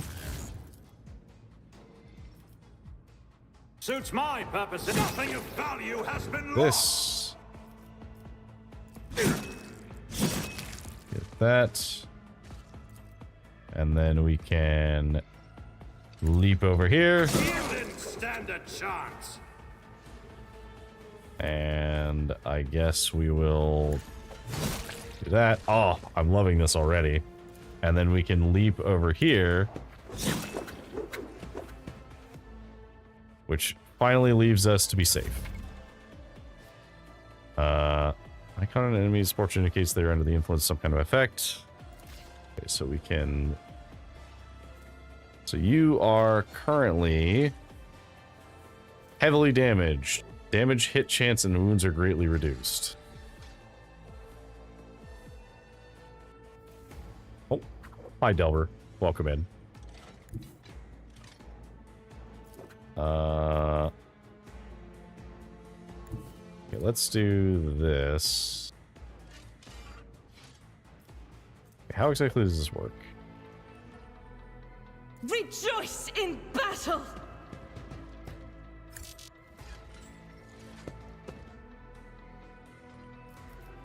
Okay, so run and gun.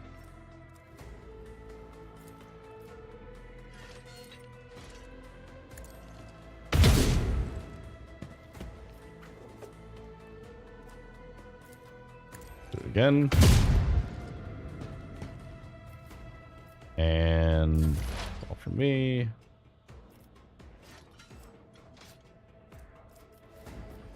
Okay, so let's analyze. And then I think we just do this. We reduce all of your stuff. And we'll scream. We'll pass turn. Okay, so he tried to run. Rude, but I do have a little resistance to that. Stop by a quick sec before I head to bed, because it'd be late as fuck. It is pretty late.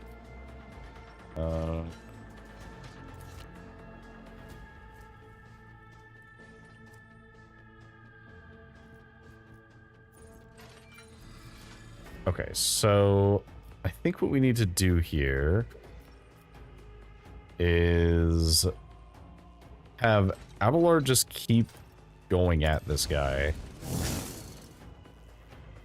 And then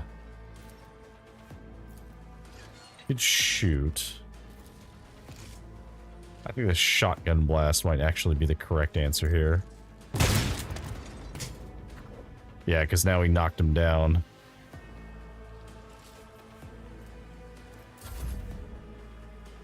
All right. Already done.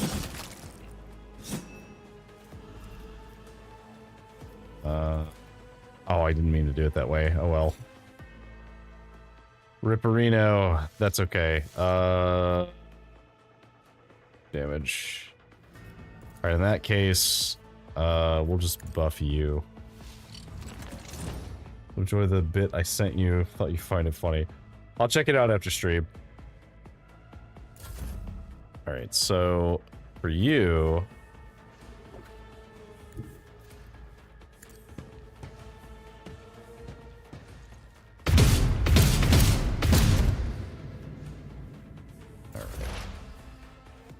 I guess we'll get a little closer and They who discern the do future a psychic on the scream at you.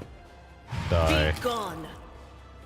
Alright, we did that without anybody taking any appreciable damage.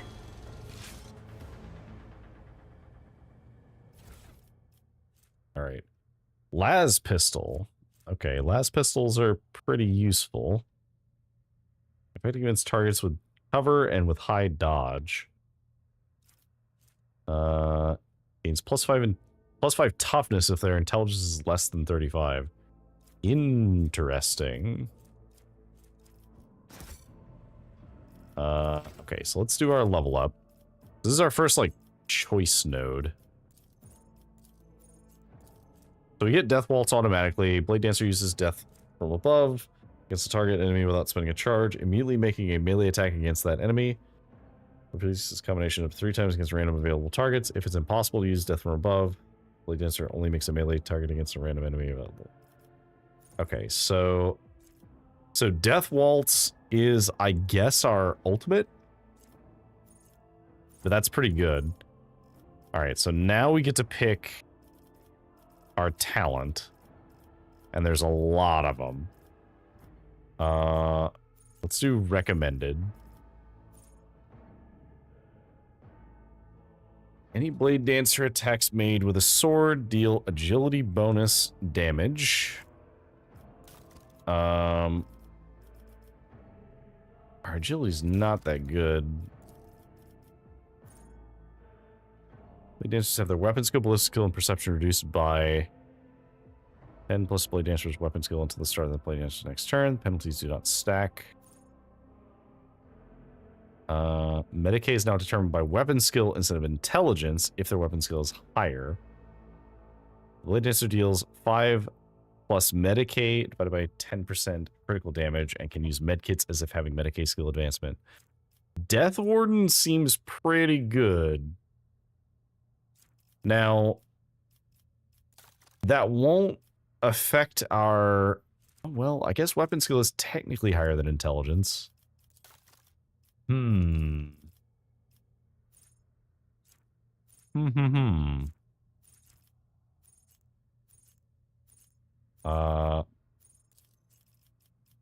we do have access to our Psyker abilities.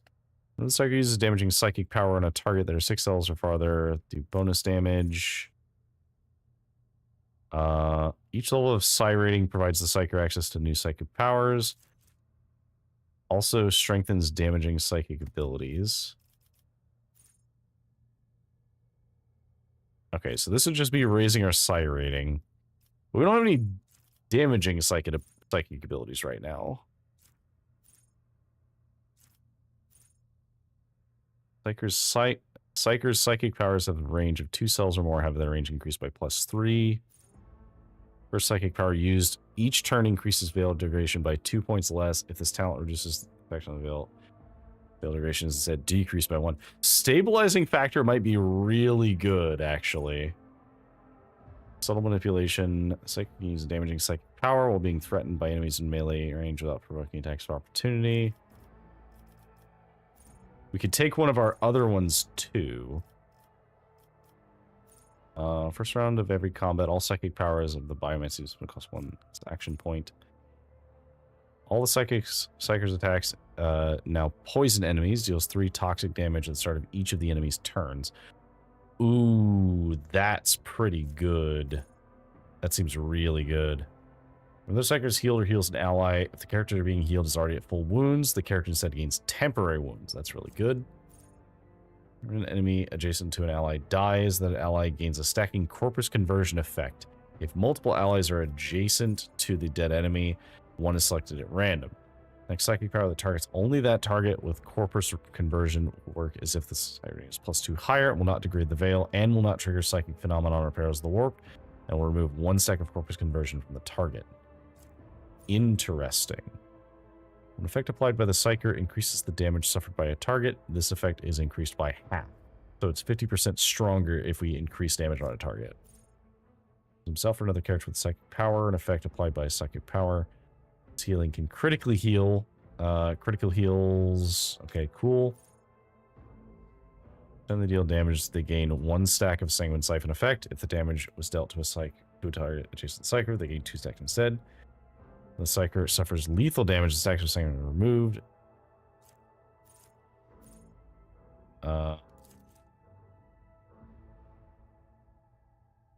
To reduce this damage by 1 for each stack until either all stacks are removed or the damage is no longer lethal. Strikers' allies, the strikers themselves, earn the effects of psychic powers. They gain +5 toughness for each such effect.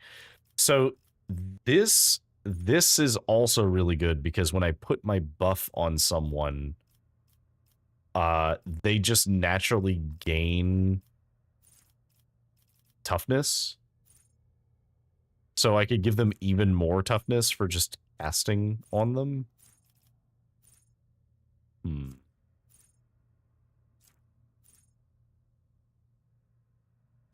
I think... Okay.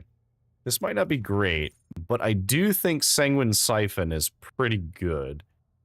And it's every time we deal damage, which means that we could prevent quite a lot of damage. We can get a lot of stacks. I think I am going to take that.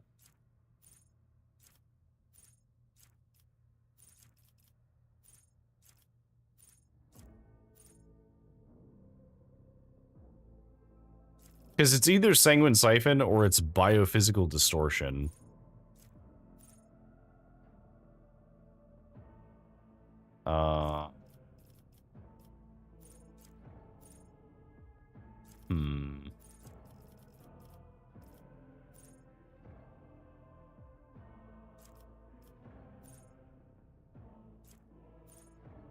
Figure's not in the line of sight. Psychic Rush uses a damaging psychic power. Actually, no. Let's actually take Psyker Minoris. Because that would give us access to other Psyker abilities. Which I think is going to be useful.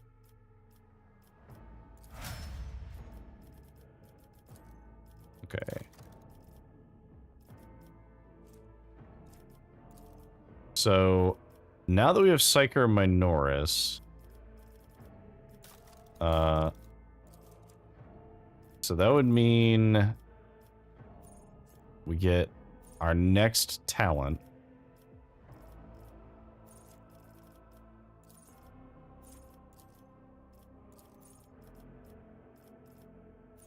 I think we'll probably end up taking...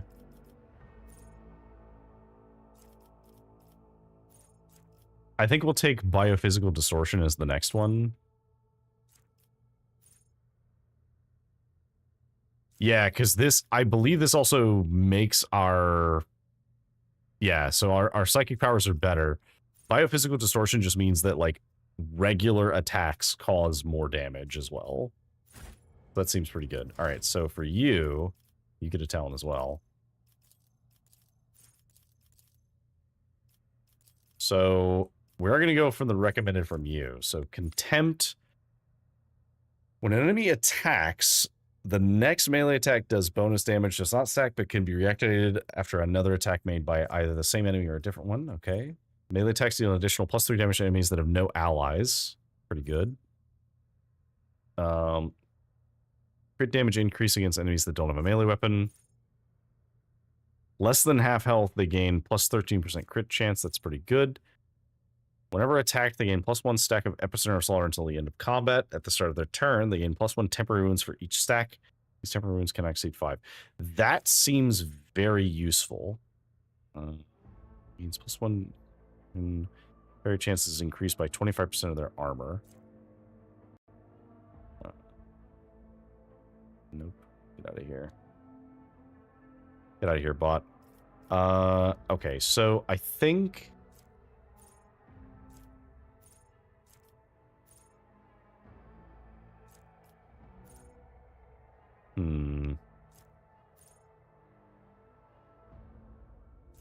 Let's take Thick Skin.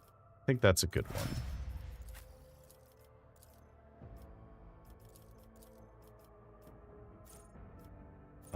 Whenever the operative attacks and deals... let's see. The full wounds, that attack deals 14% more damage. Okay. Exposed weakness costs 0 AP. That's pretty good. The operative triggers an exploit on an enemy. The operative gains +1 damage and +2% armor penetration until the end of combat. Only applies to the first strike or projectile in a burst attack stacks. Okay. So if we exploit something, we get a bonus. And it stacks with itself.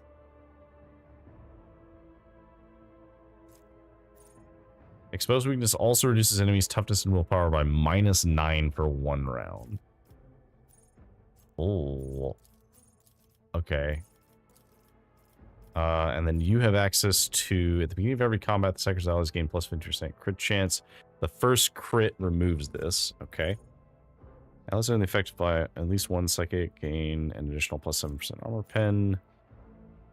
Every 9 successful dodge and are parried by the psyker, and their allies grants the psyker +2 AP. That seems very good. The first dodge attempt of every enemy in combat suffers -14% penalty. The psyker uses a divination psychic power without a natural luck effect. That ally gains a natural luck. They suffer a crit, it becomes a normal hit instead. Okay, well I'm gonna go with the recommended because I do actually think that instant exposure seems really good. We're gonna take that. And then you, so firearm mastery, pretty good. And then, so we can get more cover.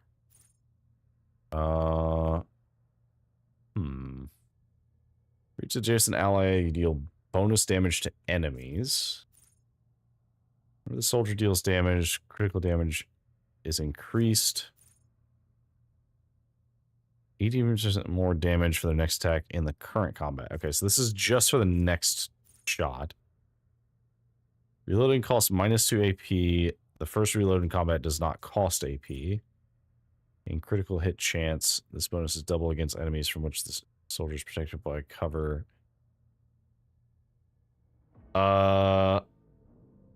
I think unpredictable is the way to go. Rapid reload is definitely one that we want, but unpredictable is much, much more impactful right now. Handlet Rider with a seal. Esteemed Theodora, a change in circumstances has demanded your immediate assistance in our mutual cause. Forthwith upon receiving this letter and performing the necessary preparations of the crew, you are to depart for the Rykard system. One of my acolytes, Interrogator Heinrichs von Kalux, operates there at the present time. Upon your arrival in the system, you will, without delay, make contact with him and offer any assistance required of you, after which you will provide him passage to the Furibundus system aboard your ship. On footfall, the Interrogator will remove himself from your presence to await further instructions. Anticipating any questions you may have, I will stress that the nature of Interrogator von Kalux's activities on Rykard Minoris is of no concern to you. If required, von Kalux himself will disclose the details of his mission. Okay. Our toughness is not less than 35. Or sorry, our intelligence is not less than 35, so...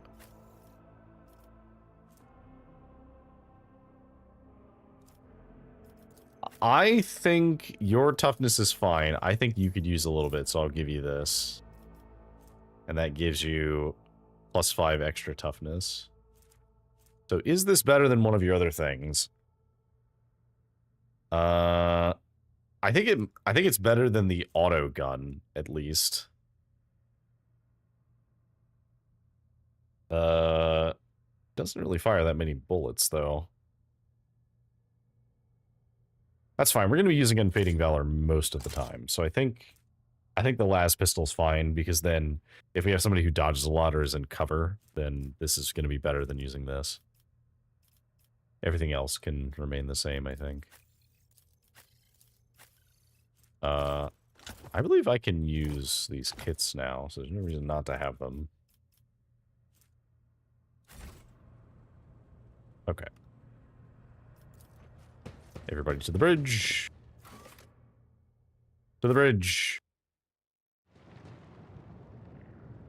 Okay, I do want to make a hard save here.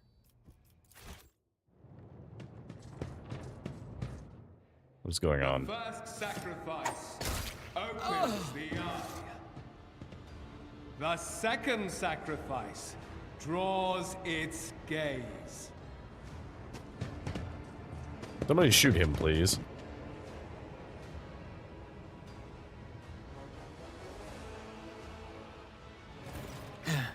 Help has arrived. Too late to change the tide, I'm afraid. But if there is any honor in you, we can at least die with dignity and give our lives for the rogue trader. Theodora von Valencius is dead. I found her in the Archmilitant in her study. God Emperor preserve us.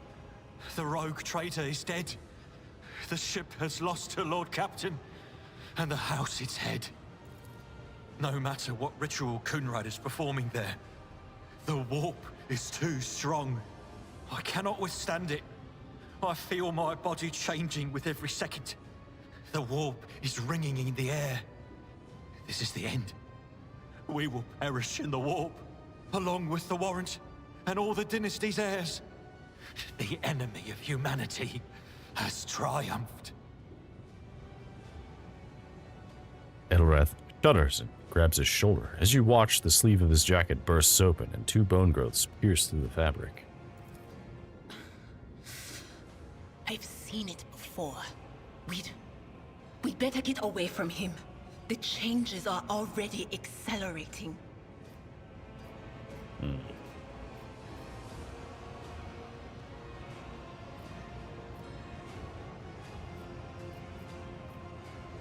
No, you know what?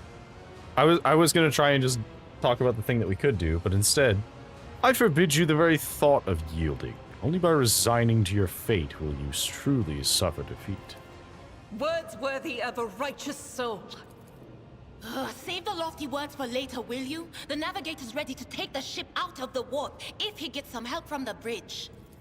Then we have no right to bow our heads. Ooh, he's resolved now.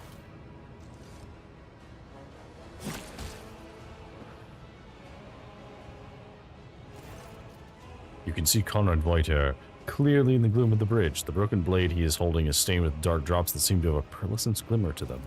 We are out of time. Edelthred bites his knuckle, desperately thinking. You see a wave ripple across the whites of Edelthred's eyes, and they begin to turn a sickly yellow.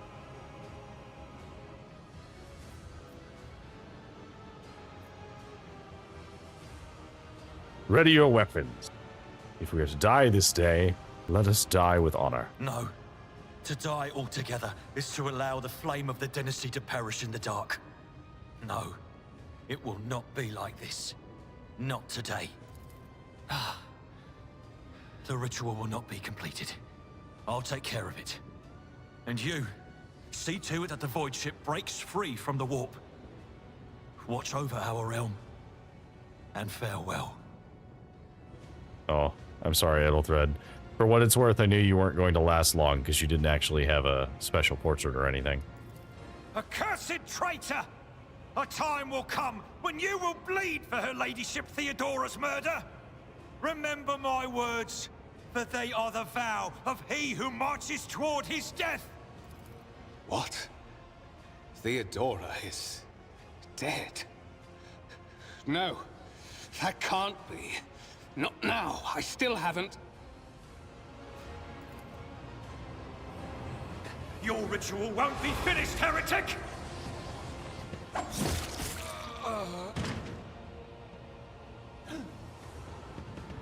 Yeah, you better run. Oh, fuck.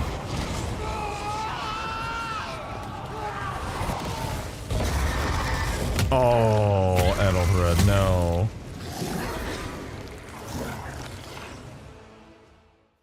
More enemies to face judgment. We are truly blessed this day. Okay. Surrender to the dark powers. So we need to deal with the ads. I don't know what to do with the... Okay. I'll put myself over here. You, I guess I'll put here.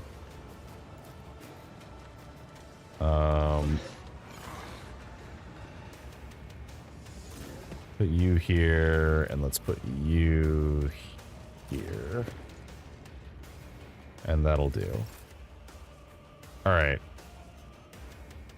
Icon next to an enemy's portrait indicates they're under the influence of an effect. Yeah, we already got that. So he has natural armor. He has a bunch of armor if he's above 70% wounds. The lower his health gets, the less armor he gets. Okay, so.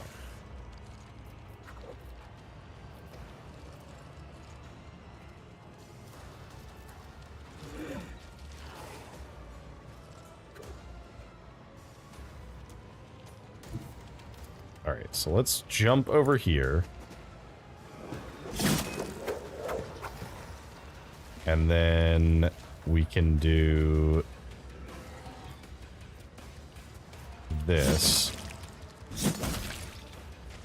which then allows us to... Oh, we can't jump again. Nothing else is really in range.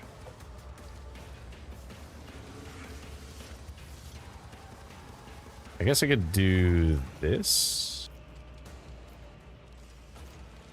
No, let's just, Nothing I can't do. Fuck you.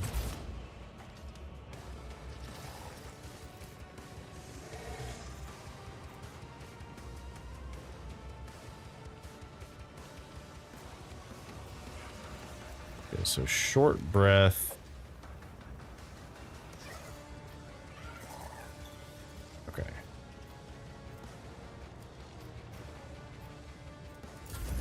Let's pass on that. So you get to go next. So As the Emperor commands, I act.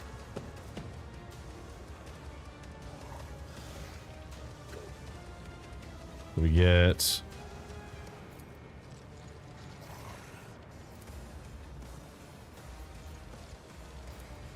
Yes, our best bet is going to be doing this. Mr. Acewood.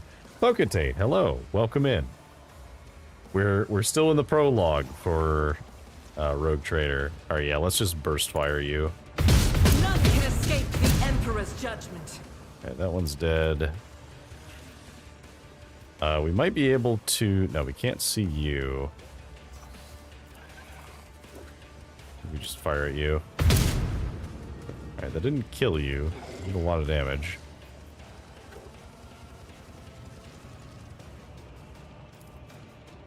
$16 momentum. And then we gain zeal. I mean, I guess we just use this now, right? Alright, so we go one more step. So let's charge into melee with you. And then this has a cooldown, but we can go ahead and use it. Endure. We're just gonna do some damage to you, and then we'll just wait.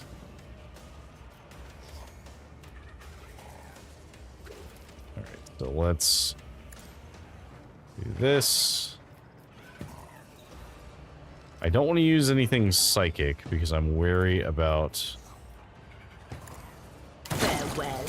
causing any problems. Okay, so we now have Heroic Act.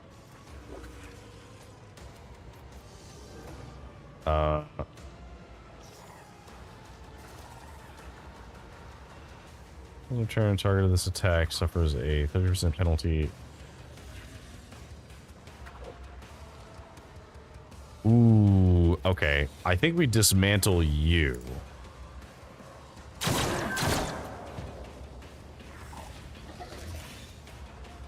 Okay.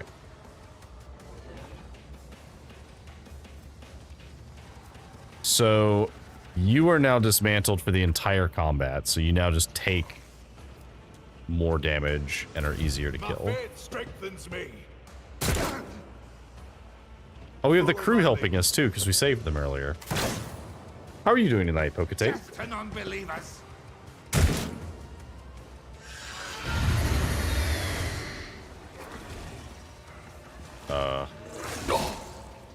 Okay. Cute. Death to the weak.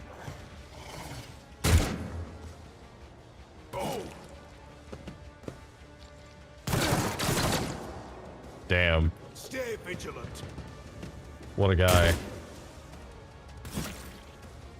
Okay, so I could deal with this guy. So let's move over to here and then jump. Absolutely not. Jump here. Kill you. And then I guess buff myself.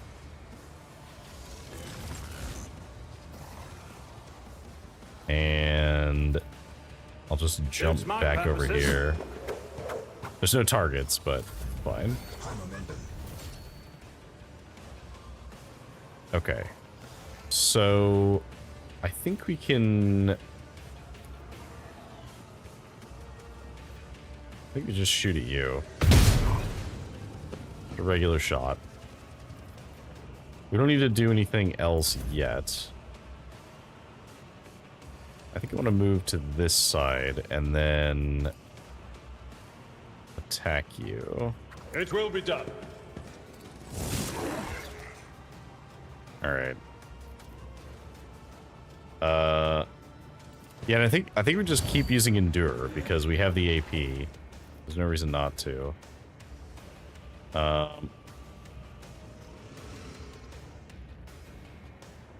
Ooh, actually, wait. Hold up. No matter the cost.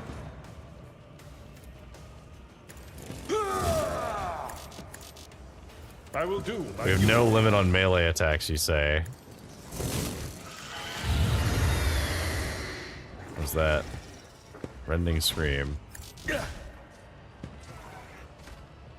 Okay, so you just like triggered a thing, but that's fine. Indeed.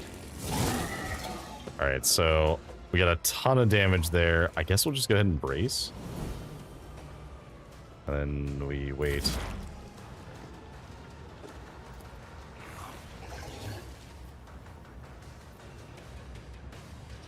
Oh, I just realized the ad started. My bad. Okay, so let's gain some more. Was that you? Or... And then I don't want to do any more psychic stuff. So I guess we just do this. Oh, I missed. Unfortunate. Follow my lead. Alright. Everybody is getting to shoot the guy. Oh, rip that guy.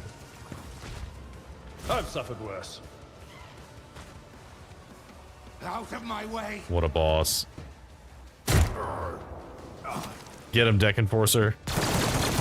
Nice. Break their morale. Oh, he stepped in the poison and died. Not great. Okay, so we'll go over here. I don't have time for this. I don't have any charges. I gain charges by killing things. So I could move here.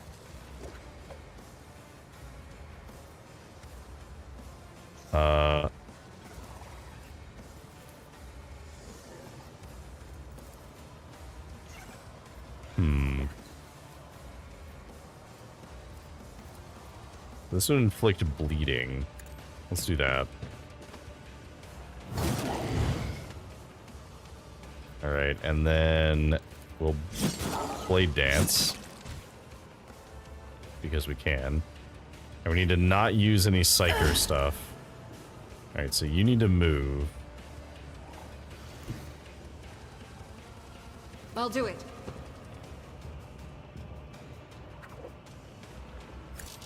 Alright, run and gun. That's fine. We will do this. Do it again. Nope, we missed on the other shots. Okay, so she'll need to reload next turn, but that's okay.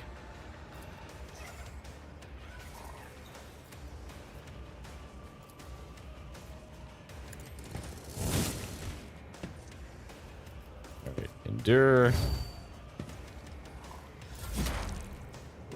And then for you, I guess I'm just gonna move out and just do this. What an unfortunate turn of fate. Oh, we did it. And we only lost like half of the crew. Also, welcome back from the ads. All right, yeah, let's do a level up. So we get another talent.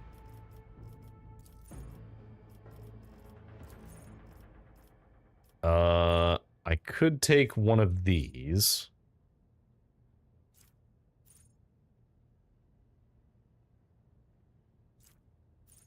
Throw characters gain plus 10% to axes, hammers, and las weapons. No. Lifetime of scars. Less damage from fire, toxic damage, and bleeding seems pretty good. We don't have a force weapon yet. Blade of Light will be very useful when we do.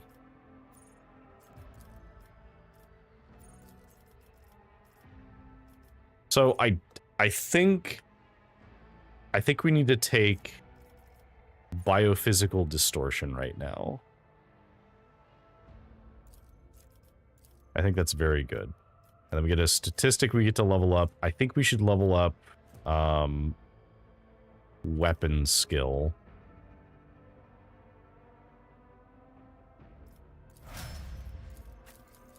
All right, and then your level up, so you get a talent. So we have thick skin. So I think now I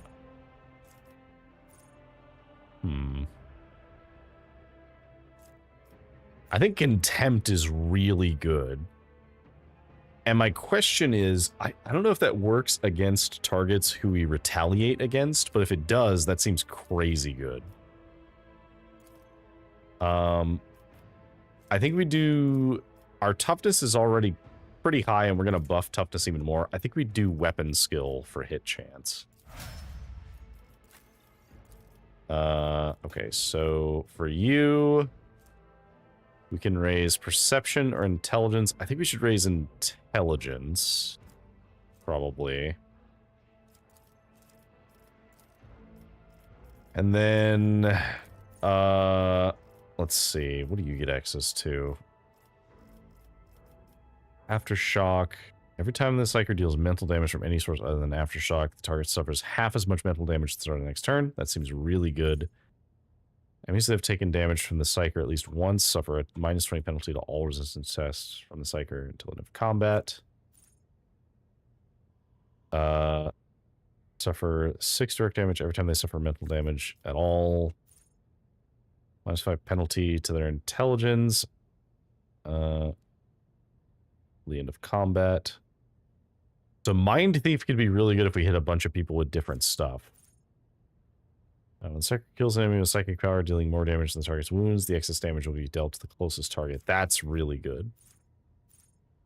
Enemies that become targets, they get a penalty to dodge and parry. Weak hearts.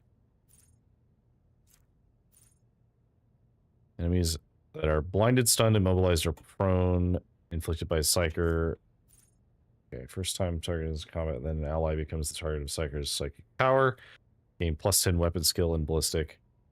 That's really good. That's incredibly good. In fact, we probably should use that to buff her. Yeah, let's take that, because if we use that to buff you, your ballistic skill goes even higher, and we want to keep raising that even more. And then your talent... Okay.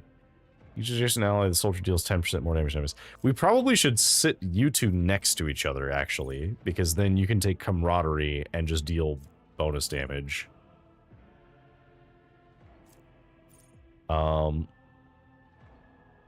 Alternatively, fired up could be really good.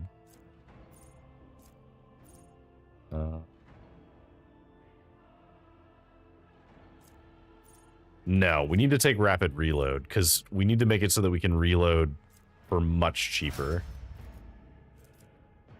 Alright, so your ballistic skill is very high, and then if she buffs you, your ballistic skill goes up even more than that.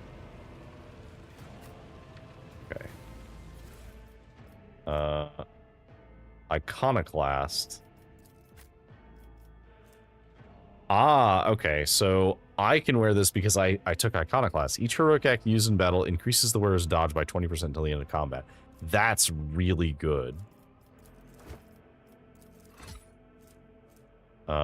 We already have... Suffers an injury or falls unconscious in combat, their allies gain a +1 bonus of damage until the end of combat. That's okay. I mean, I'll give it to somebody, but we don't need it. Okay, we have to pick up that thing, I guess. So this can be equipped by you. The Rogue Trader's cloak pretty good, I guess. Fellowship even do.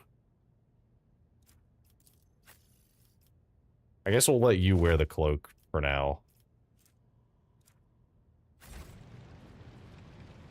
Alright, so I don't think there's anything else over here. Oh wait, no, there's some goods over here. Yep, take that. What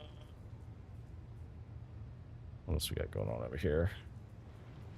I think that's all of the loot. The heir is dead. He sacrificed himself. Rivor, Master Helmsman, systems status report. By the Emperor, it's the Seneschal. Living and breathing. Well, there's a tricky question. The old place is so overgrown with foul wickedry, we'll be scrubbing it off the vid screens for throne knows how long. Alright, well, we need to re-establish contact with the Navigator's Sanctum. It's our only chance of escaping.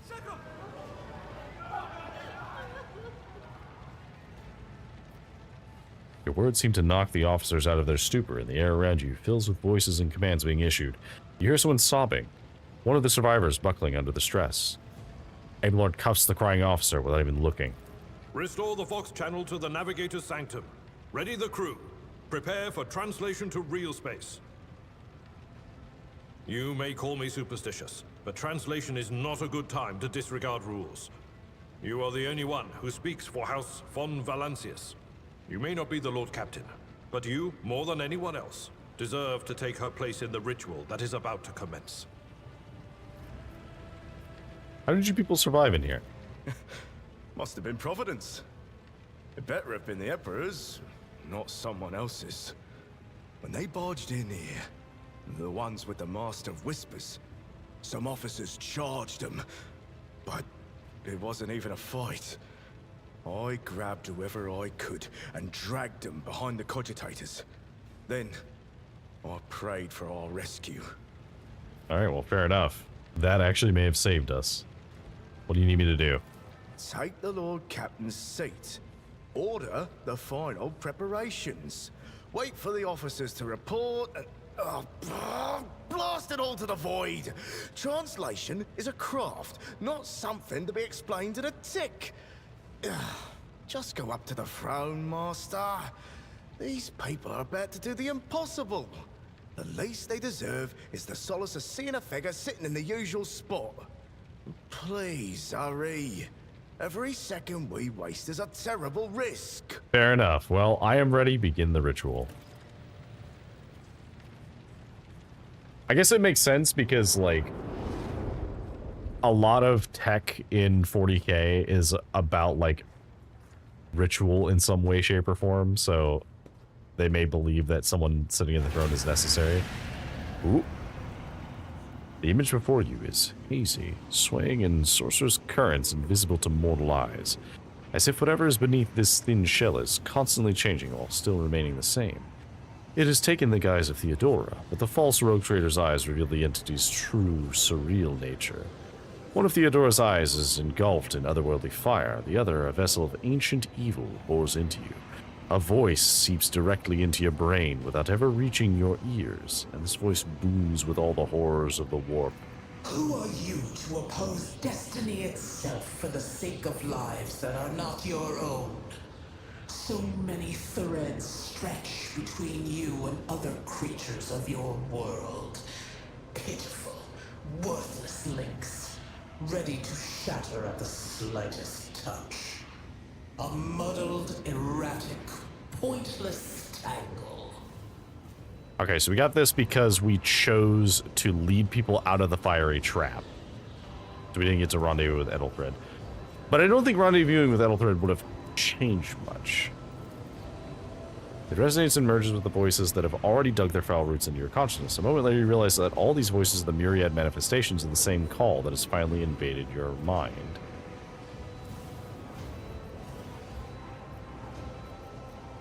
I'm saving my people.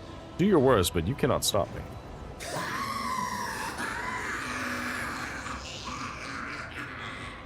Lead them, mortal. Guide them. Persuade them. Force them to walk your path. You will need followers, for destiny is preordained.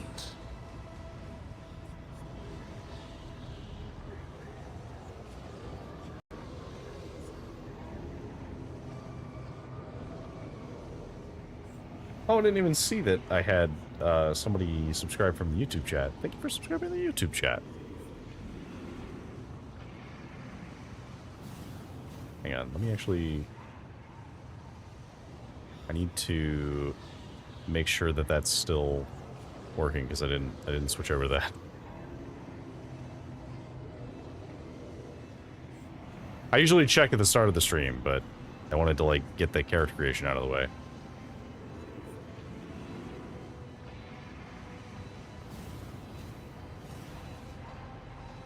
Okay.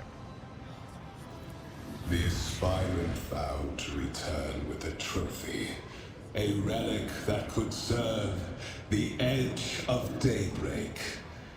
That fate was assured, and the steps chosen. And yet, you broke the unbreakable when you took the aspirant's place. I see you. On the day when the final dawn rises over the Iron World, I see you by my side on that day. The day of my resurrection. Okay. Your image is woven into the tapestry of things to come. I am the will of the weaver of destinies, and today I will weave a new thread of elusive possibilities and fickle chances. The thread that will lead you out of the maw of irreversibility. The thread that will help you find the keys to salvation. The thread that will guide you and the weapon of our return to me. Okay. So this is like a greater daemon or something? The path is set, child of the dawn. The thread is woven. Follow it, servant of mine. A cavalcade of hazy glimpses of future yet unknown passes before your eyes. A flash of crimson, purple. The images replacing one another in a violent kaleidoscope without ever letting you get a proper look at them. Through the rippling mirage, see a twisted image of Abelard, the loyal seneschal of the dynasty. Seneschal? The Navigator's sanctum is silent. The Vox signal is stable, which means... The Navigator gave his life battling the storm that nearly claimed the Von Valancius flagship. We will honor his memory, along with that of all who died this day. Yep. Alas, he did well. Seneschal, will you tell us now? Who is that? Where's the Lord Captain? Lord Captain's kinda dead. As First Officer, it is my duty to inform you with the greatest regret and indelible sorrow that Lord Captain Theodora von Valancius is dead. May her memory never fade from the annals of the dynasty. Aw. By right of blood succession, and with the absence of other kin who could challenge this decision, I'm gonna remain silent. It is hereby declared that the successor to Theodora von Valancius is her heir, the rightful inheritor of the Warrant of Trade, and the title of Rogue Trader. The official ascension ceremony will be held at a later time. In the interim, have you lost your tongues? Hail your lord. It is because of his toils that we all still live. I mean, that is true. I don't know if you guys would have survived without me. The deed is done, Master. Ah, my apologies. I meant to say Lord Captain. He looks at least a half-decade older. Ooh. Oh. Cutscene? The treachery of the Master of Whispers was fruitless, but victory came at a great cost. Lord Captain Theodora von Valancius perished along with her heir, Edelthrad, and thousands of crew members.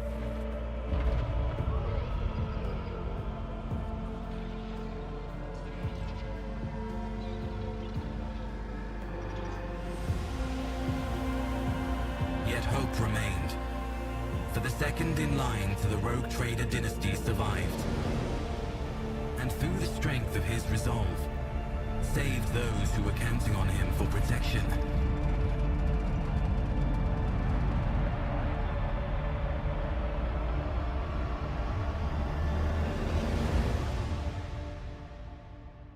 We did it.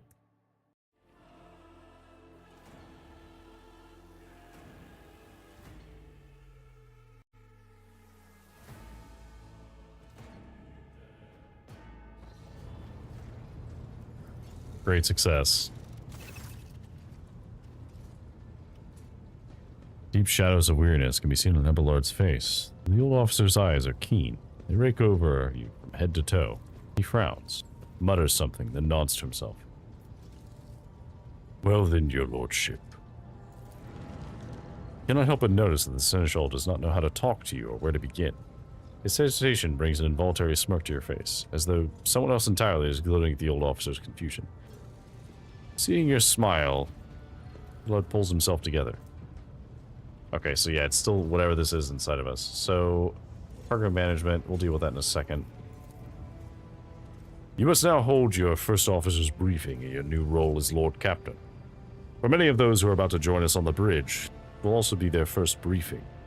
We sustained massive losses among the senior and middle-ranking officers. Some posts have had to be filled by the deputy, while others go unfilled entirely. Now the deck clans are deciding who will take over the leaderless crews. What is on the agenda for the meeting? Reports on the condition of the ship and crew. The Lord Captain is not usually drawn away from our important affairs to attend such routine briefings, but this is a unique situation.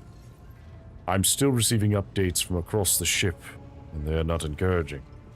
Getting this bird to fly could take a gargantuan effort, even so far as you are personally negotiating with the authorities of the system we are currently in. So prepare to hear a bevy of complaints and excuses, your lordship. Take this opportunity to get a good look at the officers who work 6 decks away from the bridge, and they in turn will have the honor of beholding the visage of their Lord Captain. Have you succeeded in tracking down Volkvir? Abelard grits his teeth. No, Lord Captain. In all the commotion, his trail went cold. Our people are still on the hunt for him and any mutineers who may be skulking in the ship's many corridors, but frankly, I would not be surprised to hear that we are now 1 shuttle short. I'm afraid that it will be some time before he answers for all he has wrought. How did we lose so many officers? It appears the heretics were deliberately targeting the vessel's command. They knew exactly whom they were looking for and where they could be found, which is unsurprising, given their informant on board was our own Master of Whispers. Abelard grimaces. Well, we're not going to deny the role of Rogue Trader, as someone needs to do it, and there is no one present who can do it besides us, so I'm ready to start the briefing. Summon the officers. With a gesture, Abelard relays the orders to the adjutant at the far end of the magnificent chamber.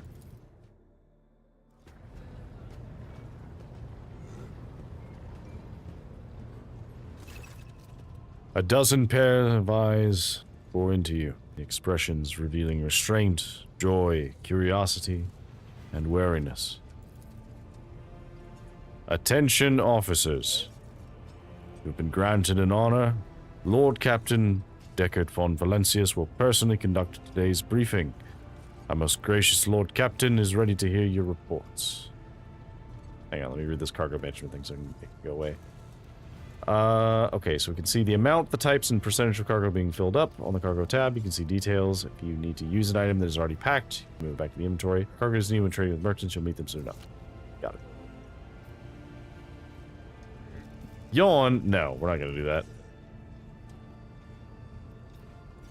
Perhaps you would introduce those present, Abelard. As you wish, your lordship. Abelard points to a tall, slender woman whose body seems to contain as many implants as it does flesh. Probably her. Vigdis Suri Ota of the Tolleman line, our new Voxmaster, who is the one who is in charge of the communication network. It is a deep honor to serve your lordship. The Voxmaster offers a deep bow.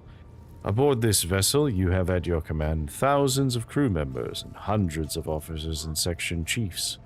I am responsible for receiving, processing, and sending all communications between you and them, as well as external sources. I am your eyes and mouth, Lord Captain.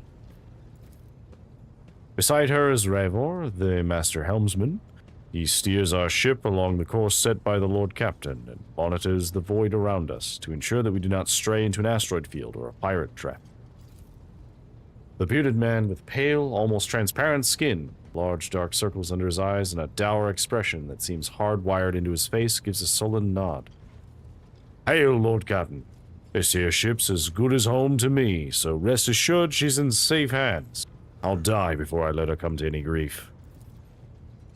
And lastly, our High Factotum, Janris Dunrock, who oversees supplies, procurement, and the general material well-being of the ship.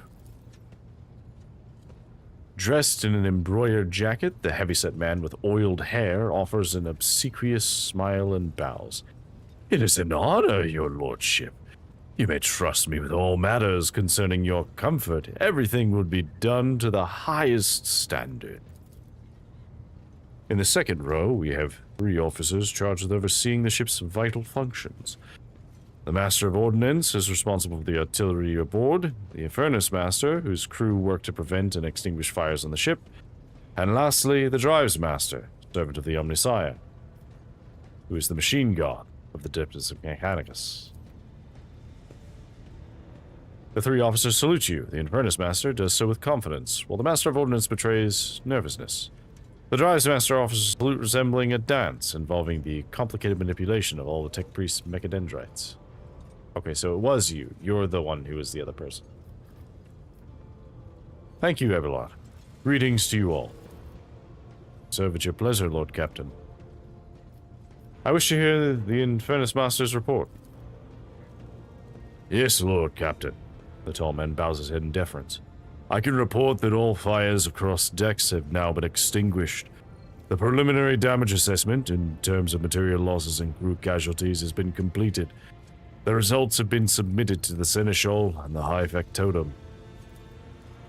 The post passed to him after the previous Infernus Master and his next 3 deputies expired in the line of duty. The remarks in a low voice pitched for your ears only. The lad is managing well so far. He can take the heat, so to speak. High Factotum. What have you to report? We're toiling day and night to compile a full count of the losses. The task will require next to no involvement from your lordship. I will personally ensure that all damaged components are given into the Tech Priest's hands for attention, and that all lost supplies are replaced. There's only one resource that I cannot replenish single-handedly, and that is people. We've lost more than 2,000 crew members, and unfortunately this number is not confined to the scum from the lower decks, which are easily replaced, but also includes trained professionals. We'll be able to make up our losses on the nearest planet, Manoris. However, the planet, the whole system in fact, belongs to the Winterscale Rogue Trader dynasty. We cannot simply begin recruiting on the planet without first coming to an understanding with the governor. In that respect, I am powerless. Negotiations at this level are a matter for the rogue traitor. Especially given Caligus Winterscale's penchant for attacking first and asking questions later, and the kind of thick-skulled thugs he usually installs as governors on his planets. Rumber Sebelot, frowning. Drives Master, I will hear from you now. A distorted voice by a Vox translator emerges from under the tech priest's scarlet hood. Lord Captain, the foes that set upon this noble void ship destroyed the repositories of hundreds of machine spirits. The great warp engine entrusted into my charge is unharmed, thank the Omnis, sire, but its spirit mourns its dead brethren. We have not yet identified a prayer protocol capable of assuaging its sorrow and anger. So machine spirits are just what all things mechanical seem to have, per the Adeptus Mechanicus. And they have a bunch of rituals involved for caring for them. The warp engine is just the thing that allows us to move through the warp. With great sorrow, I must also report that the Engine Seer Prime, Overseer, and Spiritual Authority, all tech priests on board, fell in battle. The Magos was betrayed by the little flesh that remained part of him. A most terrible loss. There is no one among my comrades aboard whose experience and comprehension of the sacred protocols equals that of the fallen Magos. We require a replacement, and as soon as possible. I see. Thank you. The tech priest bows her head. Master Helmsman, there'll be your status report. Right you are, Lord Captain. To cut a long story short, the outlook is bleak. The ship's sound, more or less, but without our engine seer prime and navigator, who fell in battle, we have no way out of the system. If we try to set so much as a toe inside the warp, I don't know what'll happen first. Our warp drive being torn to pieces, or all of us melting inside the bulkheads. Your lordship, if you will allow me to interject. When we arrived in this system, my crew followed standard protocols and conducted a count of all the available communication channels in the region. One of them was a Navis Novilite station. The station maintains complete Vox silence, but its presence here inspires hope. To have located a navigator in the very same system is an incredible stroke of luck, a true blessing from the God Emperor. Navis Nobilite, an ancient organization of noble mutant families whose genes allowed them to safely guide warp-capable void ships to the Immaterium. Right, so we're looking for a navigator who is basically a mutant from a line of mutant families that can navigate the warp. A sharp bolt of pain lances through your skull as if in response to what you just heard. You understand that it is not the God Emperor you should thank for such good fortune. The words of the daemon that appeared before you during the translation to real space echo in your mind. I am the will of the Weaver of Destiny, and today I will weave a new thread of elusive possibilities and fickle chances. The thread that will lead you out of the maw of irreversibility. The thread that will help you find the keys to salvation. If I were you, I'd grab this chance with both hands, or else you'll soon be eyeing up asteroids to use as your new residence. In slightly less shitty news, we can go round and round this system till our heads are swimming as long as the Prometheum and supplies last. And if any thickish, grok shit lowlifes come sniffing around, we'll be able to take them out, so don't worry on that score. Master of Ordnance, do you have anything to report? The Master of Ordnance gives you a gloomy look. No. My job's simple, maintain the arsenal and fire where I'm told, but just ask anyone. We've got no able crew, no Lord Captain. Master of Ordnance, you forget yourself. So what? Comes the officer's hostile and bitter reply. It is as if a dam has burst inside, and all his pent-up emotions are rushing out of him. The ship's in ruins, every second officer's dead, and now we've got a green Lord Captain who's supposed to lead us to void knows where. And deal with the bot.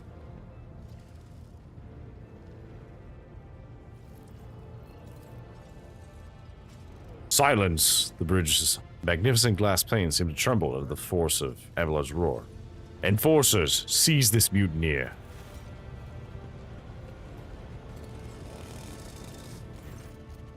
Abelard grunts. If only one officer out of the whole lot has fallen to pieces, then that's not bad at all.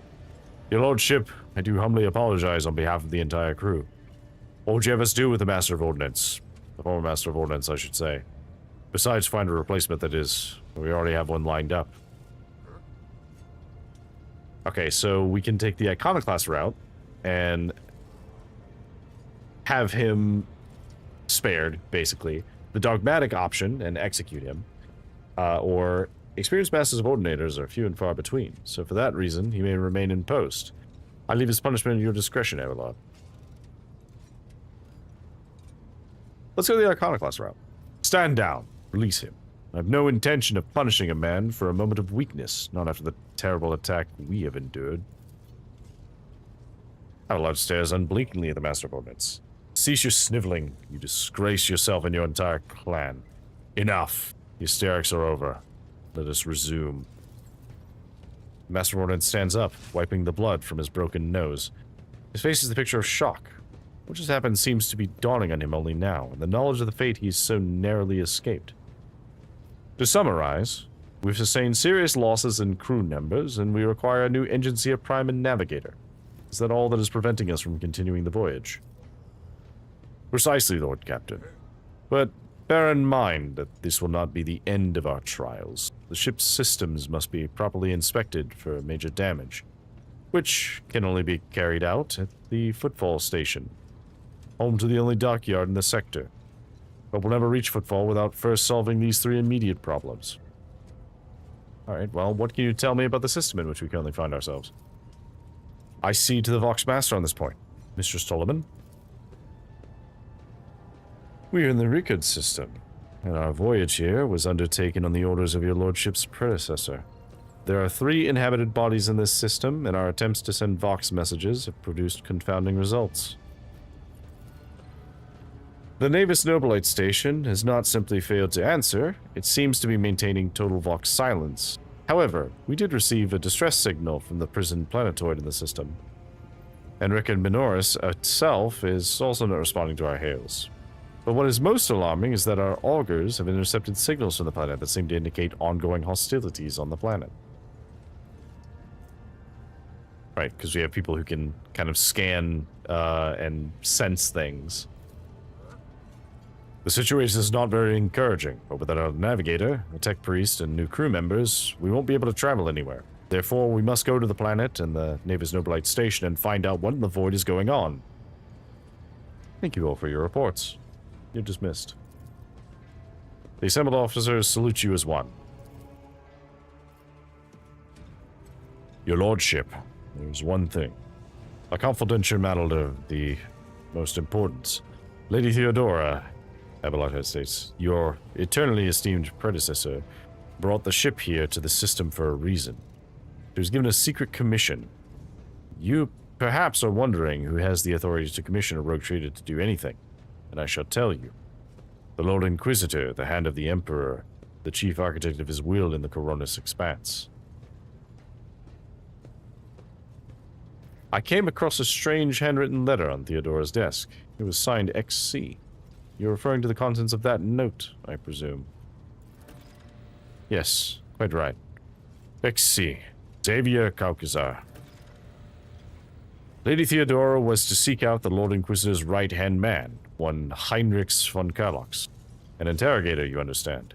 All I know is that he is somewhere in this system, and that we must find him and offer him whatever assistance he requires, and then deliver him to Footfall in the Furibundus system. Finding him without any more information to go on will be difficult indeed, but as an Inquisitor is an important individual. The authorities in the system, either Navis Nobilite or the governor of Ricard Minoris, may know more. That is all, your lordship. You have a great deal of work ahead of you, but it is a mere taste of the daily burden of a rogue trader. Soon you must take up the reins of the Von Valencius Protectorate. Abelard gives you another scrutinizing look, as if trying to gauge how long you will hold out under his mountain of problems. His face softens slightly, and it seems he's about to offer some words of encouragement. Oh. Adira? Sister Argenta? Explain yourselves. The Sister Ballard grimly nods towards Adira. The Psyker is suffering some ailment or dark madness. She insisted on seeing the rogue trader. I judged that it would be unwise to leave her unsupervised. For a brief moment, Mr. Argento's voice sounds hesitant. I was also hoping to approach you with a personal request, but it can wait. Speak with me when you have time, rogue trader. Adira's glazed eyes roved over those assembled. One word burst from her lips. Daybreak. Adira, come to your senses. Damn it, Adira presses her fingers to her temples in desperation. Your lordship, here's the thing. I was trying to see the immediate future and it hit me so hard, my head is still spinning. Something very strange is heading our way, and I can't make out what it is, no matter how hard I try. A single word is all I can make out. Daybreak, or maybe it's dawn, and it's ringing and ringing like an echo, like a bell. But if it's daybreak, then why is it so dark? Could be the dawn of something bad. We cannot extract any any information of value from a single word. Can you tell us anything else, Mr. Stlas? No, not yet. The voices are going berserk, all shouting at once. I can't make any sense of it. As soon as I know or sense anything, I'll report it, alright? Lord Captain, if you want me to take a closer look into your future, find me on the bridge and we can talk. Lady Theodora was well served by whispers on many occasions, and I'm sure you would benefit from them as well.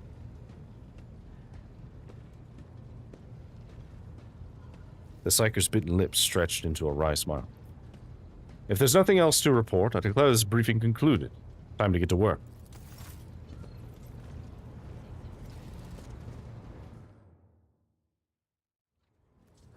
We did it! Okay, so we have to use the system map in the center.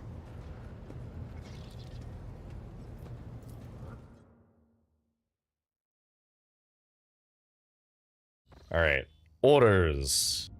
So we are currently here. Wait. Lord Captain, Astropathic Choir Master Zachary Weiss is asking to speak to you via private channel. Greetings, your lordship. I can report that the choir is listening tirelessly to the Materium in the hope of picking up voices from the dynasty's ships or worlds. However, we have heard something horrifying instead. Amid the Immaterium's tumult, something is screaming. This scream is driving your choir mad. Until it stops, we have no hope of contacting any of the dynasty's world. It's coming from Recad Systems' Astropathic station. I don't think we've been introduced. Indeed not, and we meet under lamentable circumstances. My name is Zachary Weiss, and I am proud to be the choir master of your ship's Astropathic choir. The duty I perform is to keep you in contact with the Expanse via astropathic messages sent through the warp by trained psychos. What's the nature of the scream? We did not know, your lordship, but it has brought the Immaterium to a boil. It has always been a violent, roaring ocean that could spell doom to any who would consider stepping into its waters. Now, however, it has become a cradle of madness where expelled images fuse together, twisting and cackling before crashing into the minds of all who perceive it. A mighty warp storm the likes of which I cannot recall rages in the Empyrean, and it fills me with terror. Alright, well then we'll pay a visit to the station. Thank you, your lordship.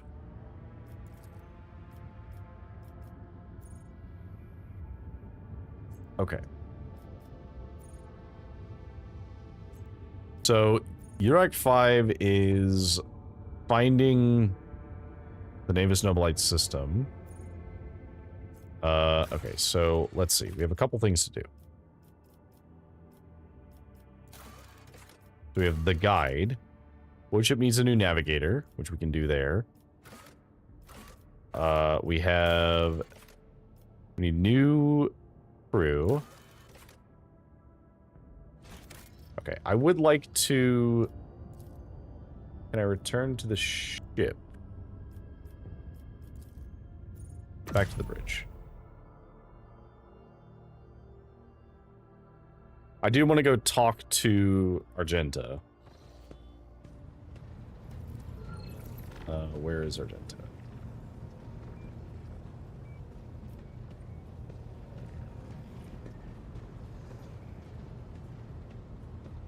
Did it say where she was? Talk with her on the ship as soon as the opportunity arises.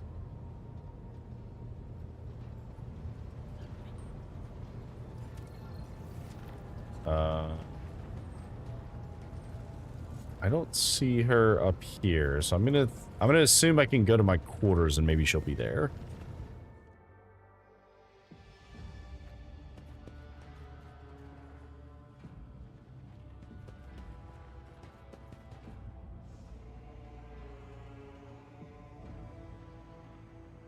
It's in the vault. Oh, okay. This is like a place that I could put stuff if I want. Lord Captain's Data Chronicles. Oh, this is the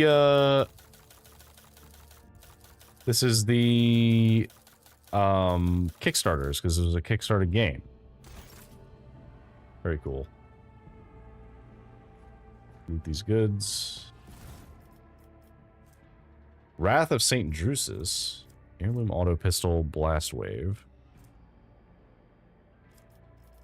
Well, we're definitely taking those. The question is, okay, does not have an area attack, increases damage from all sources against any hit targets by 15% until the end of combat, does not stack. Chain weapons deal plus 25% crit damage. Most warriors prefer swords. They provide more flexibility on the battlefield. Okay, so I think we swap it for this. Because then we have an AoE with this ability, and this adds bleeding. And then the other thing we got was an heirloom auto pistol. Auto pistol can be used as if the wielder has the dual weapon combat talent. Solid projectile weapons have an increased 50% over penetration. Ooh, actually, that might be worth taking.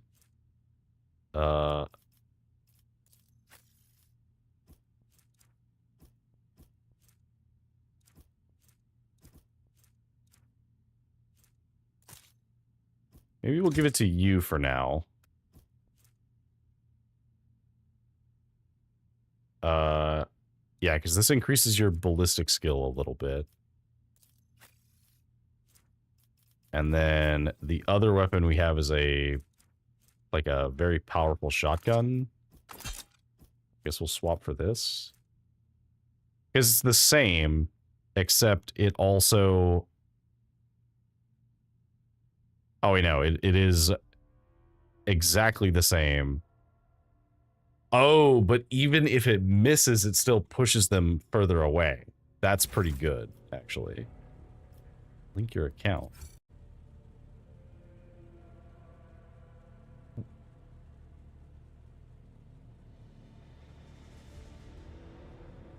Oh, interesting.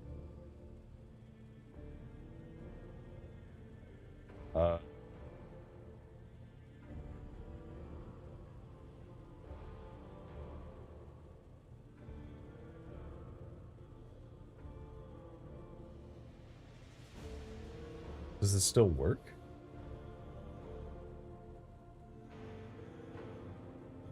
Oh, I don't think it still works. Oh.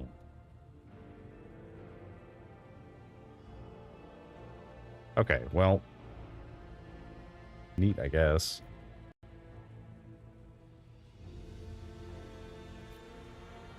Okay. That's a cool looking path area.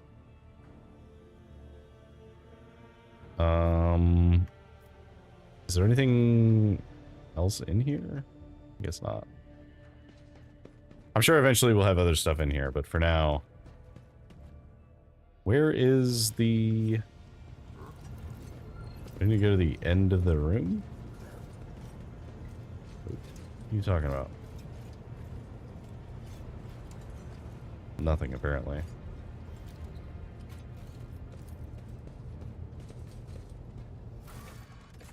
There we go. Okay, so... Void Shrine. Void Ship Shrine. Go to the shrine. Accept.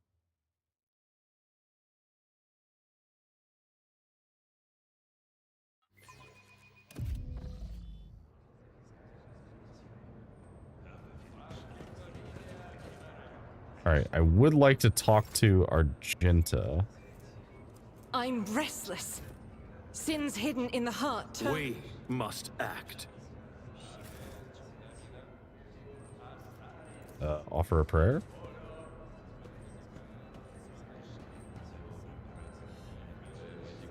Recite a prayer, the one you remember best.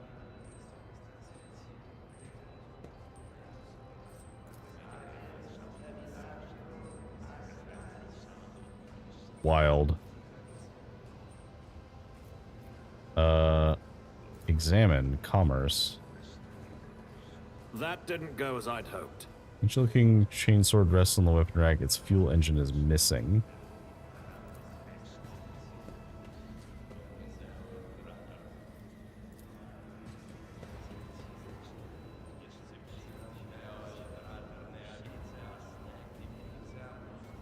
Okay.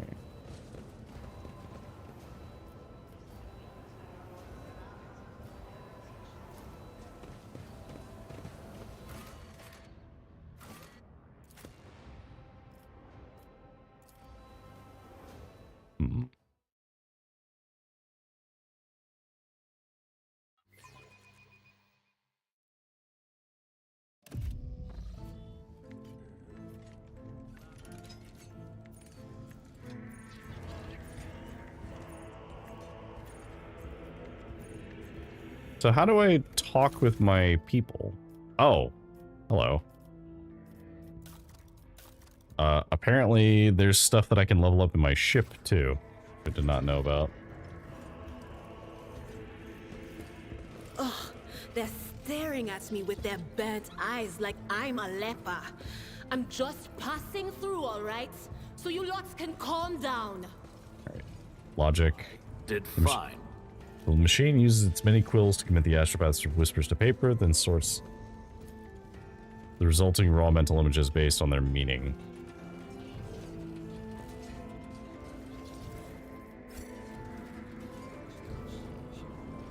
Alright, that's Zachary Weiss and our astropaths.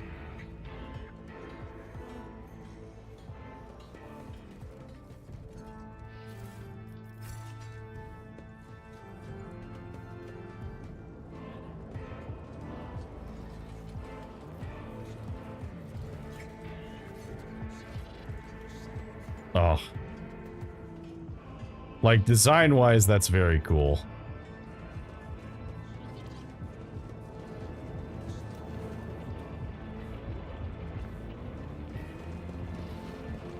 Logic. Once the text is ready for final interpretation, the compiler sends it to the choir master along with a list of meanings for the known images.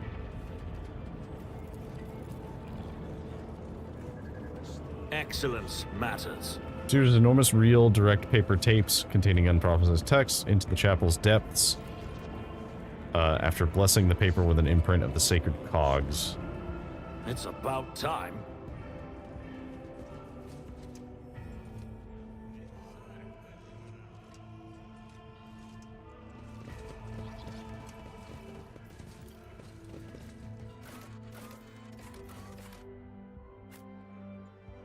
Okay, so if I go to my quarters, find members of the Lord Captain's retinue on the Void Ship's bridge. Okay, so they're on the bridge, confirmed. But where? Okay, Adira is over here.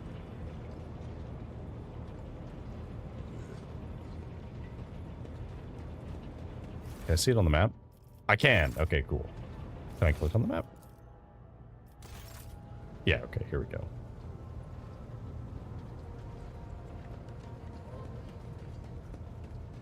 Argenta! Rogue trader. Sister Argenta looks tired. There are dark circles under her eyes. Her hair is somewhat disheveled. It looks like she's a little on the edge. You said you have a personal request for me. I indeed have a request, Rogue Trader.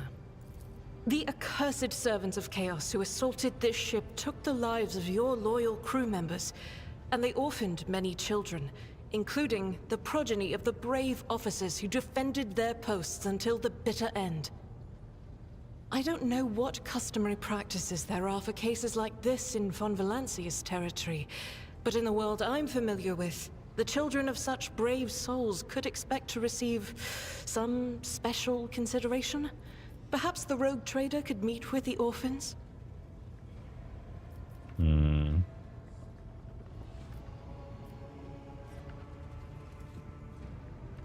I will meet with them, no formalities needed. These are the children of people who gave their lives for the Von Valancius dynasty. My consideration is the least that they deserve. I will pass on your instructions. Thank you for taking my request to heart. Oh, okay. Then right now.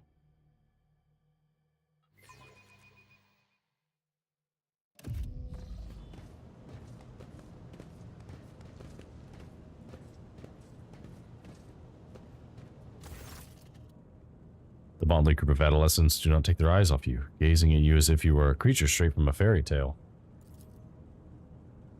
Our indefatigable sister has been keeping an eye on these pups. Abelard glances at the gathered children. There's hardly the skull of Progenium in here, but we have provided the orphans on our ship with adequate care and instruction. Argenta is standing at the side of the ramp. At your approach, she perks up and announces, her voice ringing. Brave ones, the master of this ship has appeared before you. The one who guides it through the darkness of the universe by the Emperor's will. Greet your Lord Captain, the rogue trader of House von Valancius. You notice Infernus Master Heinrich Montag standing a few paces away from the orphans. He watches you with approval and bows respectful when you meet his gaze.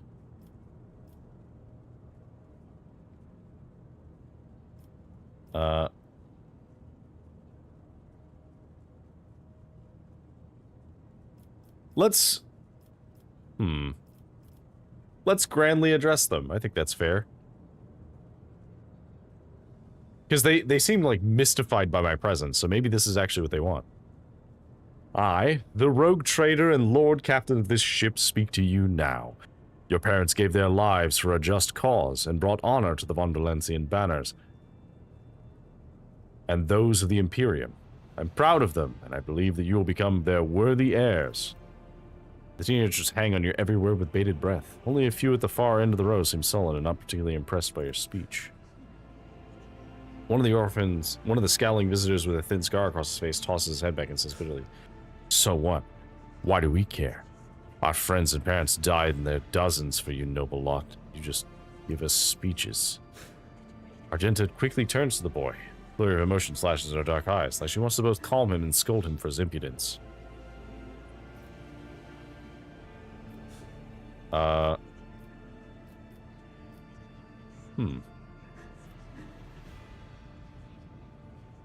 Address the group, yeah.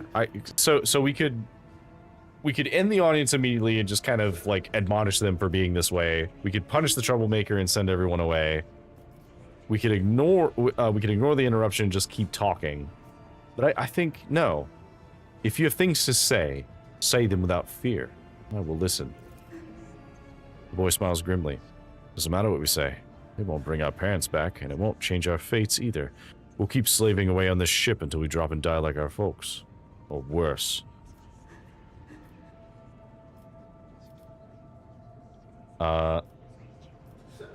Let's see, so...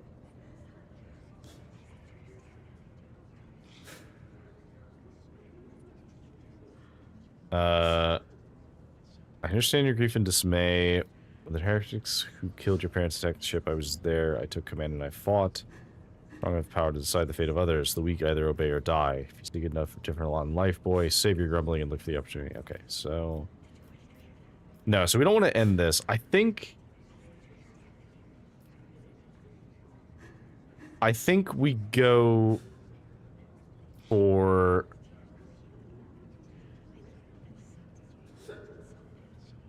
this option. When the heretics who killed your parents attacked the ship, I was there. I took command, I fought, and I repelled the assault as quickly as I could. But no war can be won without losses. You can only strive to do what is within your power. You heard the Rogue Trader. His words carry the wisdom of the Imperium. It's hard to say whether or not your words have left an impression on the boy, but he nods slowly, and he catches himself and gives you an awkward bow. Abelard gives a sign, and servants immediately emerge, carrying packaged treats with Fon Valencius emblazoned on the wrappers. It appears that the Seneschal came prepared for any contingency.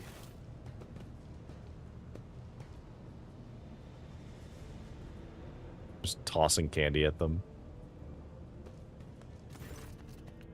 Argenta rubs her temple pensively. She smiles and offers a few more words of encouragement, and leaves the bay.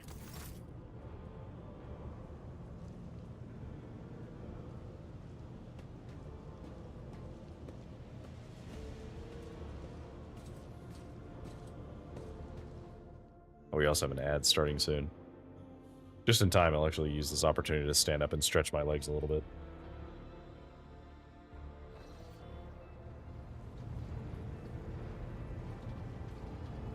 We're gonna run the ads now. I'll be right back.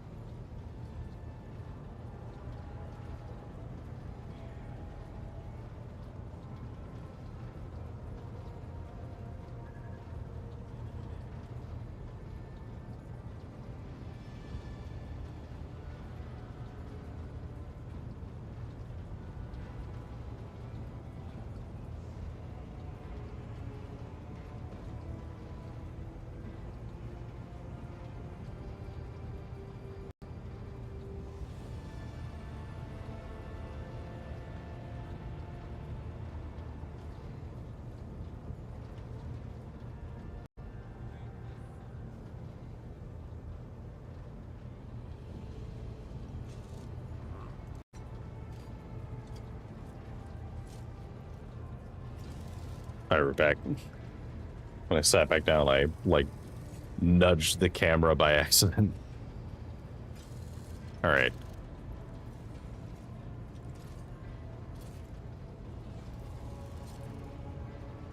Go back to the bridge.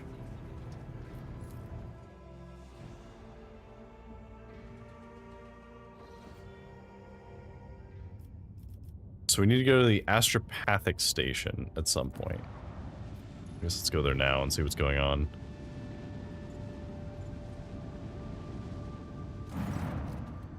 The astropathic station is dead ahead of the void ship.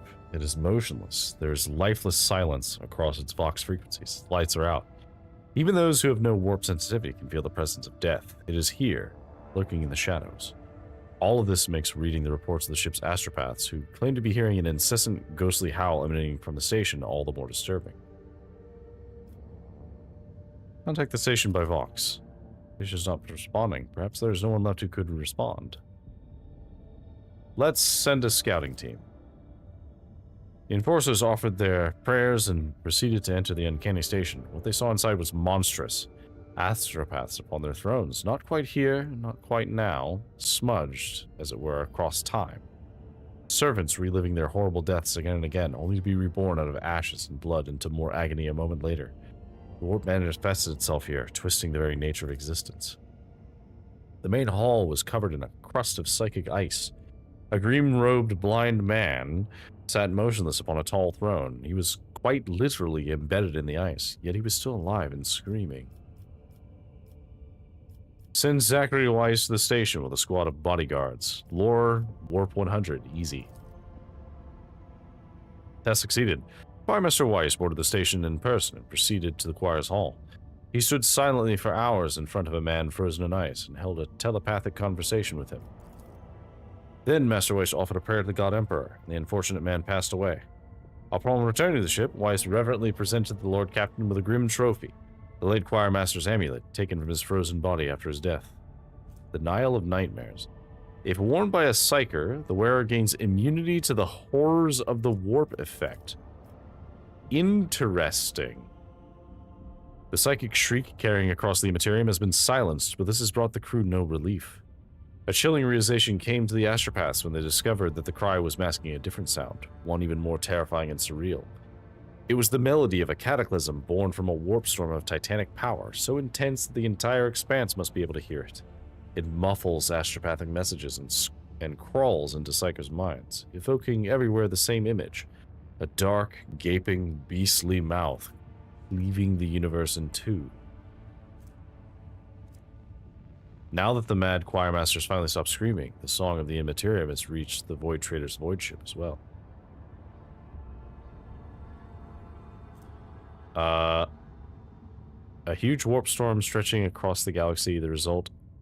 Oh, okay, so now we were unaware, but now we have the Cicatrix Maledictum, which is the gigantic warp storm that is covering half of the galaxy.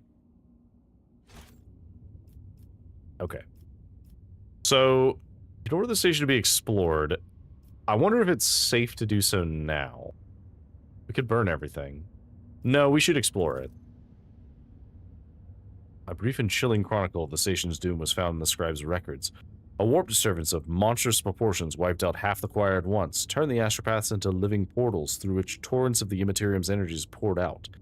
Those who lasted longer bellowed and howled about a black rift that had split the universe into before and after, and a darkness that would devour the Astronomicon's light. The Astronomicon being the beacon through which all travel works. I see. Yeah,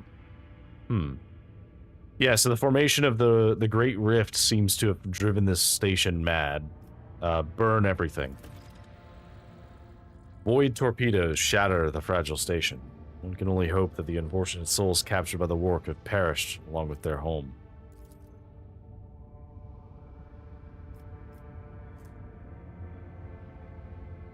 Okay, so we have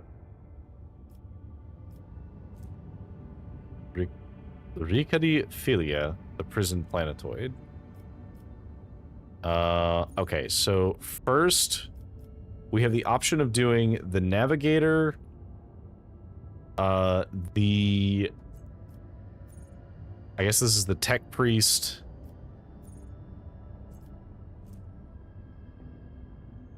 I don't know what this is.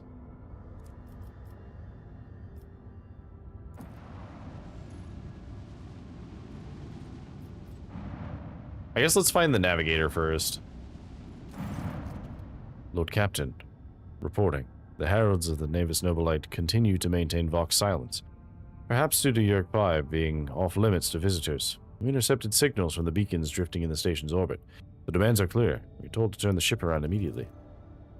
We've also detected an accumulation of space debris in the station's docks, presumably as the remains of interplanetary shuttles. Perhaps the esteemed Navis Nobilite House requires aid, and therefore cannot respond to our Vox transmissions. Order the Augur crew to scan the station. Yes, Lord Captain. The Vox remains silent for a while, but then you hear static in Victus' measured voice. The officers from the Augur crew performed a full scan of the station, but the information is imprecise. They note wave distortions of unclear genesis that are throwing off most of the readings. We were able to ascertain that the reactor core of the station is still active, but many compartments are unpowered and some fully depressurized. Signs of biological activity are largely present in the central module, which means the station has not been abandoned. So the question remains, why are the esteemed navigators' heralds ignoring us?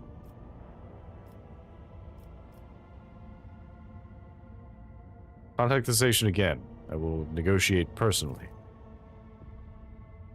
The Vox relays the cadent sound of grinding gears and clicking tumblers. I'm sorry, Lord Captain. The station does not reply, even after an official greeting by a rogue trader and the declaration of your intent to negotiate in person. We will not invade a Navis Nobilite station without first acquiring official approval. Lord Captain, only the navigators are blessed with the gift of steering ships through the Materium. Anyone else would succumb to the same nightmarish influence it projects on the crew and the vessel. To attempt traversing warp space without a guide is a fool's errand. Forgive me for intruding, Lord Captain, but I feel it is my duty to remind you that the Navis Nobilites are highly respected citizens of the Imperium, many as guides throughout the warp. The power and status of a highborn navigator house is akin to that of your Protectorate. To aid them in their hour of need is to acquire an influential ally. Okay, well, order the crew to commence docking with the station. Affirmative, Lord Captain. You do not know what is happening to the station, so you will have to look for your esteemed navigators blind. Dock safely, and may the God Emperor light your path. Alright, we're going to take everyone.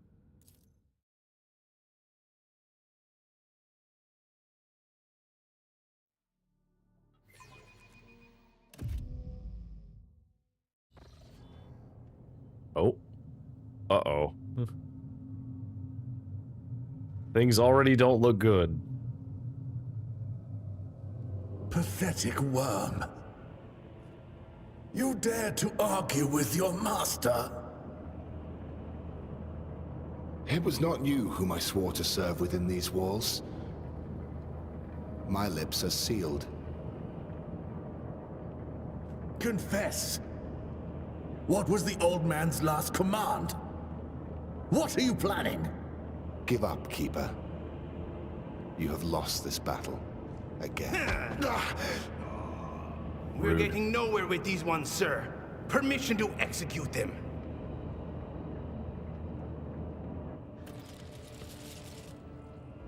Ooh.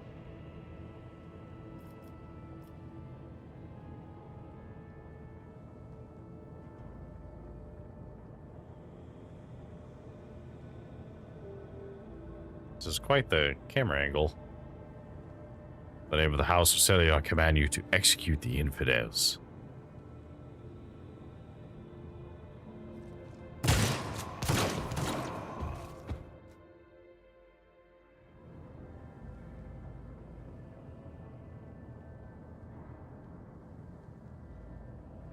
Why is the camera all the way over here? Oh, there we go. A tall man stops you with a gesture when you approach. Blood is trickling down the pearly scales of his weary face, and not just his own blood. Two jet-black, unblinking eyes are watching your every move. And the third one, the mark of a navigator's fate, is menacing pulsing behind the lowered lid in the middle of his forehead. Step back, or I will unleash all the horrors of this... Oops, excuse me. Or I will unleash all the horrors of the Sea of Souls upon you. Emperor, be my witness.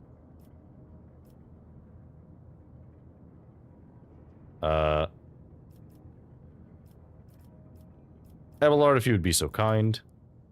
The Seneschal takes a deep breath. Before you stands his lordship, the rogue trader, Deckard von Valancius. heir to the greatest protectorate in the Cornus Expanse, and bearer of the sacred warrant of trade. Allow me to point out that Noblite custom requires the Lord Navigator to introduce himself first, but given the unusual circumstances of the station, his lordship, the rogue trader, is willing to turn a blind eye to your hostility. Just this once. In this case, I shall turn a blind eye to your unceremonious invasion, but just this once. There's a dangerous glint in the man's dark-shrouded eyes. Very well. Allow me to introduce myself. Before you stands Felix Christoph August, keeper of this place. So, you did not arrive to offer support to the traitors. This is great news. Having said that, you must understand that Uric 5 is a holy sanctum for the House Orcelia, and the path to it is only revealed to a select few. It pains me to say you are not on the guest list.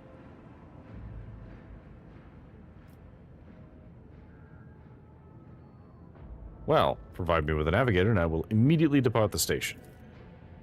I do not think this is possible. Uric 5 is an observation station. We do not sign contracts, nor do we provide navigators.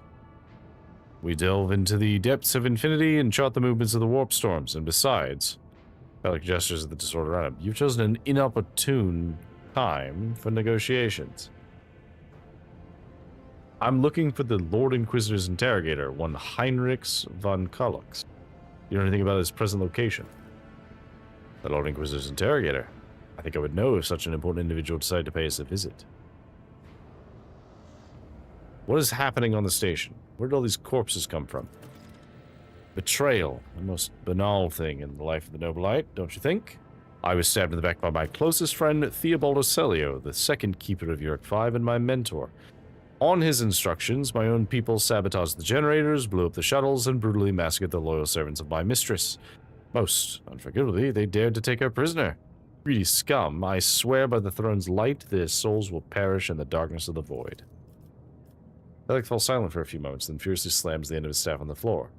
The bad men have captured Lady Cassia, now torturing her upstairs while we are idly chatting down here. Help me rescue her, or be gone, but waste no more of my precious time.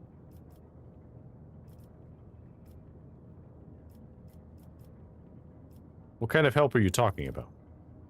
I would never ask you for such a favor under different circumstances, and yet... Felix takes his hand away from his ribcage, noses blood and winces in pain. And yet Lady Cassia's well-being is above all. I haven't got many people left, and my wounds are too deep for me to act with precision and swiftness, but you may actually succeed.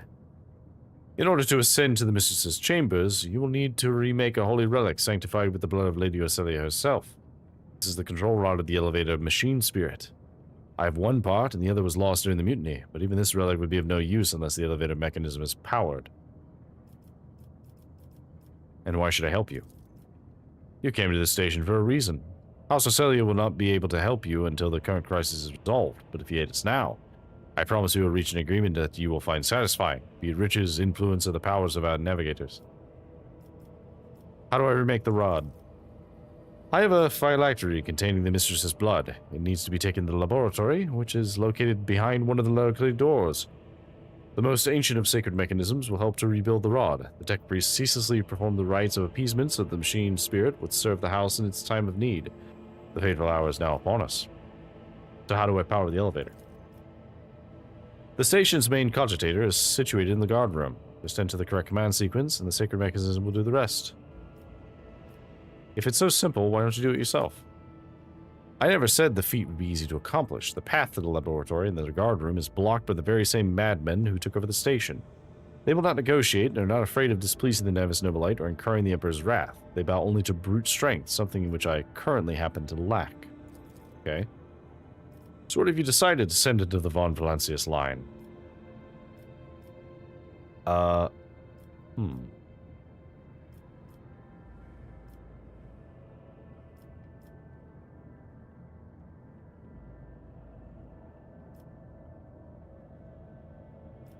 So we have to choose how we respond to this. I think...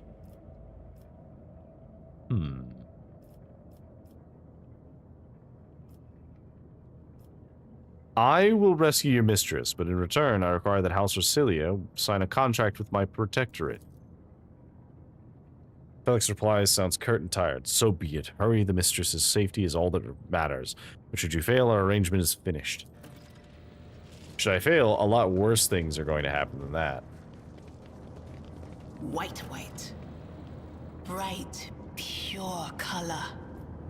And it's all riddled with horrible veins that carry the poison of fear and pain throughout its body. Who are you? Why are you crying? If the witch is talking about the enemies of humanity who set upon this abode of noble navigators, then our weapons will soon dispel their wicked misery. Okay. The corpses were mauled by a force far beyond any mortal capacity. The faces are twisted in pain, hands are fused with improvised weapons, tools, scissors, and cutlery. Anything else in here? Not look like it. Alright, so let's try and jump this. Nothing's impossible for this old officer. Alright. Survey says there's at least one hostile person over here. The Whispers told me a secret.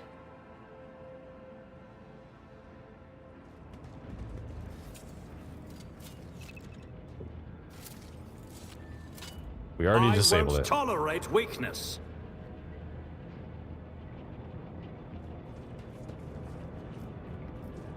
Examine the Medicaid. Most of these unfortunate souls took their own lives by slicing their guts wide open. Ooh.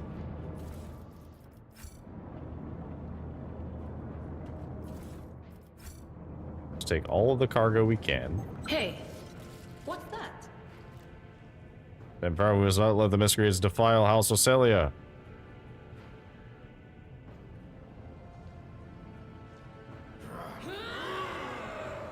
What? Take a knee and bow before me. You dare cross the faithful?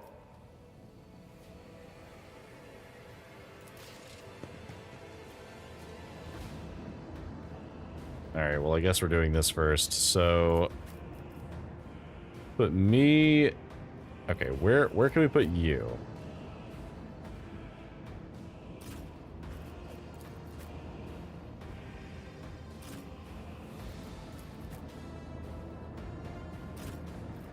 And let's put you two next to each other. So you, we can fire.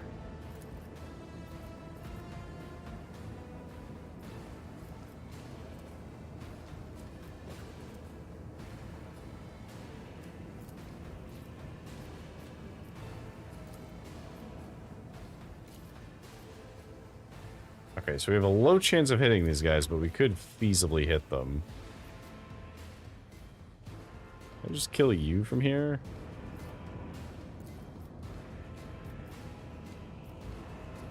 As the Emperor commands, I act. Dang, not quite. Alright, Abelard. I don't think we're gonna get in range to charge anybody, unfortunately.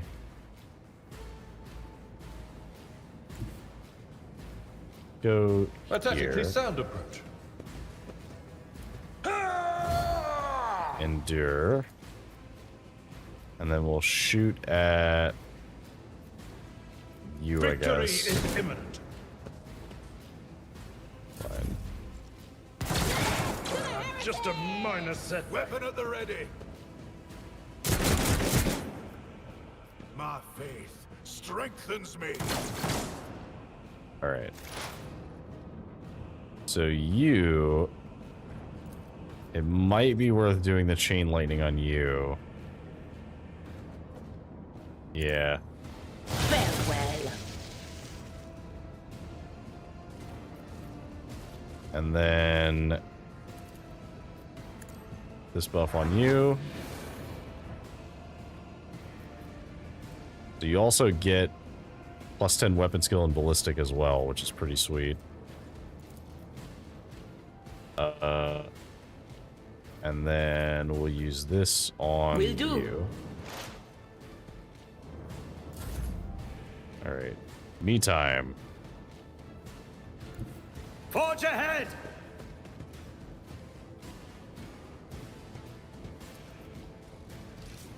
All too easy. Buff myself.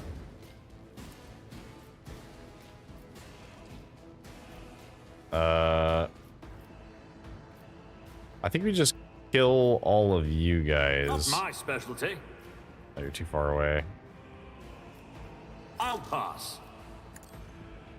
Nothing of There we value go. has been lost. Follow my lead. All right, so the warp getting a little bit dangerous over here. Stay vigilant.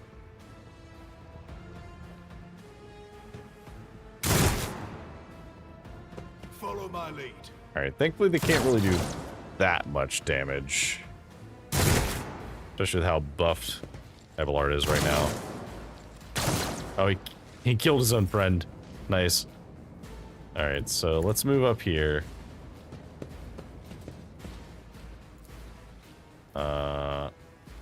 We could hit you. We could hit you.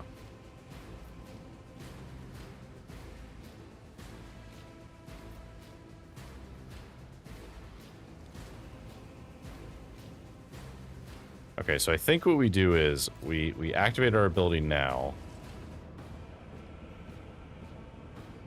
And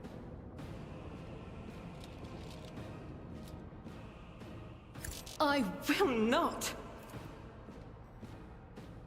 so we don't have the range to use this here. No.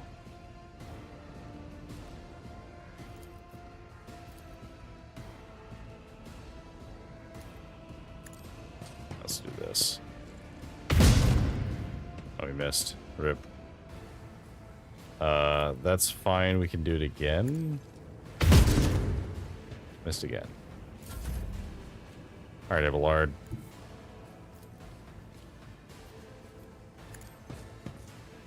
And then charge that guy.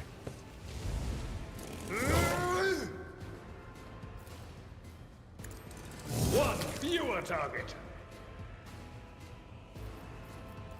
All right, let me just do this. Break their morale.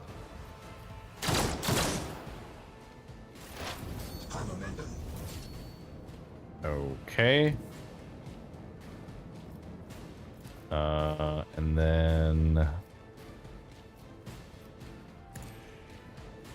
guess I'll just start doing that.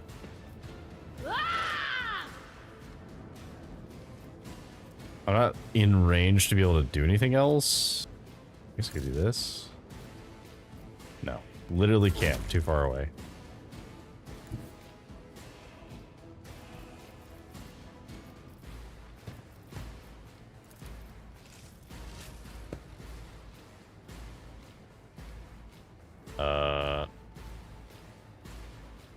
How far away? One enemy within a 3-cell radius.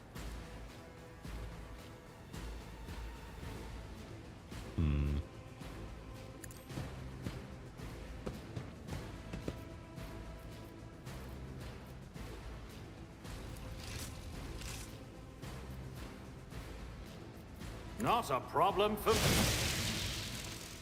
All right, so you'll die on your turn.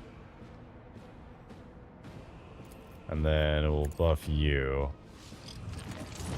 right, the warp is getting a little bit degraded over here. Weapon at the ready.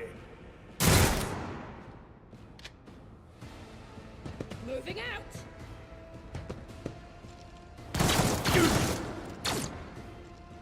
Shot their own guy again.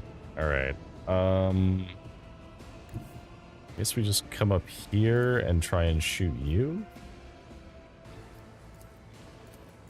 Let's do this. I will bathe this battlefield in righteous fury.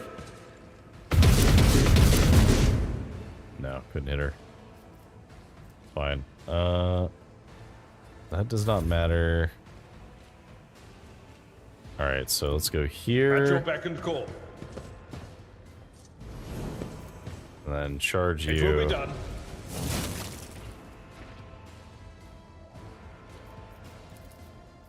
And I'm That's hella not the out of Seneschal's job. range.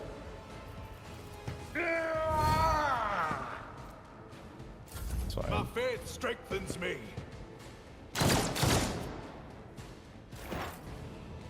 I'm admittedly surprised you didn't just There is die. movement in the Empyrean.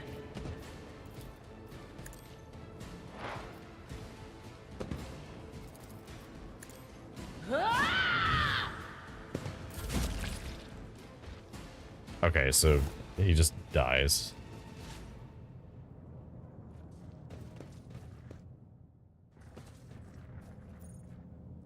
I've got a lot of shit to do here.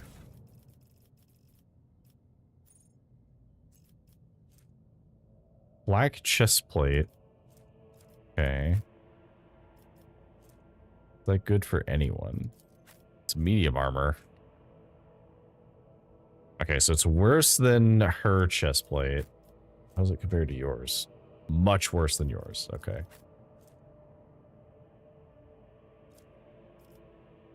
Poppy Nurgle. Hello there. Greetings and welcome. Welcome in. Okay. Pontifex Cepheus Galatius on the training of worthy servants of the noble court of Navis Nobilite. I'm here because plague. Fair enough. Could read the rest of it. Well, I hope that you're having a good time in Papa Nurgle's garden or whatever's left of it. This, however, is a rightful emperor worshipping stream. So suffice to say, when I'm not playing this, I'm playing the Grey Knights. So I am not Nurgle's best friend by a long shot. Okay, I guess we'll just take that. Fine.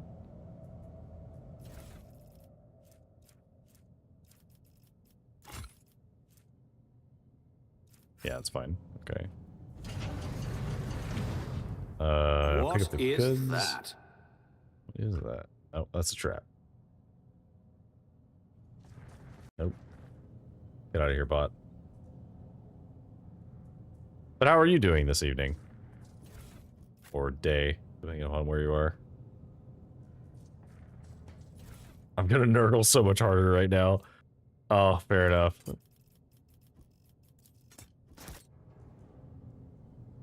So fair, so fair. A new challenge for me? I mean, hey, the one thing that I can say about Nurgle is he's the only one that seems to actually give a shit about his followers.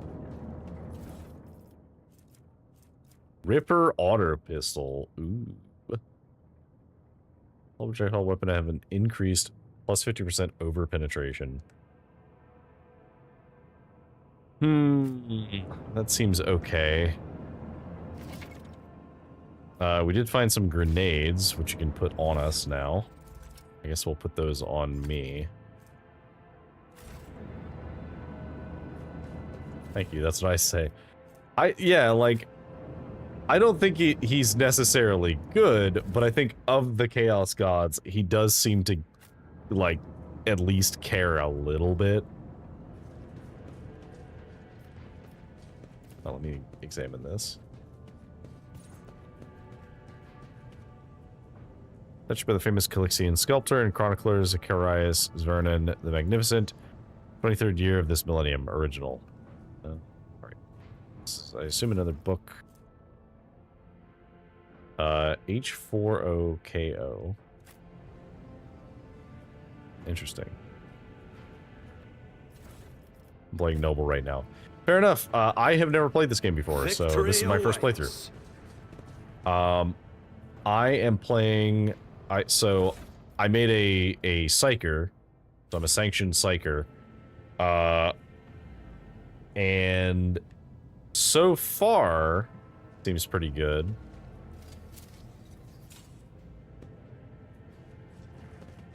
Okay, let's loot. Damned warp! If we'd been in real space, I'd have... Spare me your wailing, witch. Every voice that sounds in your mind is a whisper of the archenemy. I mean, she's not wrong.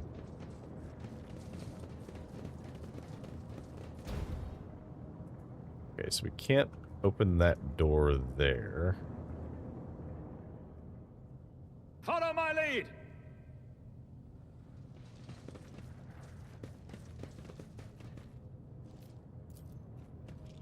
Have you played Baldur's Gate 3? I have not done a full playthrough of Baldur's Gate 3. However, I am very familiar with it. I've watched quite a lot of people playing it.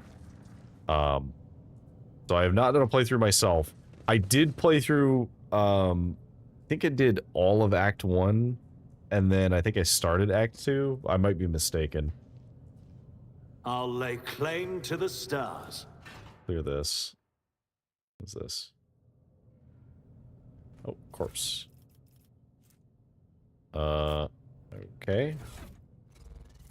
+5 bonus to persuasion, but it takes the glove slot.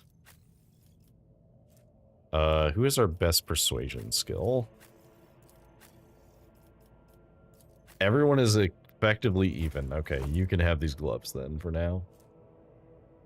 Mars pattern sword.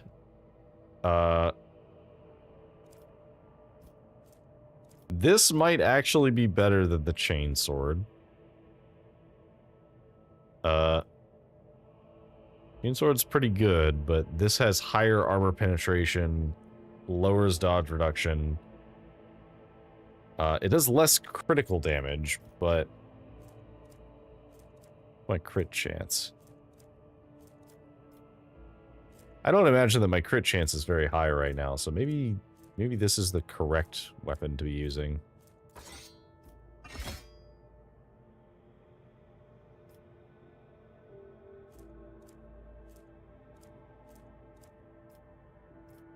Okay, that's fine.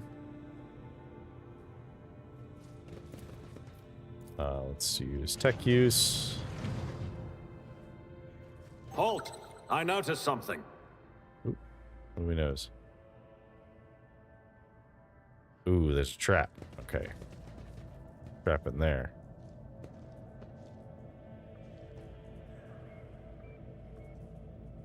Alright, we should make another save.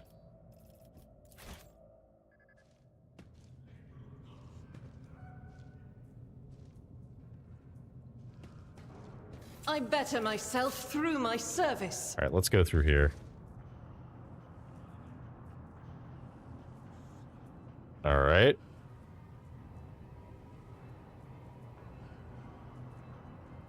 Serial, right, we can't hear anything.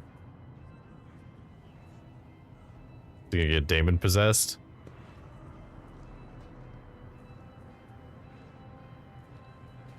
Death to the traitors! I see, yeah, he's being possessed.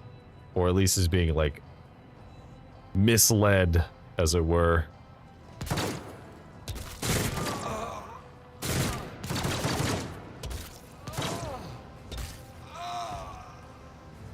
Oh, deal with this guy. Who are you?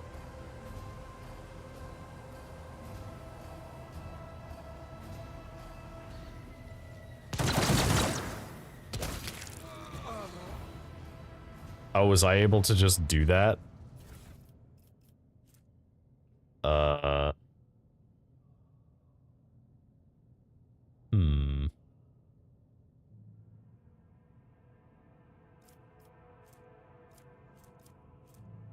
Lasgun's pretty good. Okay, so let's see. So,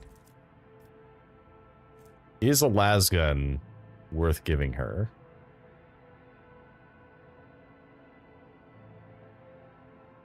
I think the lasgun might actually be worth giving her over the las pistol. Because the damage is lower, but it has more ammo and has a much longer range.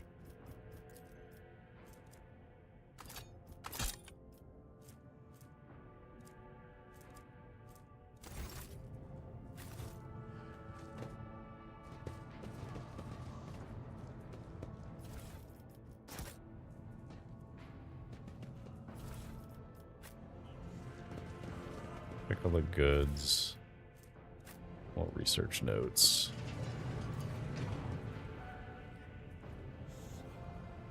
Bunch of servants. We can melt a bomb this, but no. Let's just open it regularly.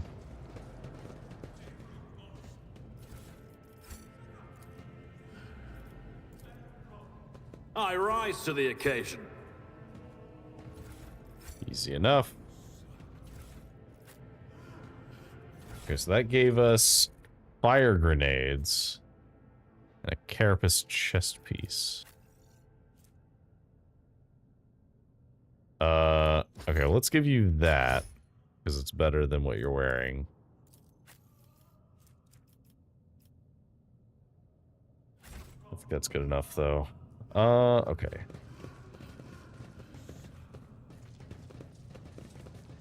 Hello.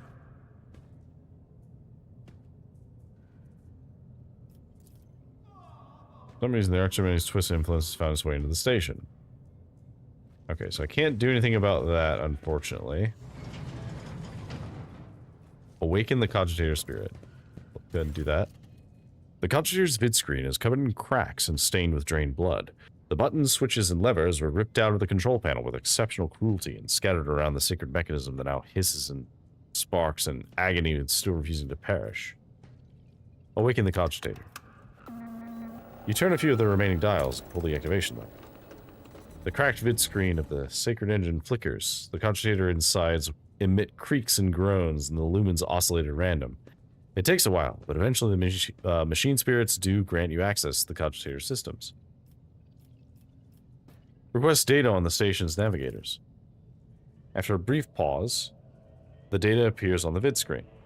Pelicocelio, location main hall, status alive. Theobald Ocelio, location upper chambers, status alive. Palamira Ocelio, upper chambers, status deceased. Alexius Ocelio, location lower levels, deceased. Rasmus Estevan Ocelio, location unknown, deceased. The Child, location upper chambers, biometric parameter, rapid heartbeat, elevated body temperature, stress level exceeds the permissible limit. Unknown error. Attention, calming procedures advised. Attention, upper chambers inaccessible. Error, the control rod is not present. If the rod has been misplaced, immediately contact the station keeper or Navis Laboratorium custodian. The archive data stored in the Cogitator's local data crypt is partially corrupted, but you still manage to access the residual logs for examination. Read the report. The Vox recording hisses for some time before you hear a voice. This is Officer A282. Do you copy? Several generators overheated on the lower levels. Chambers A to D are unpowered. The tech priest crew sent to investigate the problem is not responding. Requesting back. The officer's speech is interrupted by shouting and the recording abruptly ends. Officer H123 speaking. 200 servants have perished due to explosive decompression of the living quarters. We've located traces of mechanical interference. The preliminary cause is officer sabotage. Crews 5, 6, and 9 are cut off from the main compartment. We have enough oxygen for 20 minutes. May the Emperor save our souls. Senior staff officers, this is Captain speaking. We attempted to contact the Winterscale Scion for help, but something is jamming the signal. We never received a reply and cannot be sure it was even sent in the first place. Our rescue team is not coming. We are on our own, so remain vigilant. Anyone could be a traitor, you hear me? Anyone. If you are in doubt, shoot to kill. The following Vox recordings are too badly distorted to make out even a single word. Alright, so...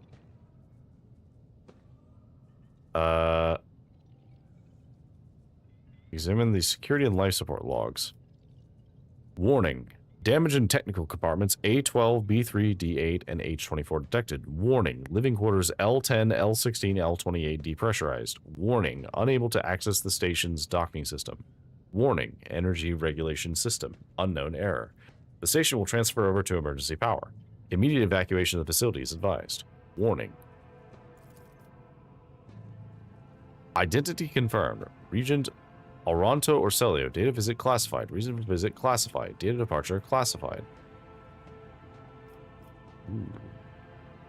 Auranto Orcelio. The servants close to the child have started butchering one another again. An order came from above to have the remains reprocessed. The negotiations with the Winterscales were a success. A new batch of servants will arrive in 10 moons. Escort them to the laboratory at once. It is imperative that we increase the new retainer's resistance to the child's power. Data expunged. Let's see. Something buzzes in the Congenier's metallic guts. Several red lumens light up above the vid screen. Required access level security captain or above. Current access level senior security officer. Well, let's try and break through the Guardian's defenses with a 78% chance. Succeeded. You easily bypassed the restrictions imposed on the sacred machine. The Congenier's overloaded processors were unhappily. Most of the encrypted data has been wiped, but you find traces of the purge protocol. Recovery is impossible, but a list of the most recent commands have been embedded in the machine spirit's consciousness, now flitting across the screen in a single creepy line. Child delete picked flow disable access code annul station controls delete activate shuttle self-destruct purge command log. Exploring the archive for a while longer yields a surviving excerpt from the ground captain's report mentioning that the security system only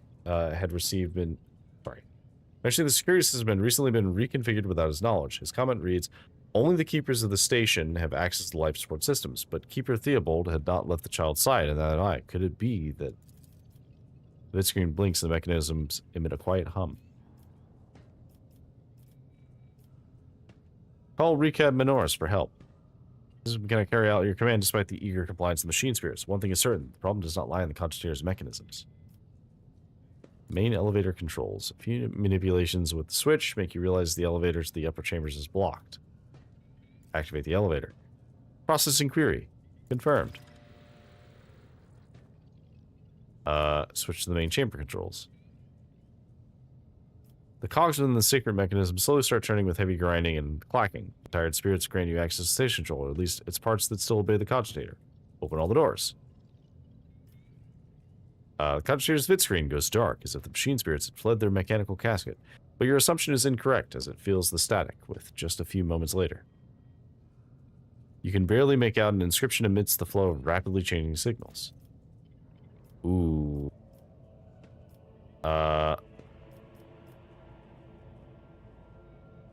Okay.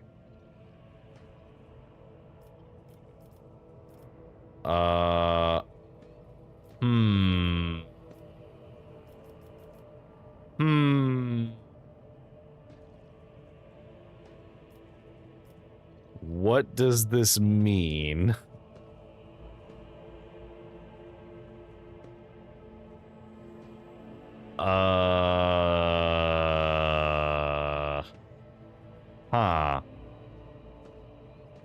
So I am curious if this is actual binary or if it's just...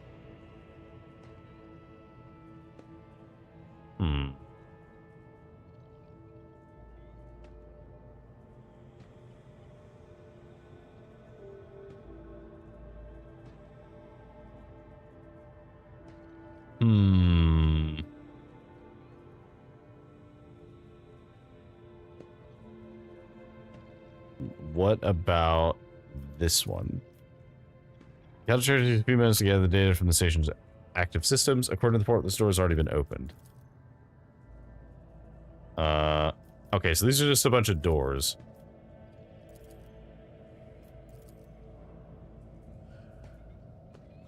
Fine.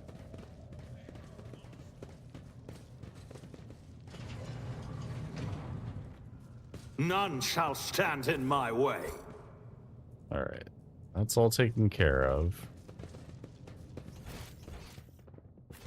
So that leaves the one last area, which is... Oh. The door is open. Come and avenge us.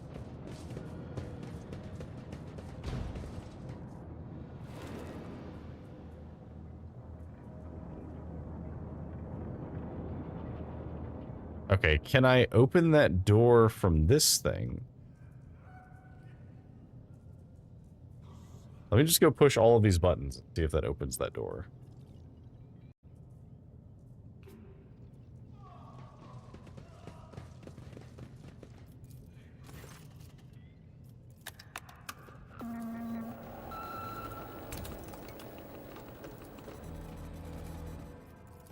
Okay, so this one's been opened. Protocol has been executed. The passage has been opened. Door's been opened.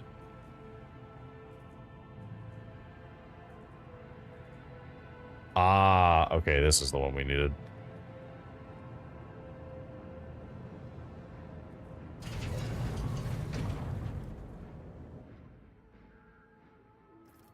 passage has been opened.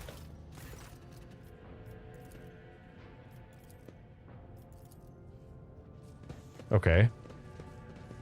So we managed to open this door. It's about time. What's in here? Ooh. Excellence matters. Synthetic amniotic fluid pools across the floor. Barely discernible traces stretch to the side opposite the entrance. Biogel, black water, and unidentified acid. By crystal. Flesh sample.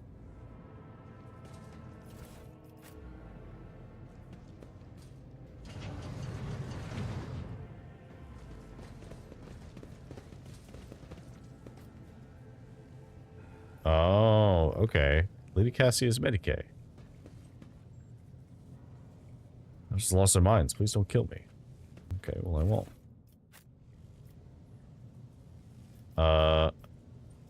Remake the control rod.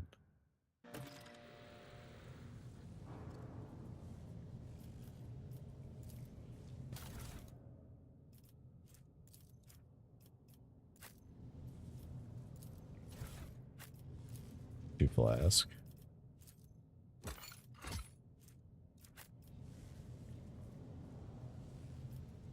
Wait, transducer. What am I looking at here?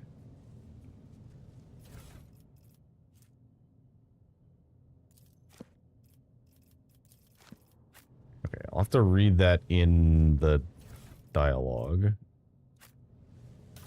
Okay, so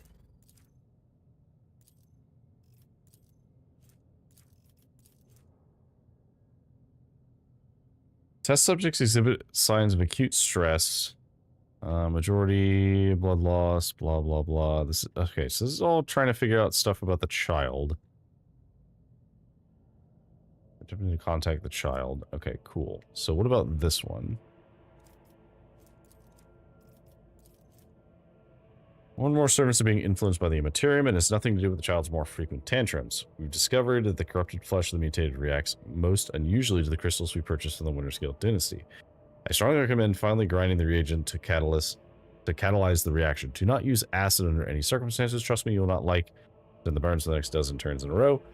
Call something more basic. Oh, one more thing. The Tech Grease blessed the data crypt H41OK for the calculated number. Chronocurrents means it is no longer necessary to remain near the device while waiting for the reaction to start.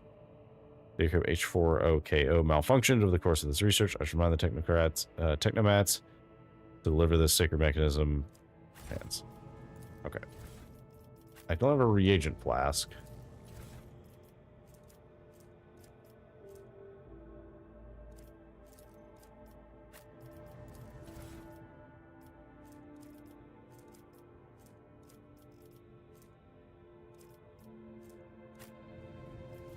Okay.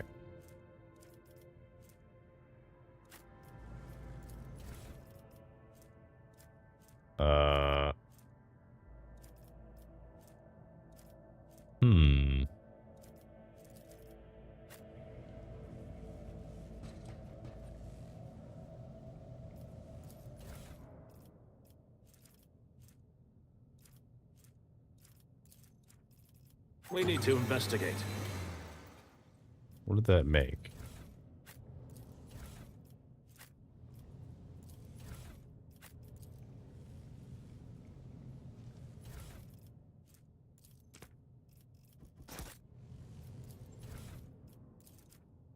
Oh, interesting.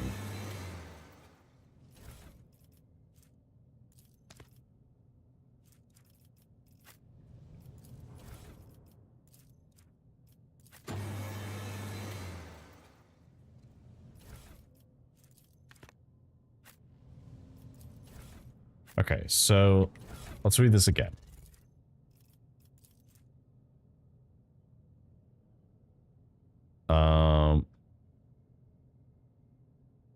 So H41OK. H41OK is what we need.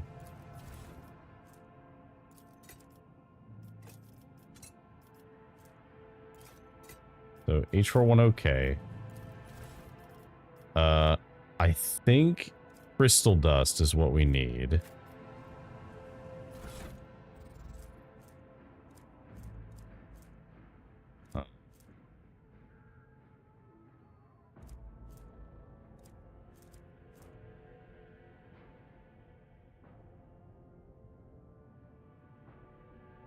The corrupted flesh of the mutated. Okay, so for the tissue, we need the mutated flesh sample.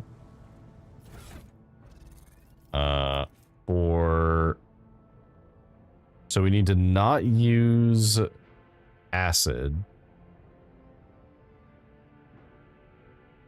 Also something more basic.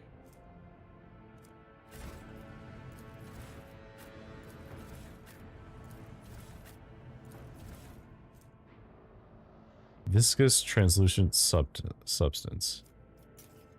Okay, so this is very basic. So black water. Yeah, let me save the game in case this explodes. Alright. And then we'll put the crystal in. Activate the device. Nope. That did not work. Alright, let's try that again.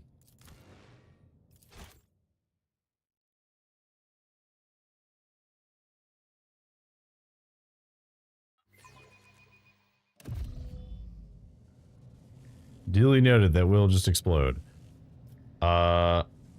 Okay, so let's try it with, instead of that, we'll try it with biogel. And use the crystal dust. And start. Okay, it worked. Okay, cool. So my first thought was correct. We should have used the biogel. Shimmering emulsion. The user permanently gains +1 psi rating and 30% chance more likely to trigger perils of the warp. Ooh. Ooh. That's really good.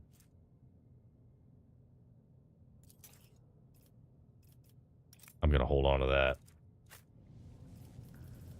Okay, well then what does this other stuff do? If I... out of curiosity.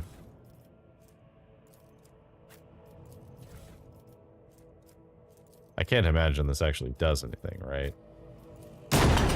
No. Okay, it just immediately explodes the thing. That's fine. We only had enough for the one anyway, and we probably don't need New to do challenge that. for me.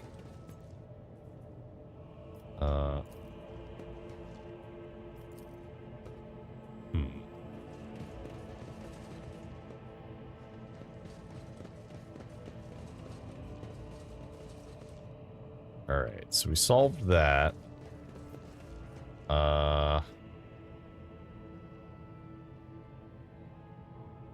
guess we just go back up here, right?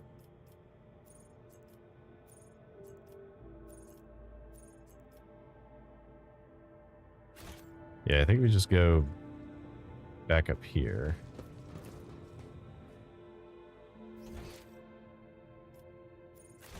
Oh, there was some loot over here I didn't grab. I just didn't notice. Take all that.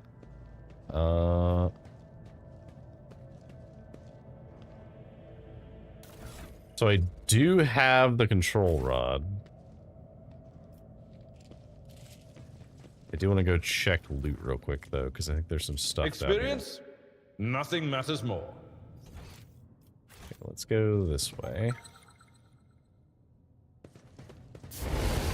Oh, there was a trap there. Oops.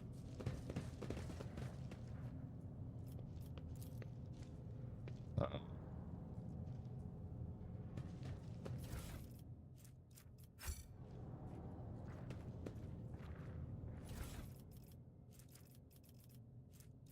Yeah, let's just send everything to cargo. I won't tolerate weakness. Okay, so what was over here? Goods we didn't grab is warp lore. Interesting.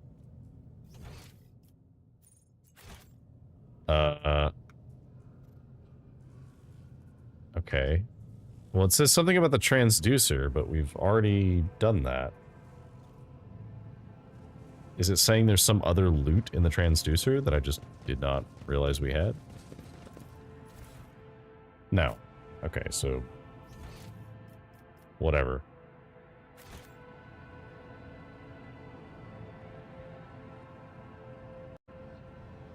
Oh, we do have ads that are trying to start. So, okay, so here's what we're going to do. We're going to go upstairs. Stand right here. I think this is a good place as any to end it for tonight, as we've made quite a lot of progress. We actually made it out of the prologue. Well, I guess we're still kind of in the prologue, but like in the very beginning of Act 1. Okay. So, save the game here. Save. So far, we've made good progress. We have managed to find ourselves as the Lord Captain, the Rogue Trader, and the head of House Valencia. Unfortunately, it has come at the loss of a lot of people, and so now we need to replace a lot of people in our ranks. But we will continue that next time on Thursday at our regularly scheduled time. I did put out a schedule. It is on my social stuff, so if you care, it is on Blue Sky as well. If you came in late and you want to catch the beginning of this, just to see my character build and talking through what I was doing, that is also on the VOD. Otherwise, yeah, this is our new Tuesday, Thursday regular series. We will continue doing Scarlet Hollow on weekend days that I am available. I can't promise it'll be every weekend, and I don't know how long it will take, but it seems like it'll probably take us another 2, maybe 3 streams at most to finish what's available right now. Otherwise, yeah, so I think so far I'm enjoying this. I do like these kinds of games, and I did like Pathfinder Kingmaker, so this is very much in the same vein. At least it's, mechanically it doesn't feel super far away from the build design that they have for the UI. Gameplay-wise, it is obviously much closer to that than it is Baldur's Gate, as Baldur's Gate is a lot more freeform movement, and this is more grid-based.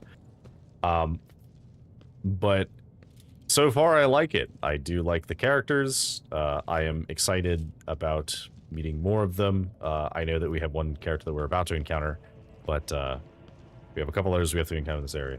So, thank you all for joining me. Have a good evening. Have a good day. Have a good night.